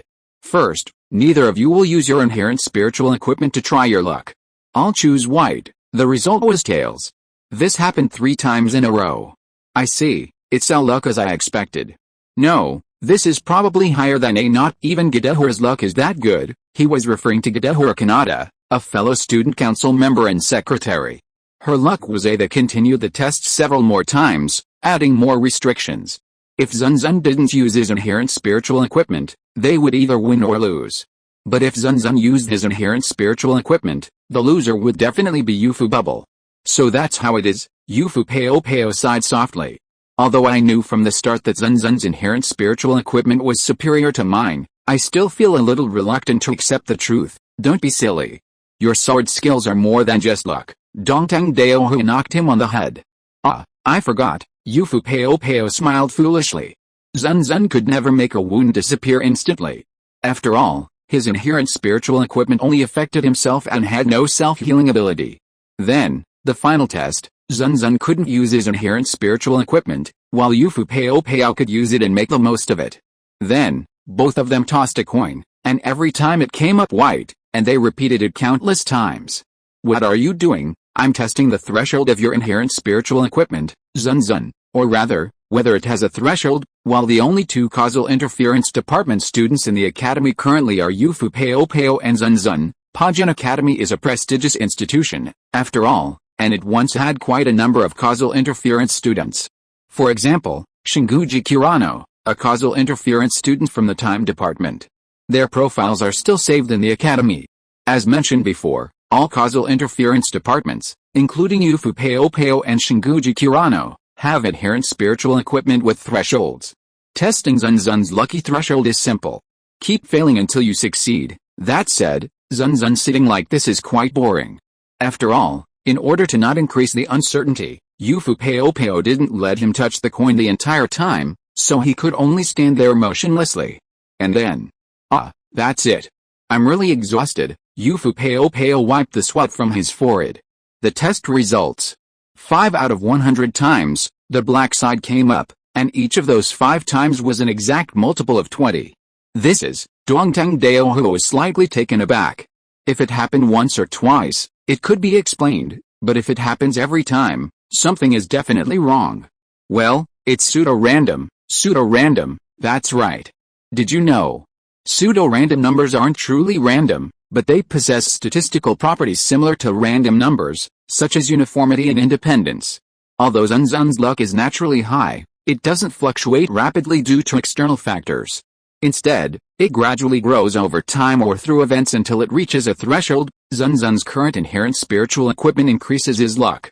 The more injured, or frustrated, he is, the luckier he gets. Bad. I'm already thinking about some lottery game. While there is a certain chance of receiving an item each time, it only occurs when drawn a high number of times, close to the guaranteed minimum. Luckily, Zun Zun's luck is already high, so the price he pays isn't too high. And what else? Dongtang Daohu asked curiously. Shouldn't Zun Zun's inherent spiritual equipment only have this one ability, right? Well, Yufu Peo Peo smiled awkwardly. Causal interference is inherently unique, its effects are unknown to anyone except one's master, and even one might not be aware of them. Take Stella, for example. Even conceptual manipulation can be considered natural manipulation.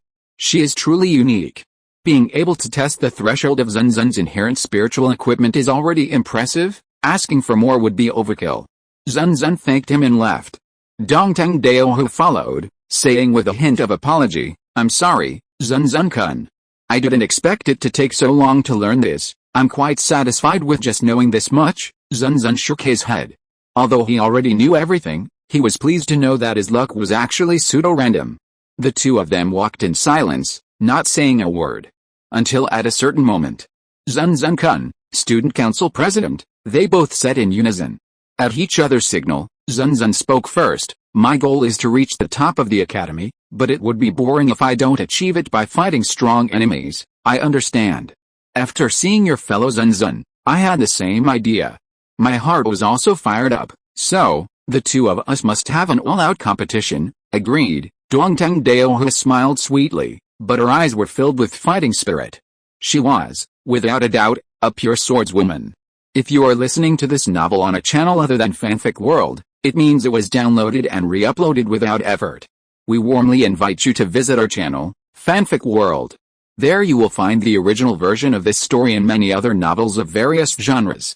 We look forward to seeing you dive into a world of incredible novels. Chapter 143, A Bad Start, a series of stupid moves, a last-ditch effort, defeat is inevitable. Give your acceptance speech. 12th match of the trials. It was a duel between him and Kurigane Jushizuku, Both had never lost, and both were considered favorites among the newcomers, but today their undefeated streak was about to be broken. Zun Zun stepped into the water. His steadiness was so remarkably steady that it surprised many. Oh. As expected of Zun Zun, he remained unfazed even when his opponent's waters spread throughout the arena. The commentator in the broadcast studio exaggerated. It wasn't a flood, of course, but that didn't stop him from stirring up the crowd's enthusiasm. But then, Zun Zun didn't move. Oh, the commentator said with some surprise. Although Kurogane Shizuku has a water attribute, lightning is invulnerable to it thanks to the presence of ultra-pure water.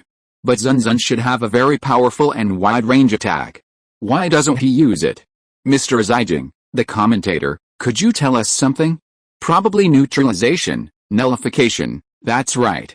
Water is a relatively good buffer in nature. Even if the opponent possesses an immense impact, that little girl skillfully spreads streams of water throughout a battle area to counter it. Not only that, but she also built her own shell. Zijing Ningain signaled Kurogane Shizuku to look behind the water curtain. This move was the same sword-slashing technique she had used to separate the militants from the hostages in the open-air plaza, Shobasuren. To think it could be like this, the commentator shouted again, Zun Zun is in trouble again. Wait, haven't I said this many times? A bad start, a series of stupid moves, a desperate struggle, a decisive defeat, and an acceptance speech. This happened almost every time Zun Zun appeared. Of course, he didn't care, after all. This change made things more entertaining and explanatory. But those two have been staring at each other like that for 30 minutes. Master Zijing, what are they doing? A competition. The commentator was confused. Not just her, but even the audience. After all, a typical duel was just a clash of innate spiritual teams, where the one standing won and the one lying down lost. It's a competition of magic control. Zijing Ningaing's iron fan protected her mouth. She said slowly, everyone thinks water conducts electricity, but they are wrong. Water conducts electricity because it is mixed with ions, microorganisms, and other impurities. These impurities are conductors. The purer the water, the closer it is to an insulator. When the purity reaches the extreme limit, it becomes ultra-pure water, which is infinitely more similar to an insulator and cannot conduct electricity. Yes, this is Kurogane Shizuku's secret to making water not conduct electricity. For more details, please read Chapter 4 of Volume 1 of the original manga. Hey, who are you talking to? It hurts. Seikaionin forcefully struck the commentator's head, causing him to clutch it in pain. Kurogane Shizuku is very powerful. Her technique, while simple and easy to understand, is impossible for other water knights to imitate. No, it's not that they can't imitate it, but that they can't. Filtering out even the smallest impurities, even the tiniest ions, is like penning for gold in the desert. Kurogane Shizuku is able to do this simply because of her immense magical control, which allows her to perform such a precise operation. If any other knight tried to imitate this technique, they would burn their head off first. Oriki-sensei already explained all of this to us, the commentator asked curiously. So, Seikaio-sensei, you just said that they were competing in magic control. How did they do it? It's simple. Since there's no medium in the water, can't we just insert one ourselves? Seikaionin said lightly. It was so light and ethereal that the commentator was momentarily speechless. What the hell? It's like if you can pull a medium out of water, you can insert one naturally. One pulls out, the other inserts, and that's how they compete. How is it possible? The commentator suddenly exclaimed. They can actually do this. Great. It's a shame we can't see the real thing. This kind of competition was the least fun to watch. The two of them on the field were clearly participating in a very challenging competition, beyond the realm of students, but those outside couldn't perceive or see it. It was truly frustrating. Seeing that the atmosphere in the hall was somewhat monotonous, the commentator had to find a topic of conversation. So, Mr. Zijing, this competition must have been more difficult for Kurogane Shizuku, right? Why? Well, you see, after all, removing ion-sized impurities one by one is such a painstaking and precise task, so Kurogane Shizuku must have had a harder time. Let's leave it at that. Zijing Ninine didn't seem to want to explain. It was true that Kurogane Shizuku had a hard time removing them one by one, but Zun Zun had no less difficulty inserting them one by one. It was also unclear whether the two of them were competing for victory in magic control or if it had already become a pure contest of magic control. But one thing was certain, Kurogane Shizuku was almost unable to resist. The reason was that the protective shield that originally stretched 3 meters now measured just over 1 meter. This meant that he had no time to filter and had begun to abandon the surplus territory. The scene didn't become boring because of the two of them's inaction. On the contrary, as time passed, the audience unconsciously held their breath and became more and more focused. Everyone was waiting for a turning point. The moment to decide the winner. Suddenly, Kurogane Shizuku's figure swayed behind the water lotus, and because of the water curtain, it couldn't be seen very well. Zun Zun wouldn't waste this opportunity. He saw the opportune moment and clapped at that instant. Saber light, a bolt of lightning instantly erupted, spreading through the water, lashing at the water curtain in front of him. After a brief pause, it tore apart with a crack, revealing Kurogane Shizuku inside. She was kneeling on the ground, supported by her dagger. Her face was pale and sweaty, clearly not in good health. How could this happen? The commentator stood up and suddenly shouted, just now. Kurogane Shizuku's prized lightning defense, ultra-pure water, was overcome by Zun Zun. The crowd erupted in cheers. Zun Zun, treading water, slowly approached Kurogane Shizuku. He stared at her for a long moment before reluctantly lowering his head. I surrender, the winner is decided. Kurogane Shizuku has surrendered, and the winner is Zun Zun. This is his 12th victory. Will his undefeated streak continue? Let's see. Amid the commentators' passionate cheers, Zun Zun helped the weakened Kurogane Shizuku to his feet, and the two left together. After all, they held no grudges or hatred, on the contrary, they were kindred friends.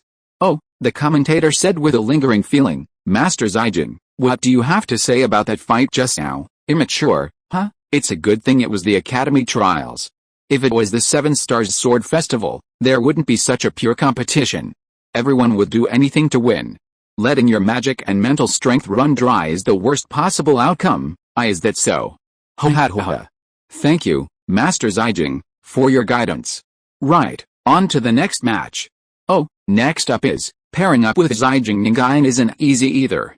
Hopefully, the headmaster will compensate her for her injuries later. Meanwhile, Zun Zun and Kurogane Shizuku had already arrived at the players' preparation room, where Kurogane Iki, Stella, and Arisunagi were already waiting for them. Shizuku, are you alright? Yeah, I'm fine. If my brother could hug me, I'd feel better faster. Kurogane Shizuku threw herself into Iki's arms, seemingly using his defeat as an excuse to behave like a spoiled brat, which infuriated Stella. HMPH, you did lose after all. I guessed as much before the match. What are you so proud of? Did you also lose to Zun Zun? Stella's face flushed. Arisunagi quickly stepped forward to humorously reassure him, don't say that. Stop arguing. You know, I lost, and I'm still heartbroken. That's right, all three of them had lost to Zun Zun. One weakness of Arisunagi's spirit suit was that it prevented him from turning invisible in broad daylight, so Zun Zun used lightning magic to create a bright light, revealing him and forcing him to surrender. Although he sensed she was hiding something, as a friend, Zun Zun had no intention of questioning him. Stella felt even more relieved. The idiot princess, knowing Zun Zun's flashy moves, surrounded herself with violent magic, preventing him from getting close, and then resorted to a forced attack to avoid any surprises. This was her usual tactic. While her strength was that most people couldn't withstand her heat, her weakness was that she was easy to exploit. Zun Zun simply lured her to the edge of the battle circle, then dodged and kicked her in the rear, knocking her out of the circle and forcing her to defeat. That day, Princess Yunyun almost became a comical princess. Now, Iki is the only one left standing, Arisunagi said, seemingly fanning the flames. Stella immediately declared, Iki won't lose. He beat me. Zun Zun beat you too. Hey, whose team are you on? Of course I'm on Oni-Isama's side. Kurogane Shizuku hugged Kurogane Iki's arm and said, Oni-Isama, I believe in you. You must win. Well, I'll do my best. Despite the high expectations, Kurogane Iki's response was very cowardly. It wasn't his fault. He had always practiced swordsmanship with Zun Zun, completely unaware of his opponent's abilities. His swordsmanship, his blade skill, and his magical powers were unfathomable. This time, he had even lost to his sister's pride in magical control. There was no hope of winning. but, for the sake of graduation, he would give it his all. Kurogane Iki looked at Zun Zun with fighting spirit, but noticed that his gaze was fixed on a corner of the preparation room. Zun Zun, let me ask you, is that person your friend, eh? The girl pointing at him let out a strangled scream. Chapter 144 Becoming a Master. Isn't she your friend? I thought she was your friend. I don't know her either, several people said. Zun Zun crossed his arms, looked at her, and said, I'm telling you, you've been following us for a week, right? I always feel your gaze during this time. Who are you? Oh, she seemed to think she was hiding well. Suddenly startled by the question, she blanked, turned around, and wanted to run away. But this guy completely forgot that he was cowering in the corner, and the moment he turned around, he crashed into the locker in the preparation room with a loud noise. With a thud, he covered his forehead and crouched on the floor. Several people chuckled. What a cranky face, she looks a bit like Stella, huh? Stella was a little overwhelmed by what the Kuratsuchi brothers said. Although she was very annoyed, she couldn't find any reason to argue. This girl. Although her hair covered her forehead and eyes, it was disheveled as she lay on the ground, revealing her dignified appearance. Unfortunately, perhaps newly exposed, her face was filled with fear. Stalker, probably, dripping wax, whipping, riding 3 horses, Kurogane Jushizuku muttered as the others grew curious, but it was unclear whether she was referring to torture methods or some other kind of pleasure.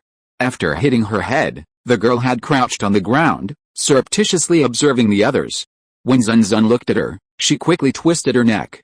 Why aren't you looking this way? No, don't take it so seriously.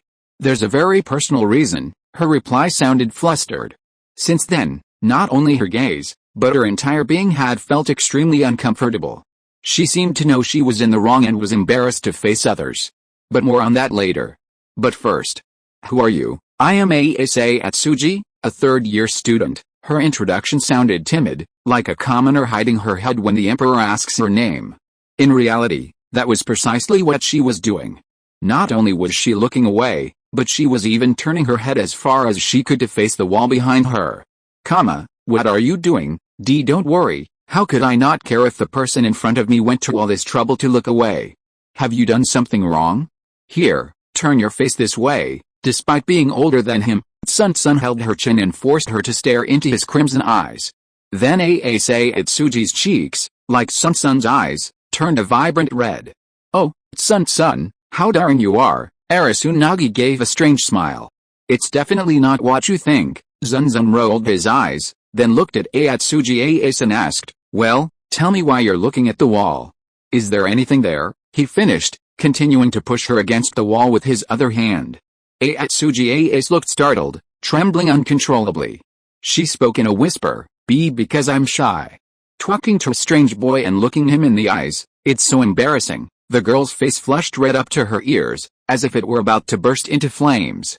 Why can Zun Zun talk face to face with a man he just met, even if you ask why? Isn't it perfectly normal? And pinching someone's face like that, so normal, so energetic, so normal, amazing. Atsuji Asa praised her.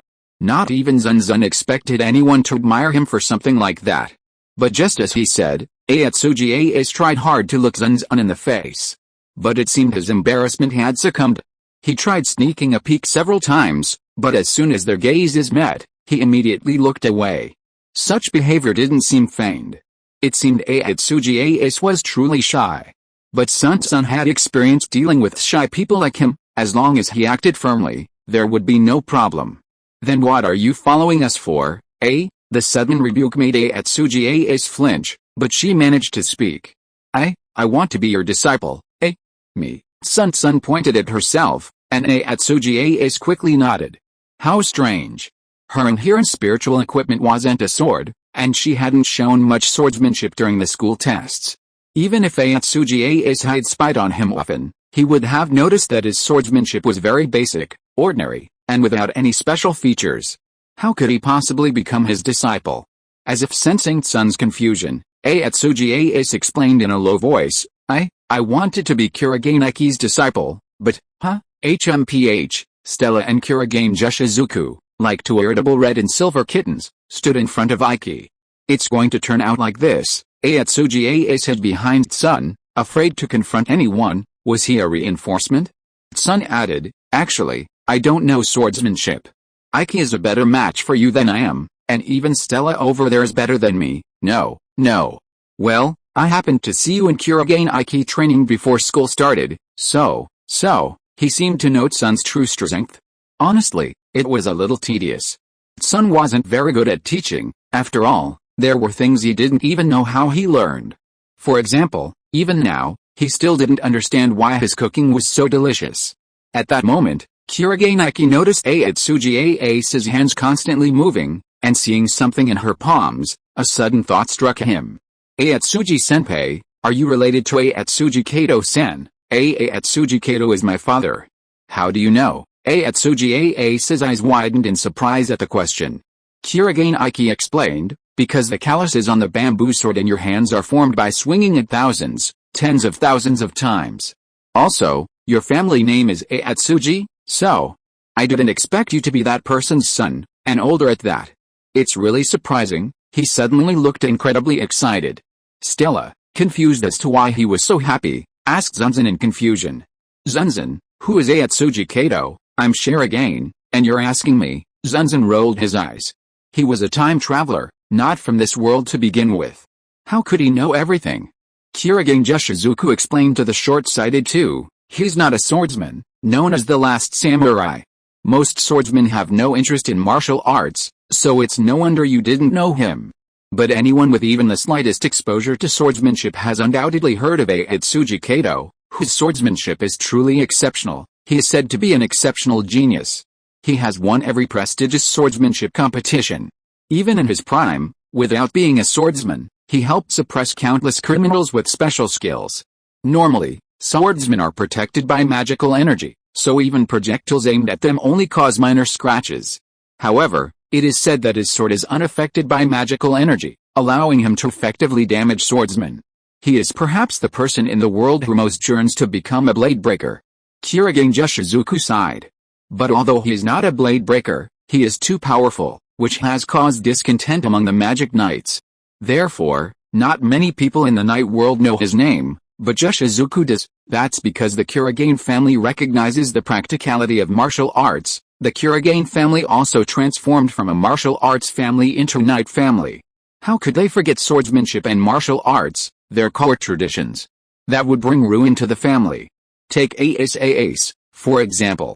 Although her father didn't meet the requirements to become a blade breaker, becoming one would allow her to inherit the family name and carry it forward, potentially allowing her to establish a place in the blade breaker community in the future. Of course, none of this concerned the Lord. He was more interested in why he was being followed. Because my father had an accident during a competition and is now in the hospital. An accident. Sorry, I got too excited, Kurogane Ike exclaimed. He seemed concerned for Atsuji Ace's father, but considering her admiration for him, it was understandable. My father is also my fencing instructor. Ever since he was hospitalized, I've been practicing Atsuji Atorai alone, but lately I've had a stumbling block. According to Atsuji Ace, no matter how hard she practiced, she couldn't keep up with her father's movements. This frustrated her deeply. Just then, I suddenly remembered that chance encounter before I enrolled, watching Tsun-kun and Kurogane Ike-kun train. So I thought I'd talk to you, hoping you'd inspire me. But then her voice trailed off, and her gaze shifted away from Tsun-kun. Aside from my father and the students I grew up with, I've never spoken to any other boys, so I hesitated for a week, ostensibly bullying him, but actually trying to find a way to strike up a conversation. Yes, Atsuji Ace lowered her head in embarrassment. She was like a housewife, a woman who never left the house, afraid of everything. Unused to talking to strangers, she didn't dare approach. Somehow, Zun Zun saw something special in her, a slightly unsettling feeling. Okay, come with us, really. I'm so happy. Thank you, Master. No, Master, we just trained together. Zun Zun released his hands from Atsuji Ace's and asked the others, what do you think? Sounds good to me, replied Kurogane Ike, the quickest. Seeing that Atsuji Ace's target was not Kurogane Ike, Stella and Kurogane Jushizuku reluctantly agreed. Arisunagi did the same. And so, Zun Zun had a disciple 2 ranks higher and several years older than him. Chapter 145 Swimsuit Back. Deep within the school building lies a forest. There, Sun and the others train in the plaza. Specifically, Aiki Kurigane and Stella train swordsmanship, while Sun, along with Kurigane Jushizuku and Nagi Arasun, also train magic control with a special clay. Of course, they also occasionally float. This was always the scene when they trained together. But a week ago, a new figure appeared on the scene. Without a doubt, it was Asa Itsuji. Sun was fighting her. Her energetic voice echoed while her inherent spirit suit, a katana with a flame crimson blade, drew beautiful arcs. Unlike the shy and restrained look she had always displayed in the preparation room, her expression was completely different when she was wielding the sword. Her lips were pursed, her gaze raised, and her expression serious. After all, she was still a swordswoman, and as much as she feared boys, once she grasped the hilt, she showed no sign of timidity. Unfortunately, her goal was to advance in Atsuji Toryu. Sun didn't understand that, so he couldn't teach her anything. However, Aiki Kurigane, the master of imitation, filled in the gaps. Sun corrected her stance and taught her more powerful techniques. The two engaged in combat. Ace, seizing the perfect moment, took a slight step forward, only to disappear from Sun's side and reappear behind him in the blink of an eye. Snap! The sound of bamboo swords clashing. At the moment of the impending attack from behind, Sun was the first to block the blow. That's right, that's exactly what I meant. Zun Zun nodded in satisfaction and said, since you, Atsuji-senpai, are very sensitive to line of sight, this technique is especially suited for you. And most importantly, you have been able to integrate it into the Atsuji Ryu style without altering its essence. You are even more talented than the others, really? Thank you, Master. Ace's cheeks flushed with excitement at the praise, and she bowed repeatedly to Zun Zun. She had learned a lot this week. First, Zun Zun helped her correct her posture. Because she had been blindly imitating her father, forgetting the differences between men and women, she could not keep up with him as she imagined. After the correction, she was completely transformed. Although she still could not catch up with him, she had a new direction to move forward and realized that she was on the wrong path. Second, there was the line of sight technique. It was not just a matter of avoiding the enemy's line of sight with every move, and most importantly, it blended seamlessly with the Atsuji Ryu style, elevating his family's inherited swordsmanship to the next level. He didn't know what to do anymore. Such a huge favor seemed worthy only of a marriage, but his age. Phew. What's wrong, Atsuji-senpai? Is your sword damaged? No, nothing. I just think Sun-senpai is too young. What's wrong with being a little younger? Damn it, Sun-senpai felt aggrieved. He swung his bamboo sword upward, striking Atsuji Ace's wrist, causing pain and the sword to fall to the ground. Your mind is scattered, but your form isn't. Your grip on the bamboo sword is too relaxed. You see? Even though you're young, I can still teach you. Sun-senpai was truly relentless. Now, not only Atsuji Ace, but also Kurigane Aiki and the others thought something was wrong with Sun-senpai. Well, Atsuji-senpai didn't mean it. The kind Kurigane Aiki came over and said, by the way, we've been working hard lately. Shall we go swimming tomorrow to relax? This wasn't about having fun. Atsuji Ace might not realize it, but after days of training with the others, his body was clearly fatigued. Especially after Zun Zun's corrections, he had to use muscles he didn't normally use, muscles he'd never exercised before, which doubled the fatigue. Zun Zun saw Aiki Kurigane wink at him and immediately understood the reason. After all, he had no talent for teaching. Someone as attentive as Aiki Kurigane was more suitable to be a teacher. So, the next day, Zun Zun and Ace had agreed to meet at the academy pool, but upon arriving, they ran into Aiki Kurigane and Stella. What are you doing here? Well, it's Aiki. He's worried about Atsuji-senpai, so he came. Stella grumbled a little, but then whispered, although I also wanted to show Aiki my swimsuit. What did you say, Stella? Nothing, huh? Aiki Kurigane scratched his head, embarrassed. The three of them had already changed into their swimsuits. Zun Zun wore black swim trunks and a red t-shirt, tight but eye-catching. Aiki Kurigane wore plain brown swim trunks, almost imperceptible. Stella was the most striking.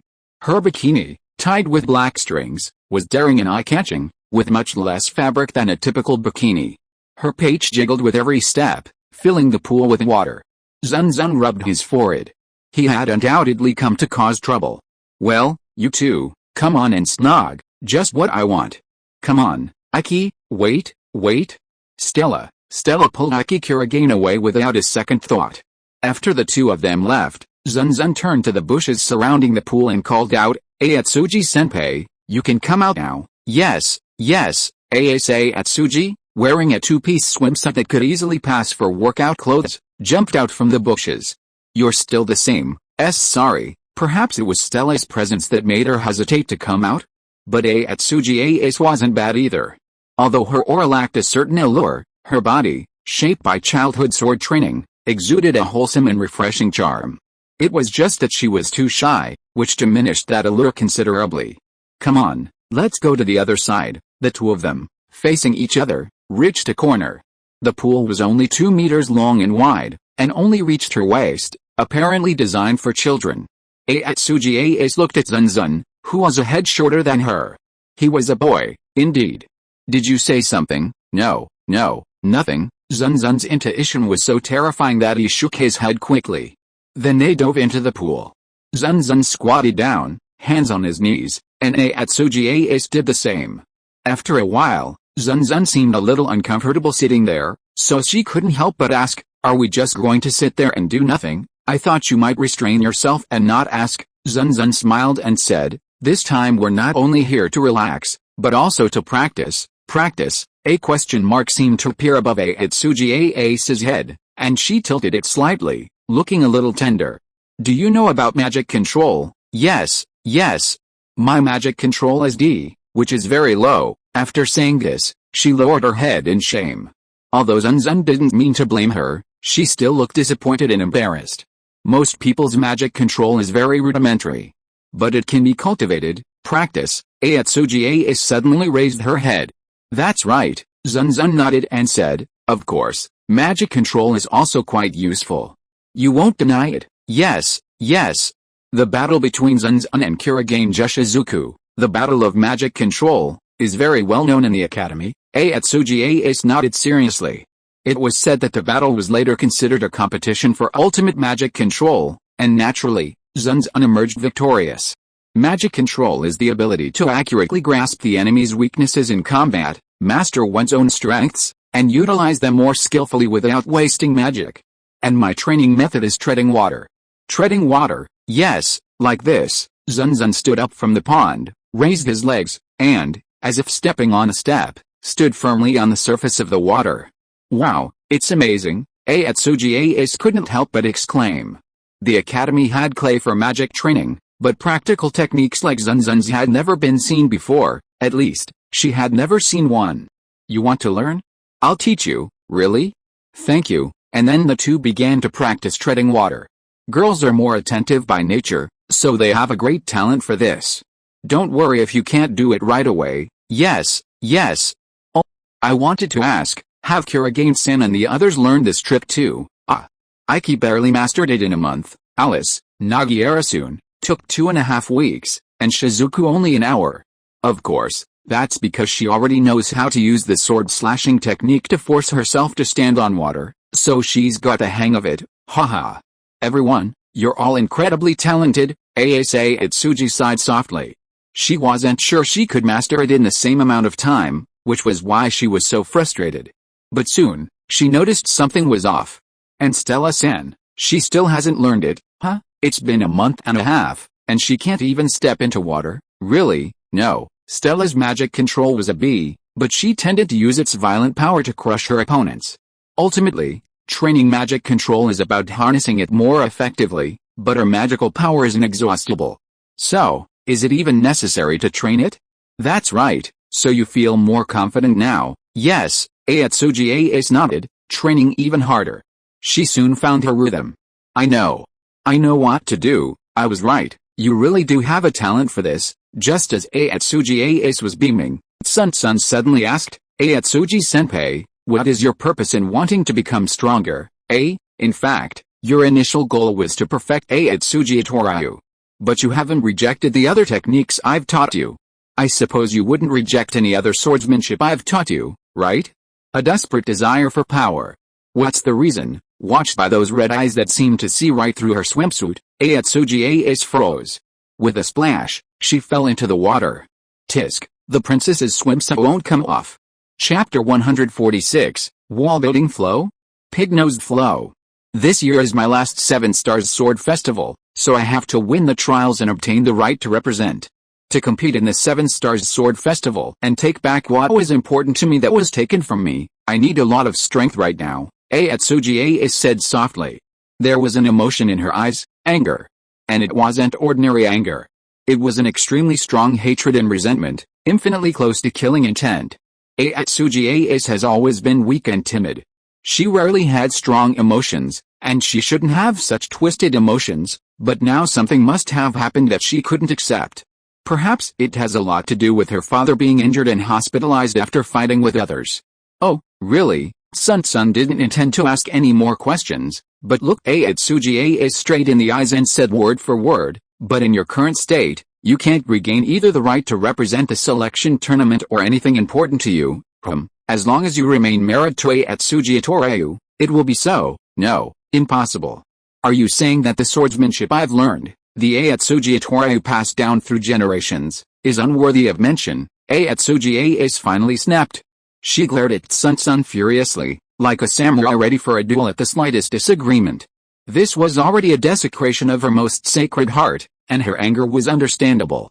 No, you're mistaken, Zun Zun said slowly. I'm not saying that Atsugi Torayu is unworthy of mention. On the contrary, its power has been tested by your father. I need not, nor can I, criticize it, then, but it's not suitable for you. You should understand that, right?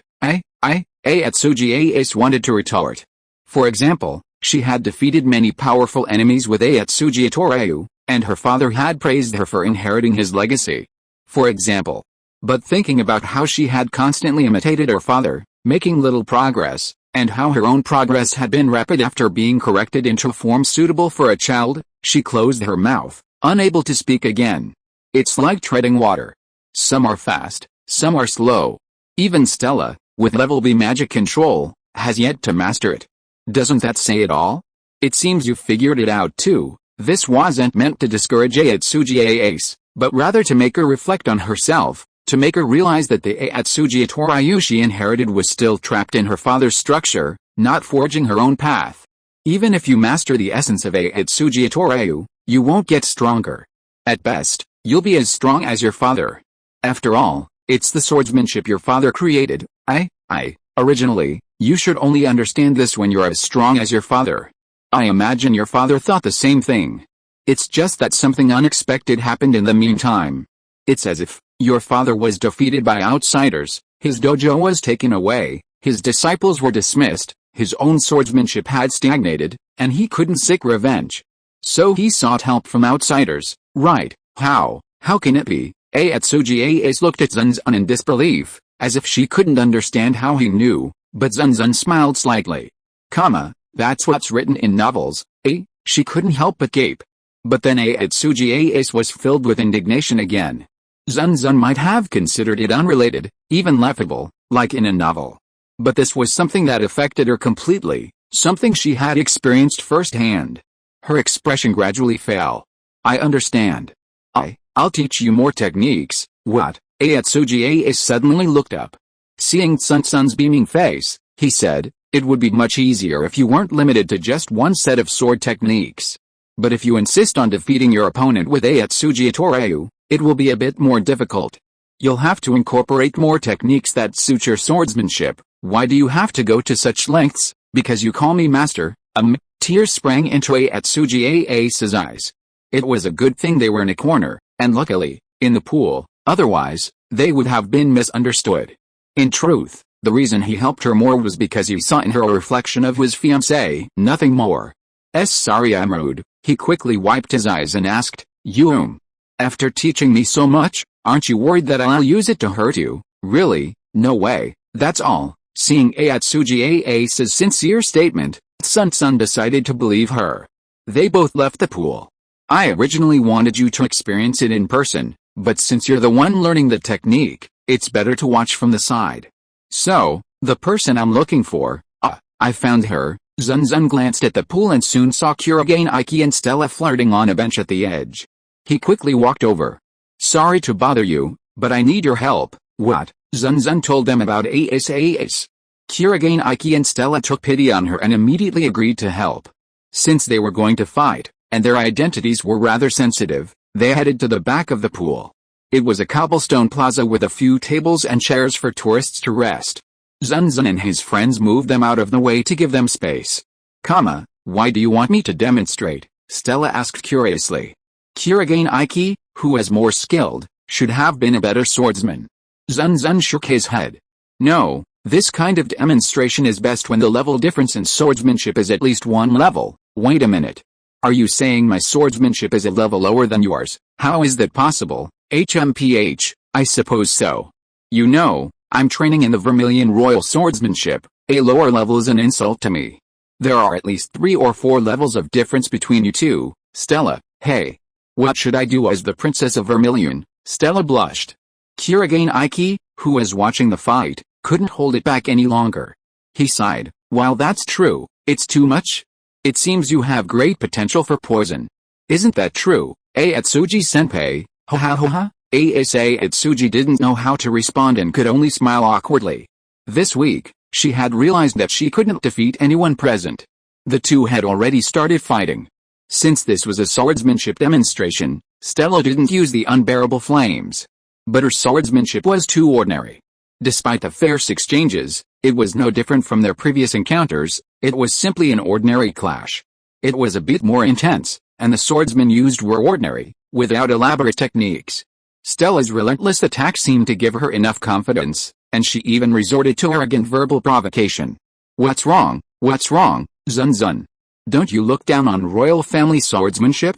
Don't you think it's useless rubbish? Fight back. Come on. I'll wait for you. Teach me the 3rd or 4th level swordsmanship. Hey, I didn't say that. Zun Zun sensed that Stella's passion was getting a little out of hand.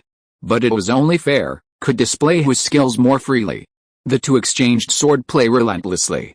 Soon, Atsuji noticed something was wrong. Although Stella's relentless attack seemed to restrain Zun Zun, all of her attacks were blocked, causing no damage and achieving no results. Not only that, Stella's movements also began to change, as if she were hesitating. What's wrong, perhaps? Zun Zun has built a wall in Stella's heart, Kurogane Iki explained. However, the voice trailed off, and Atsuji Ace looked at him in confusion, only to find him holding his nose. Kurogatsu-san, are you feeling unwell? Relax, don't worry about me. Kurogane Iki waved his hand.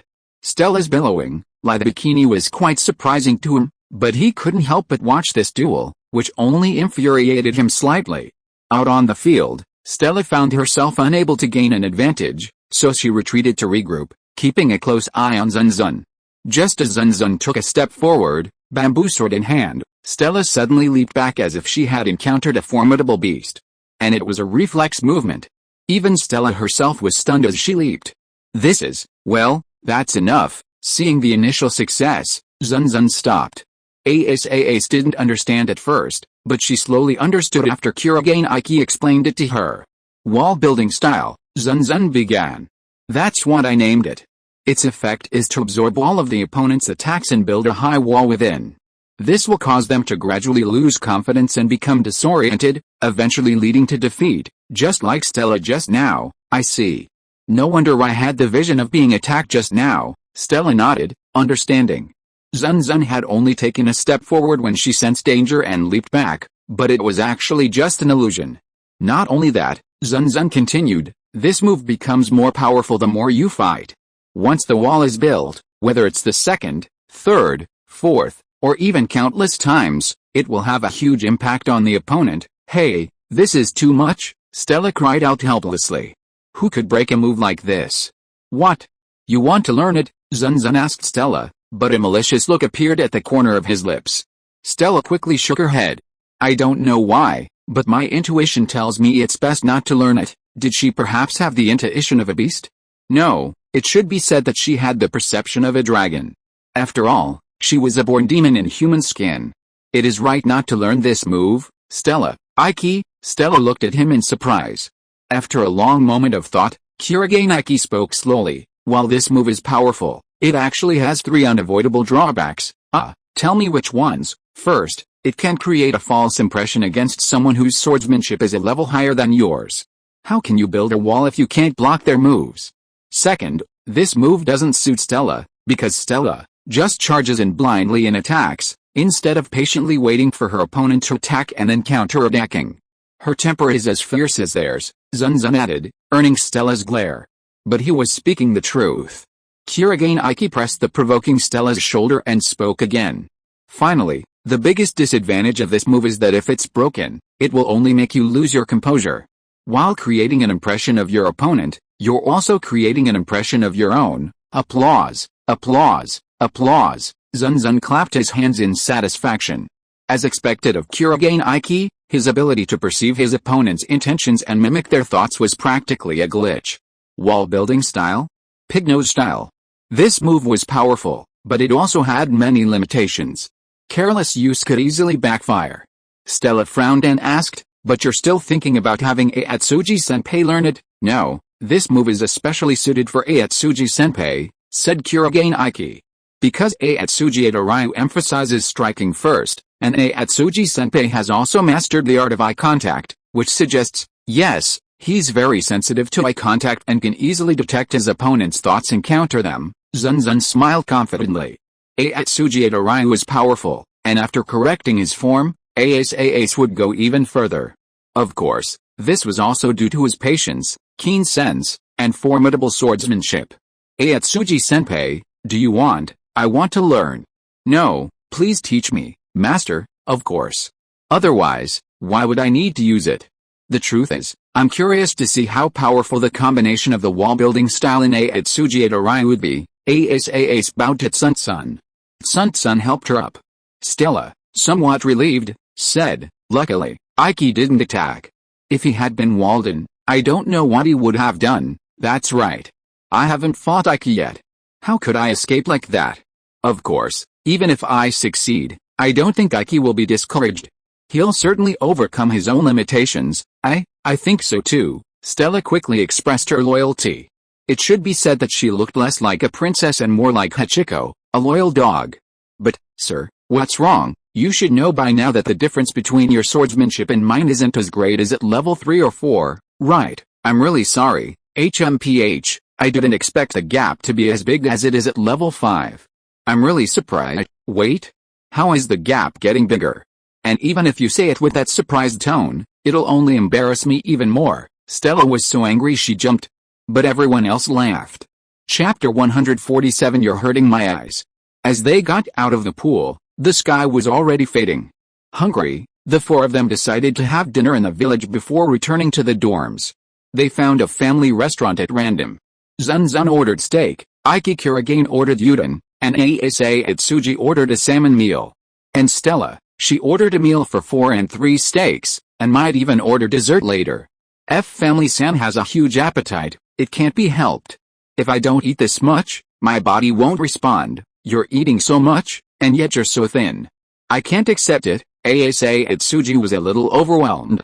Even Stella, aware of her great devotion, blushed and looked a little embarrassed, but she continued eating. She devoured her calorie-packed dinner in big bites. "It's okay, Atsuji-senpai. Haven't you heard that saying?" "What? No, it's calorie-free." Zun Zun nibbled at his steak as well. No. It's not like that."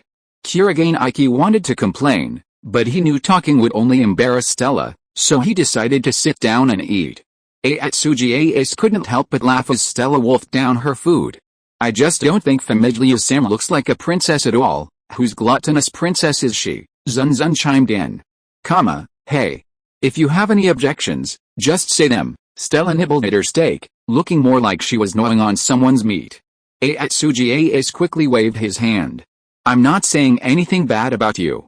I just think you're very approachable. You eat the same as the rest of us. Sure, I've learned table manners, but this isn't the place for it." Stella looked around. It was dinner time, and the family restaurant was crowded. The clinking of cutlery, the shuffling of customers and staff, the shouts of parents carrying their children, the laughter of students oblivious to those around them. The atmosphere was filled with noise. Dining elegantly in a place like this would only result in being judged and criticized as a freak. Whether it's table manners or swordsmanship, True mastery requires adapting to the moment and the situation. Yes, just like familiar royal swordsmanship, Stella glared at Zun Zun. He was clearly still recovering from the teasing about his swordsmanship at the pool. She expected a retort, but Zun Zun seemed oblivious to everything and continued eating his steak. This only frustrated Stella, and in a fit of anger, she ordered 3 more steaks. Ha ha ha. How embarrassing, Asa Itsuji laughed heartily, unable to remember how long it had been since she felt this happy. That's right, not since my father was admitted to the hospital. Haha, he is. I was just thinking, this guy looks so familiar, after all, he's Ace. Suddenly, a gruff male voice rang out. At that instant, Ace's eyes widened in surprise, and her once cheerful expression changed instantly. A man stood before her. He was about 180 centimeters tall and had dyed hair. Not even sunglasses could hide his fierce white eyes. His chest was bare, revealing a skull tattoo. The grinning skull seemed to oppress the diners around her. Waiters and customers alike moved aside. I was wondering why I hadn't seen you lately, but I didn't expect to see you here. Haha, what a fantastic combination, isn't that Ace? Long time no see. Hey, are they talking to you and you're pretending not to see them? You're so arrogant, huh? Following the skeleton man, about 10 young men, who had joined him in the merriment and looked like thugs, gathered around Zun Zun's table. They seemed to know Ace. But Ace didn't dare look at the group, simply lowering her head, biting her lower lip, as if she were enduring something. This scene said it all. Zun Zun paused, holding her knife and fork, and spoke slowly. I'm telling you to stop acting so pretentious in front of me. You're bothering my eyes. Who the hell are you? Say something stupid again or I'll kill you. The henchman began to provoke Zun Zun, who was sitting inside. But Zun Zun didn't even look at them, focused on his steak. Kurogane Iki knew it was time to act. I'm sorry, you're causing trouble for my companions. Will you please leave? Although his words were polite, he was facing a group of thugs, and he felt equally insulted and provoked. But Kurogane Iki ignored them. He only had one person to deal with, the skeleton man called Zangrun. Then, the skeleton man looked at him playfully and asked a strange question. You're a swordsman, aren't you? Is it noticeable? I noticed without realizing it, because both of you have a unique aura, said the skeleton man. He picked up a bottle and a glass of beer from the next table, poured beer into the glass, and offered it to Iki Kurogane. Hey, buddy, sorry to interrupt your meal. I saw a familiar face and was just striking up a conversation. Here's my small apology, take it. Oh, sorry, although he wanted to complain that this wasn't his beer bar, it was best not to provoke him at a time like this. With this in mind, Iki Kurogane picked up the glass from the table. At that moment, the skeleton man suddenly raised the beer bottle and slammed it hard onto the back of Iki Kurogane's head. With a crack, the bottle shattered. Iki Kurogane, hit so hard, collapsed on the table. Iki, Kurogatsu-san, Stella and Asa Itsuji cried out in shock. Stop, Stella. Kurogane Iki grabbed her hand just as she was about to summon her innate spiritual equipment. No need to make such a fuss. She just slipped. What are you talking about? I just have a small bruise on my head. My clothes are wet. It's no big deal. At that moment, a trickle of blood slowly trickled down her head. This was even more absurd. Provoked, teased, and even hurt, shouldn't you fight back? Stella didn't say so, but her eyes betrayed him. Kurogane Iki was just as helpless. If he took out his innate spiritual equipment in a place like this, or even started a fight, it wouldn't be resolved with a simple suspension. Stella would definitely be expelled, so she stopped him. But this was met with ridicule. Ha, hey, really? He laughs after taking a blow to the head. No matter how scared you are, it's just too undignified. Temporarily avoiding the spotlight was considered an act of cowardice, afraid to stand up to a powerful person. But Kurogane Iki remained unfazed, only giving a faint, wry smile, determined to let the matter drop. The skeleton man suddenly spat in his face. You? Stella's rage intensified, and Kurogane Iki pressed her further. Even now, Iki remained indifferent, and the skeleton man, seeing her attitude, showed disinterest. Boring. Fighting like a coward lowers me. Hey, get out of here. He turned and stalked out of the tent. Goodbye, coward. Lucky me, Tibetans don't mess with the weak, the henchman sneered. They were about to leave as well, when a bald man saw Zun Zun sitting inside. Something was wrong. This guy outside had been the one being humiliated, while those inside were left alone. How could this be allowed? Especially after seeing Zun Zun's appearance, he began to harbor inappropriate thoughts. Hey, guys, what, that? The bald man pointed at Zun Zun wordlessly, but the other thugs instantly understood what he meant. They exchanged glances, each seeing the malicious desire in the other's eyes. Hey, kid, even if the Tibetans don't mind you, we're not saying we'll let you go. That's right, but we can let you go. Just lend us this to play with. Don't worry, we'll return it to you tomorrow morning. Hey, a bunch of brainless idiots. Perhaps in their eyes, the skeleton man, who didn't dare to retort despite Kurogane Iki's provocation, was clearly a spineless coward. So kidnapping someone shouldn't be a piece of cake. The bald man reached out his hand excitedly. The profile of his face was already captivating, but if he saw it head-on, hey, he saw a face that stopped his heart. But the bald man felt his heart sink not from his appearance, but from those crimson eyes with a faint glow. A single look instilled in him a sense of impending doom, a chill running through his body as if he had been electrocuted. With lingering fear, he withdrew his hand. Hey, why are you so scared?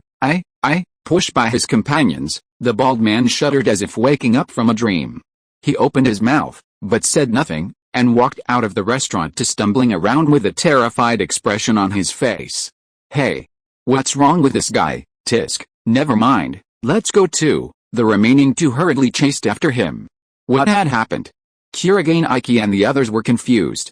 Stella said angrily, Iki, you really let that bastard get away with it? You didn't dodge that beer bottle on purpose, did you? What were you thinking? If I dodge it, it might anger them. We can't let them cause trouble here. That said, even without his inherent spirit equipment, Iki could beat those thugs to death, right? It's hard to tell. What do you mean? The man in the middle with the skull tattoo is quite powerful.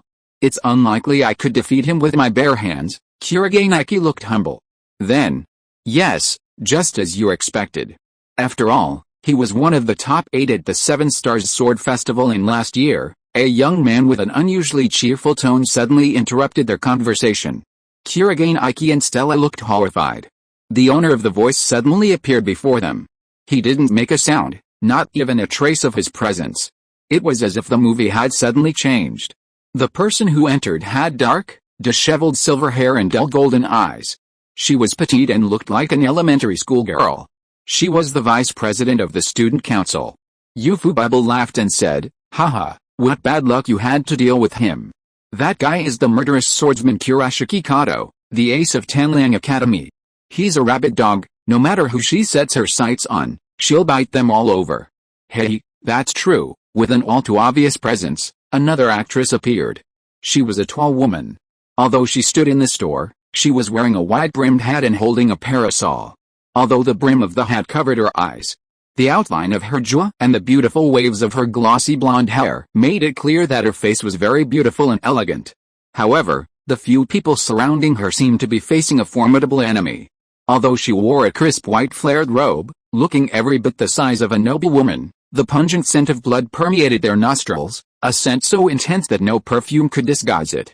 The Students' Union Secretary, Kadehorobi Fukuda, was the second-ranking knight of Pajin Academy, known as the Scarlet Lady. She whispered softly, if everyone joins in on the commotion, I'll be forced to suppress everyone present, but perhaps someone has already been punished. Yufu Foam looked out the window of the family restaurant. Meanwhile, on the street, a dump truck was speeding towards them, ramming into the bald man. Though the dim light made it difficult to see, a figure was visible, like a ripped rag, as it flew 10 meters before falling heavily to the ground. The street was in chaos, with screams and cries echoing endlessly. Wow! How pathetic. I didn't use my inherent spirit equipment. I understand, the rebound mechanism, right, Vice President, you know a lot about that. Haha, I know a lot. They both shared a knowing smile. Unlike the fake, masked smile from before, Ufububble's smile was genuine. Zun Zun was, without a doubt, just what he liked. Ufububble then demonstrated a bit of his skills. He healed Kurogane Iki's wounds and left with Katahara Kanata. Watching them leave, Kurogane Iki sighed as he gazed at the setting sunset filtered through the window and the devastating scene of the car accident. This night was like a demonic time. But what worried him even more was Atsuji Ace's reaction at that moment. It was like, ding, ding, ding. Before he could ask, a message came through the student handbook. It was him and Atsugi Ace together. A terrible premonition gripped his heart. He opened it and took a look. Kurigatsu Aiki's opponent for the 13th test has already been decided. His opponent is third-year Asa Atsugi. Honestly, it's a terrible time. Chapter 148, Training Room at 4 in the morning. From that day on, Atsugi Ace avoided him. Even the night before the competition, he still didn't appear before Zun Zun. She still hasn't shown up. Zun Zun, she didn't even reply to my message. Yes, really. Arisunagi wore a firm smile, but a flicker of indecision flickered in her eyes. Do you doubt me? He didn't say it out loud, but his expression suggested it. Hey, I'm no match for her. If there's someone to worry about, it should be that person, right? Indeed. Zun Zun and Arisunagi looked at Kurogane Aiki, who was playing with his student manual. You're very perceptive. After being stared at by both of them, Kurogane Aiki tossed the student's manual to him. A text message appeared on the screen, from Atsugi Ace. It read, I have something important to discuss with Kurogane-san, and only you can help me. I hope you can help me. See you on the rooftop of the main school building tomorrow at 3 a.m. No doubt, it's a trap. Zun Zun and Arisunagi repeated the same thing. There were too many suspicious points. To begin with, sending such a message at such a critical time was already very suspicious, not to mention that he had only told it to Kurogane Aiki and asked him to meet at the school building at 3 in the morning. If there was no reason, no fool would believe it. Even if Kurogane Aiki decided to believe it, Zun Zun knew that he would rather believe his friend than the text message. What are you going to do? I'll go see her. Oh, really? Kurogane Aiki replied without hesitation. Zun Zun nodded. When Arisunagi hesitated to speak, he turned around, waved his hand, and left the training grounds. He knew that no matter what he said, Kurogane Aiki would go see Ace, so the next thing he had to do was get up early. Zun Zun didn't fall asleep, but instead headed to the 6th training hall. There was no sign of anyone there, and the silence made people feel cut off from the world. Even the bright moonlight shining down on them couldn't bring them a trace of warmth. He lowered his head and remained silent. Damn it, why doesn't this academy have a piano? Even in a night academy, academics are important, right? Such a great opportunity, is it going to slip away? Zun Zun grumbled. If there had been a piano, he could have acted like Shadow-sama. But unfortunately, there wasn't one. Just then, his student manual rang. He opened it and saw that it was a text message from Stella. The content was, Aiki used one sword Shura and is now fast asleep. We have sent him to the infirmary. It was a meaningless message. But Zun Zun understood immediately. This must be Ace's plan. Kurogane Aiki's one sword Shura is powerful, but its disadvantages are its short duration and long recovery time. So the best way to defeat him was to force him to use this move early, preventing him from displaying his full strength in combat. No wonder the meeting time was 3 in the morning. The time was so precise. He looked at the time. It read 4 in the morning. Although Zun Zun had never seen Los Angeles at 4 in the morning, the training hall was surprisingly deserted at that hour. He quickly put away his student manual and turned off the power. If you were interrupted while filing the cup, it would be embarrassing. Then he sat back down at the end of the sparring circle, the moonlight bathing his black hair. He lowered his head slightly, hiding his face in the darkness, only his deep red eyes were full of mystery. Soon, the door to the classroom opened. A figure walked slowly in. The white yukata she wore was wet, open-chested, and transparent, hugging her slender, perfect curves. Her expression was also filled with sadness.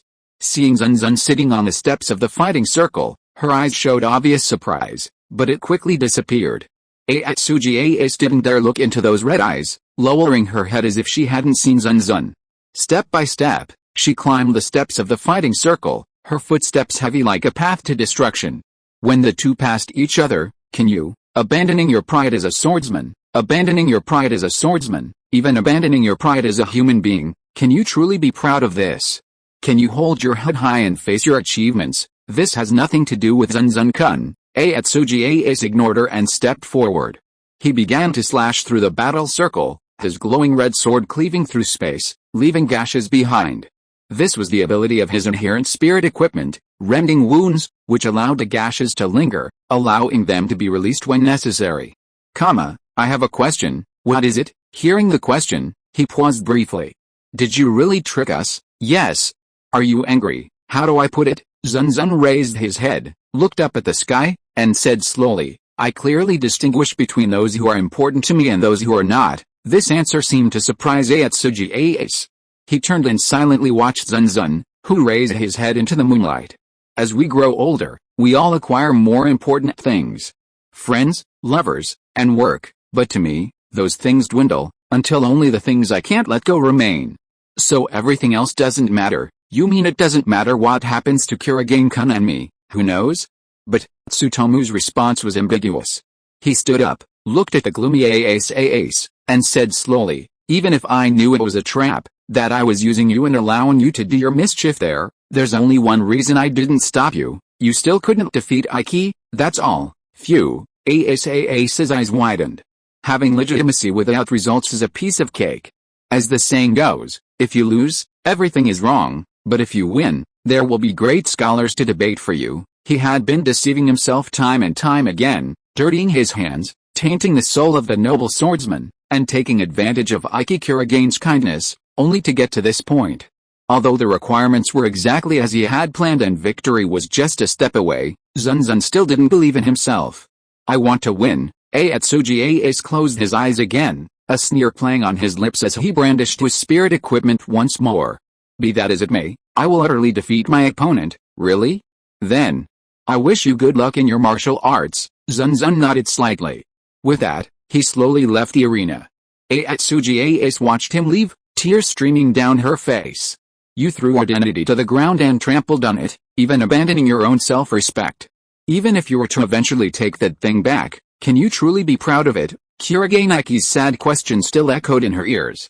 I truly am, a hopeless woman. A soft sigh sounded in the darkness. Chapter 149, Circle of Control of Air and Flowing Water. Thinking back, it was 2.5 years ago. 2 months after Atsugi entered Pagan Academy, a man with a skull tattoo on his chest, Kurashiki Kurato, known as the Swordsman Killer, challenged her father.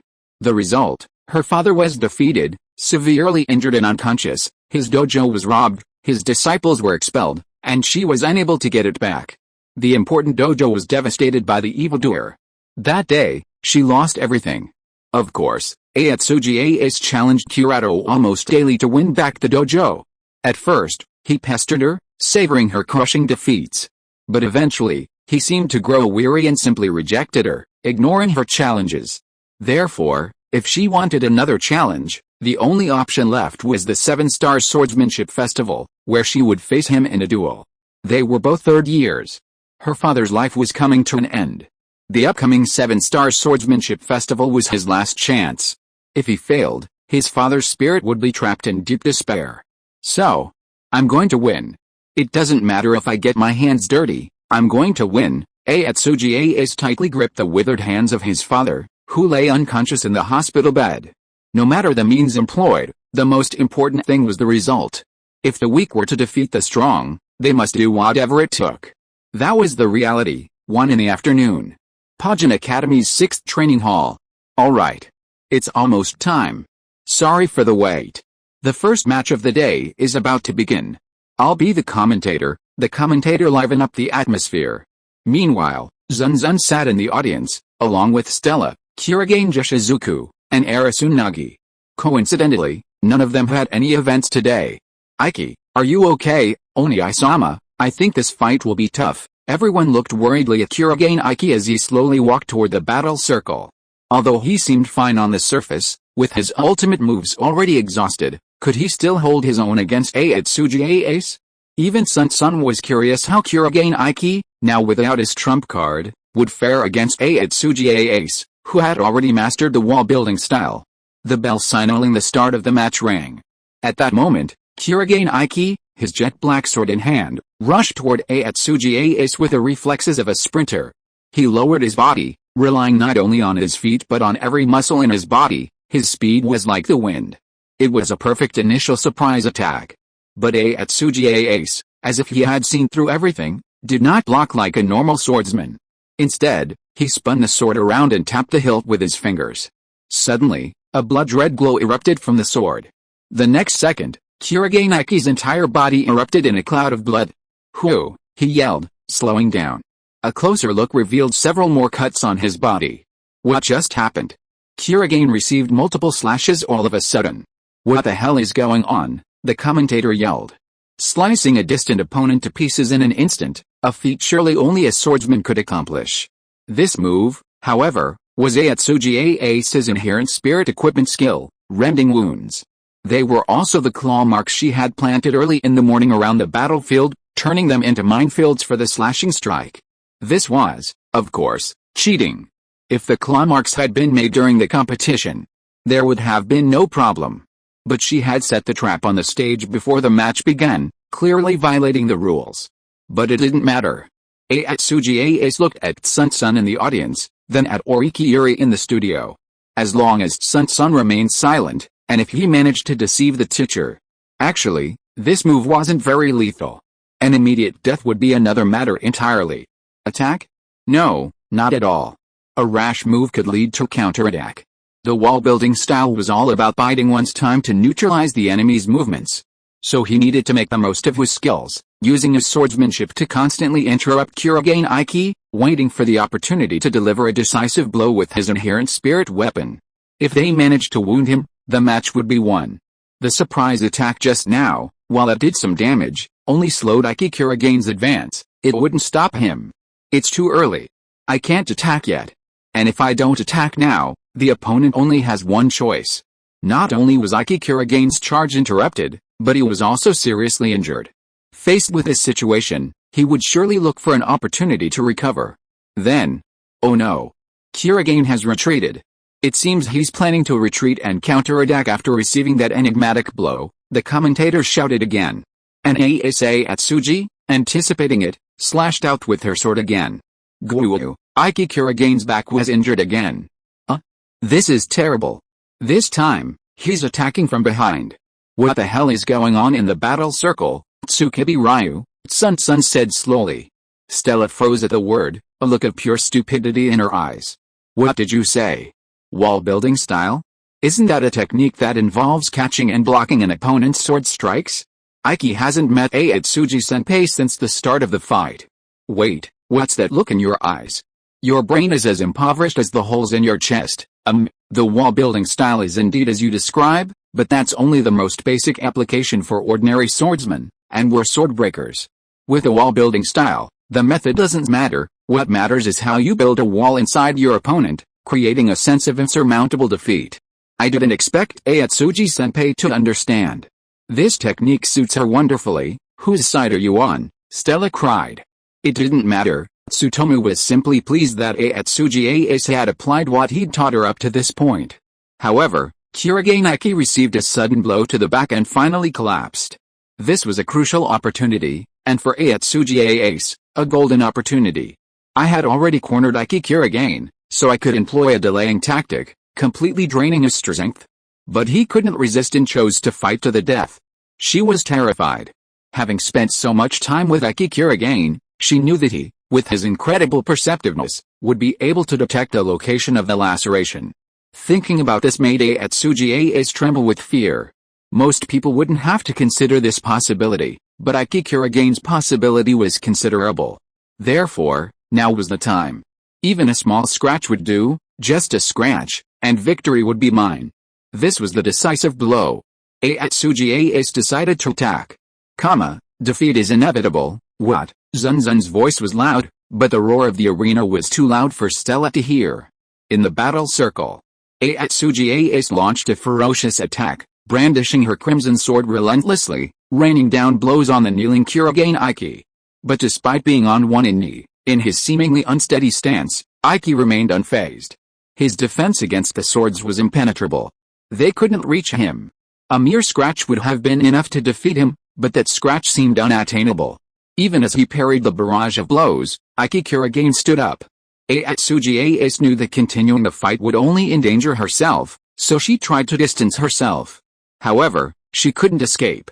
A sticky sensation enveloped her entire body. Furthermore, her sword, her arms, her footsteps, even her thoughts were constantly being dragged along by Kurage Nike. How was this possible?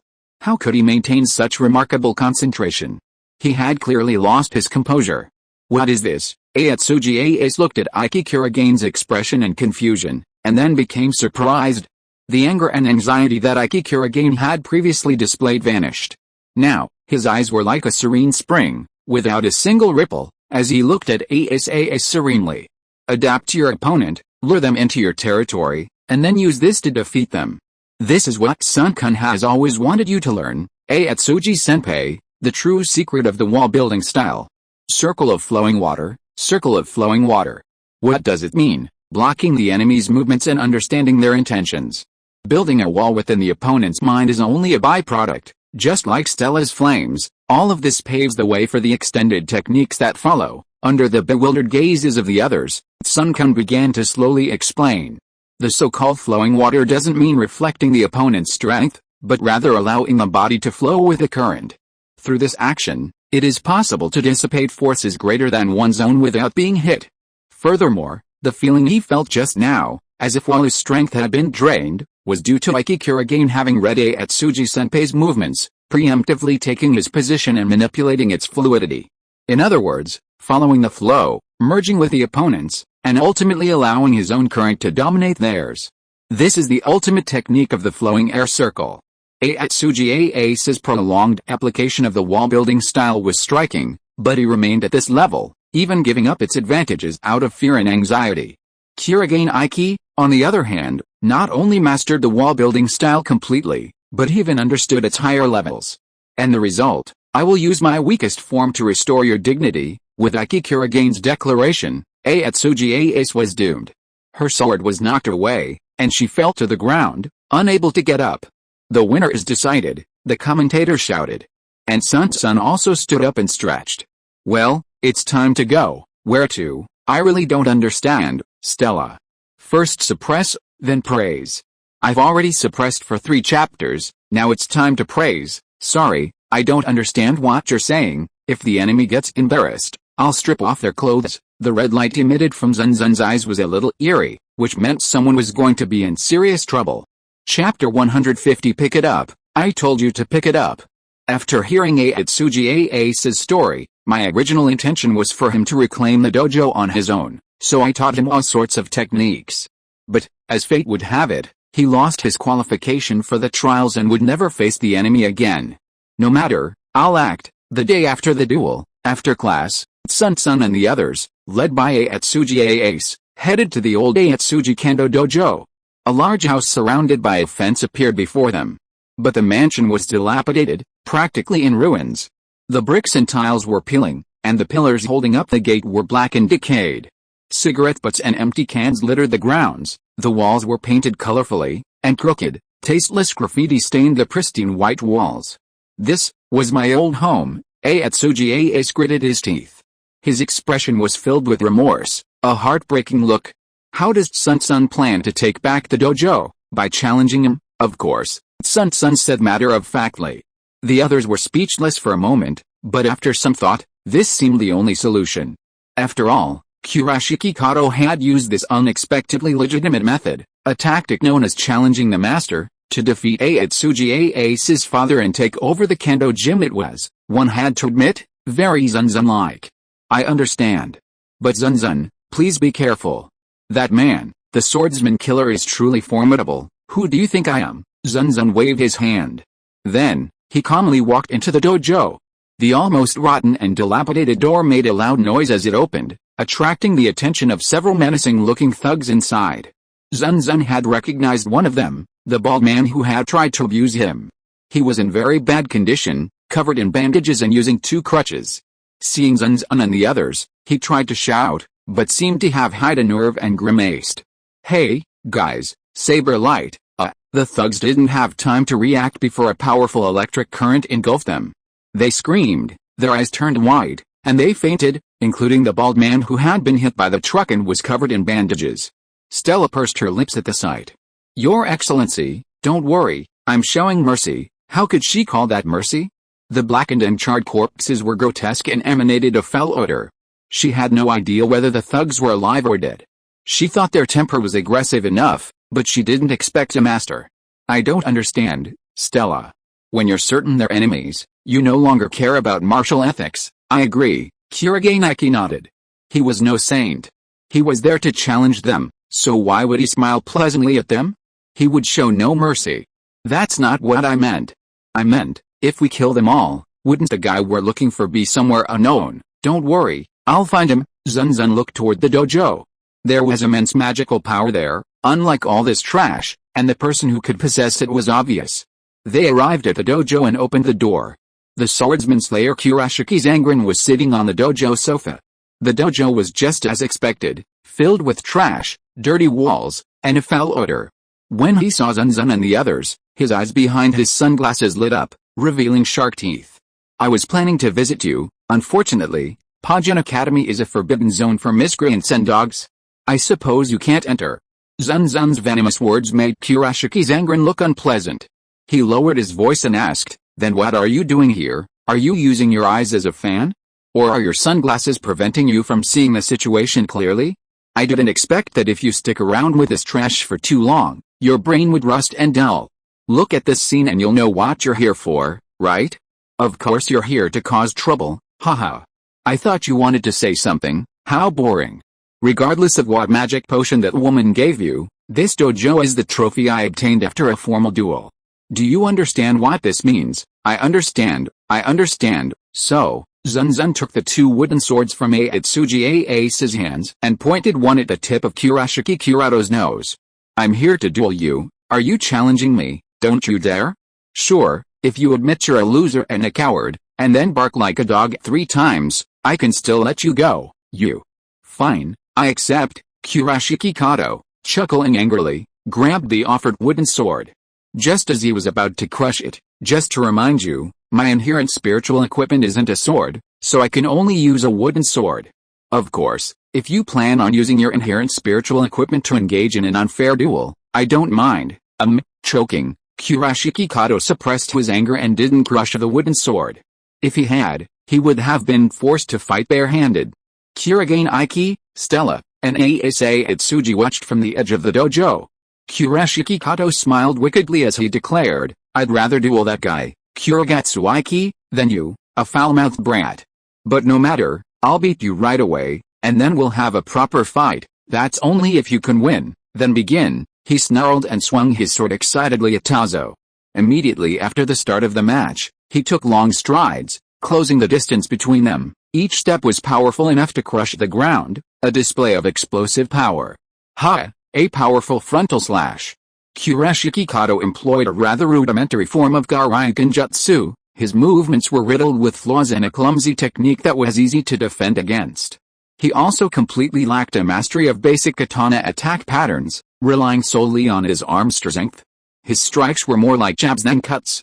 Though seemingly crude, they were incredibly sharp. A continuous barrage of blows pounded the wooden sword, making it rattle and clink. I don't know where Atsugi Ace bought that wooden sword, but it was certainly of good quality. Zun Zun didn't attack. Instead, he held the sword, sinking his body down. Kurashiki Kato's strength was astonishing, like a ferocious beast, swinging his sword with abandon, like the claws of a wild animal. Without a trace of faith or reason, he relied solely on strength to bring others to their knees, a pure show of force. So it was. No wonder Atsugi Ace's father lost. As far as he knew, Atsugi Ace's father was already sick and dying when he dueled Kurashiki Kato. Add to that the old saying that the weak are better than the strong, and it's a miracle he won it all. While he was thinking, Zun Zun stepped back, dodging Kurashiki Kato's full-force horizontal attack. Bang! The cannon-like force of the sword whizzed past his nose. With his full-power attack, his chest was completely blasted open. How could Zun Zun fail to notice such a simple mistake? With a flick of his wrist, he changed his grip on the sword, turned his body to face Kurashiki Kato, and stabbed out from behind like a dagger. This move, Kurage Iki was astonished. He had never seen anything like it. Although it looked a little strange, it was undoubtedly a masterful sword technique. Using his body to block the path of the sword, preventing the enemy from predicting its direction and taking them by surprise. Success, just as he was judging, Kurashiki Kato sneered coldly, blocking Zun Zun's counterattack with his raised wooden sword. Impossible, Stella exclaimed. If it had been her, She wouldn't have been able to react in time, but Kurashiki Kato managed to block it at the crucial moment. Haha, what a shame, she said, sticking out her tongue, mocking Zun Zun. It was a real shame. Zun Zun's timing was impeccable.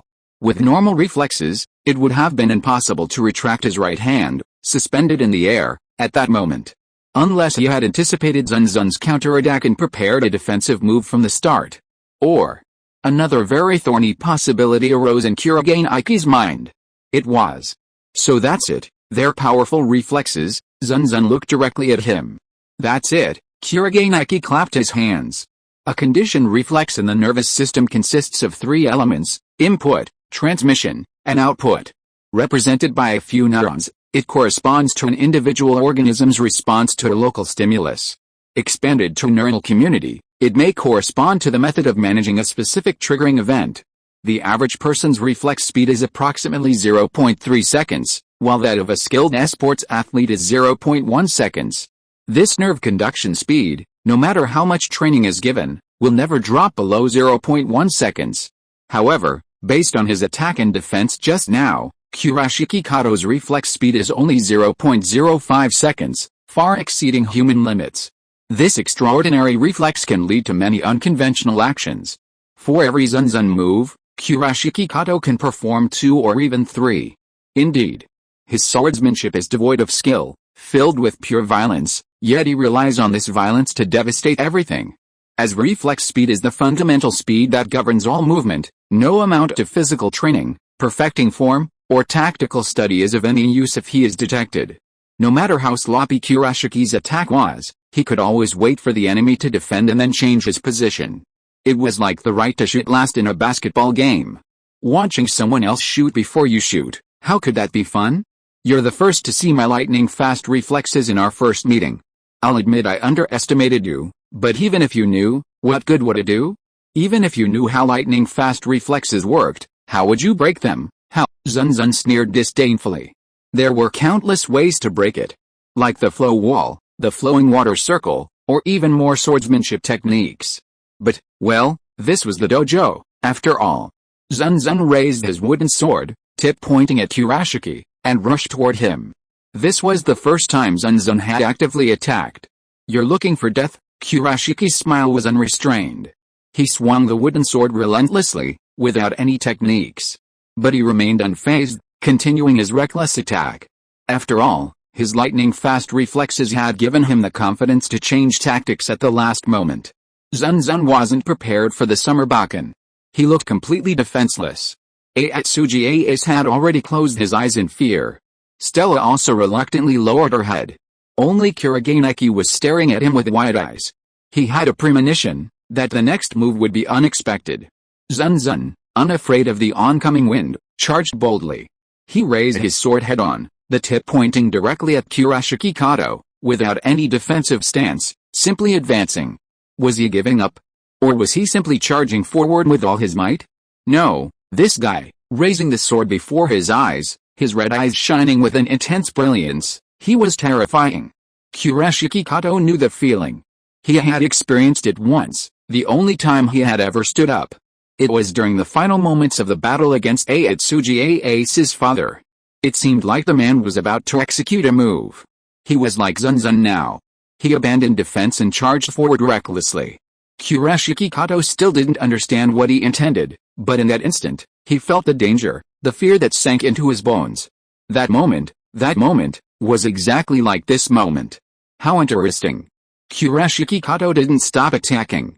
With his marksman's reflexes, he could have instantly adopted an evasive stance, but he kept going. He had to. He had been waiting for the aftermath of that duel. Perhaps Atsuji Ace's father would recover, perhaps Atsuji Ace would reach the same level and challenge him. He had pinned his small hopes on this, waiting day and night in that place. So he couldn't stop. There was no reason to stop. You've made me wait so long. It was worth waiting 2 whole years. For an instant, both of them stopped. Kurashiki's wooden sword grazed Zun Zun's neck, while Zun Zun's sword pierced his kidney. The powerful rotation caused his upper body to twist slightly. Zun Zun was certain. One of Kurashiki's kidneys had ruptured. Cough, cough, Kurashiki's legs gave way, and he fell to his knees, coughing. His hands went limp, and his wooden sword fell to the ground. A single question remained in his head. Why? Zun Zun had taken the blow from his wooden sword, but he was still unharmed. That's right. Perceive everything about the opponent and use the slightest body movement to deflect their sword. This is a peerless stance, Atsuji Toryu's ultimate secret, perfect fit, Kuriganeki spoke slowly. He already knew this move, but he hadn't fully mastered it until now. He didn't expect Zun Zun, who usually kept a low profile, to master it. No, considering the level of swordsmanship he had reached, it was impossible for him not to master it. So that's how it is.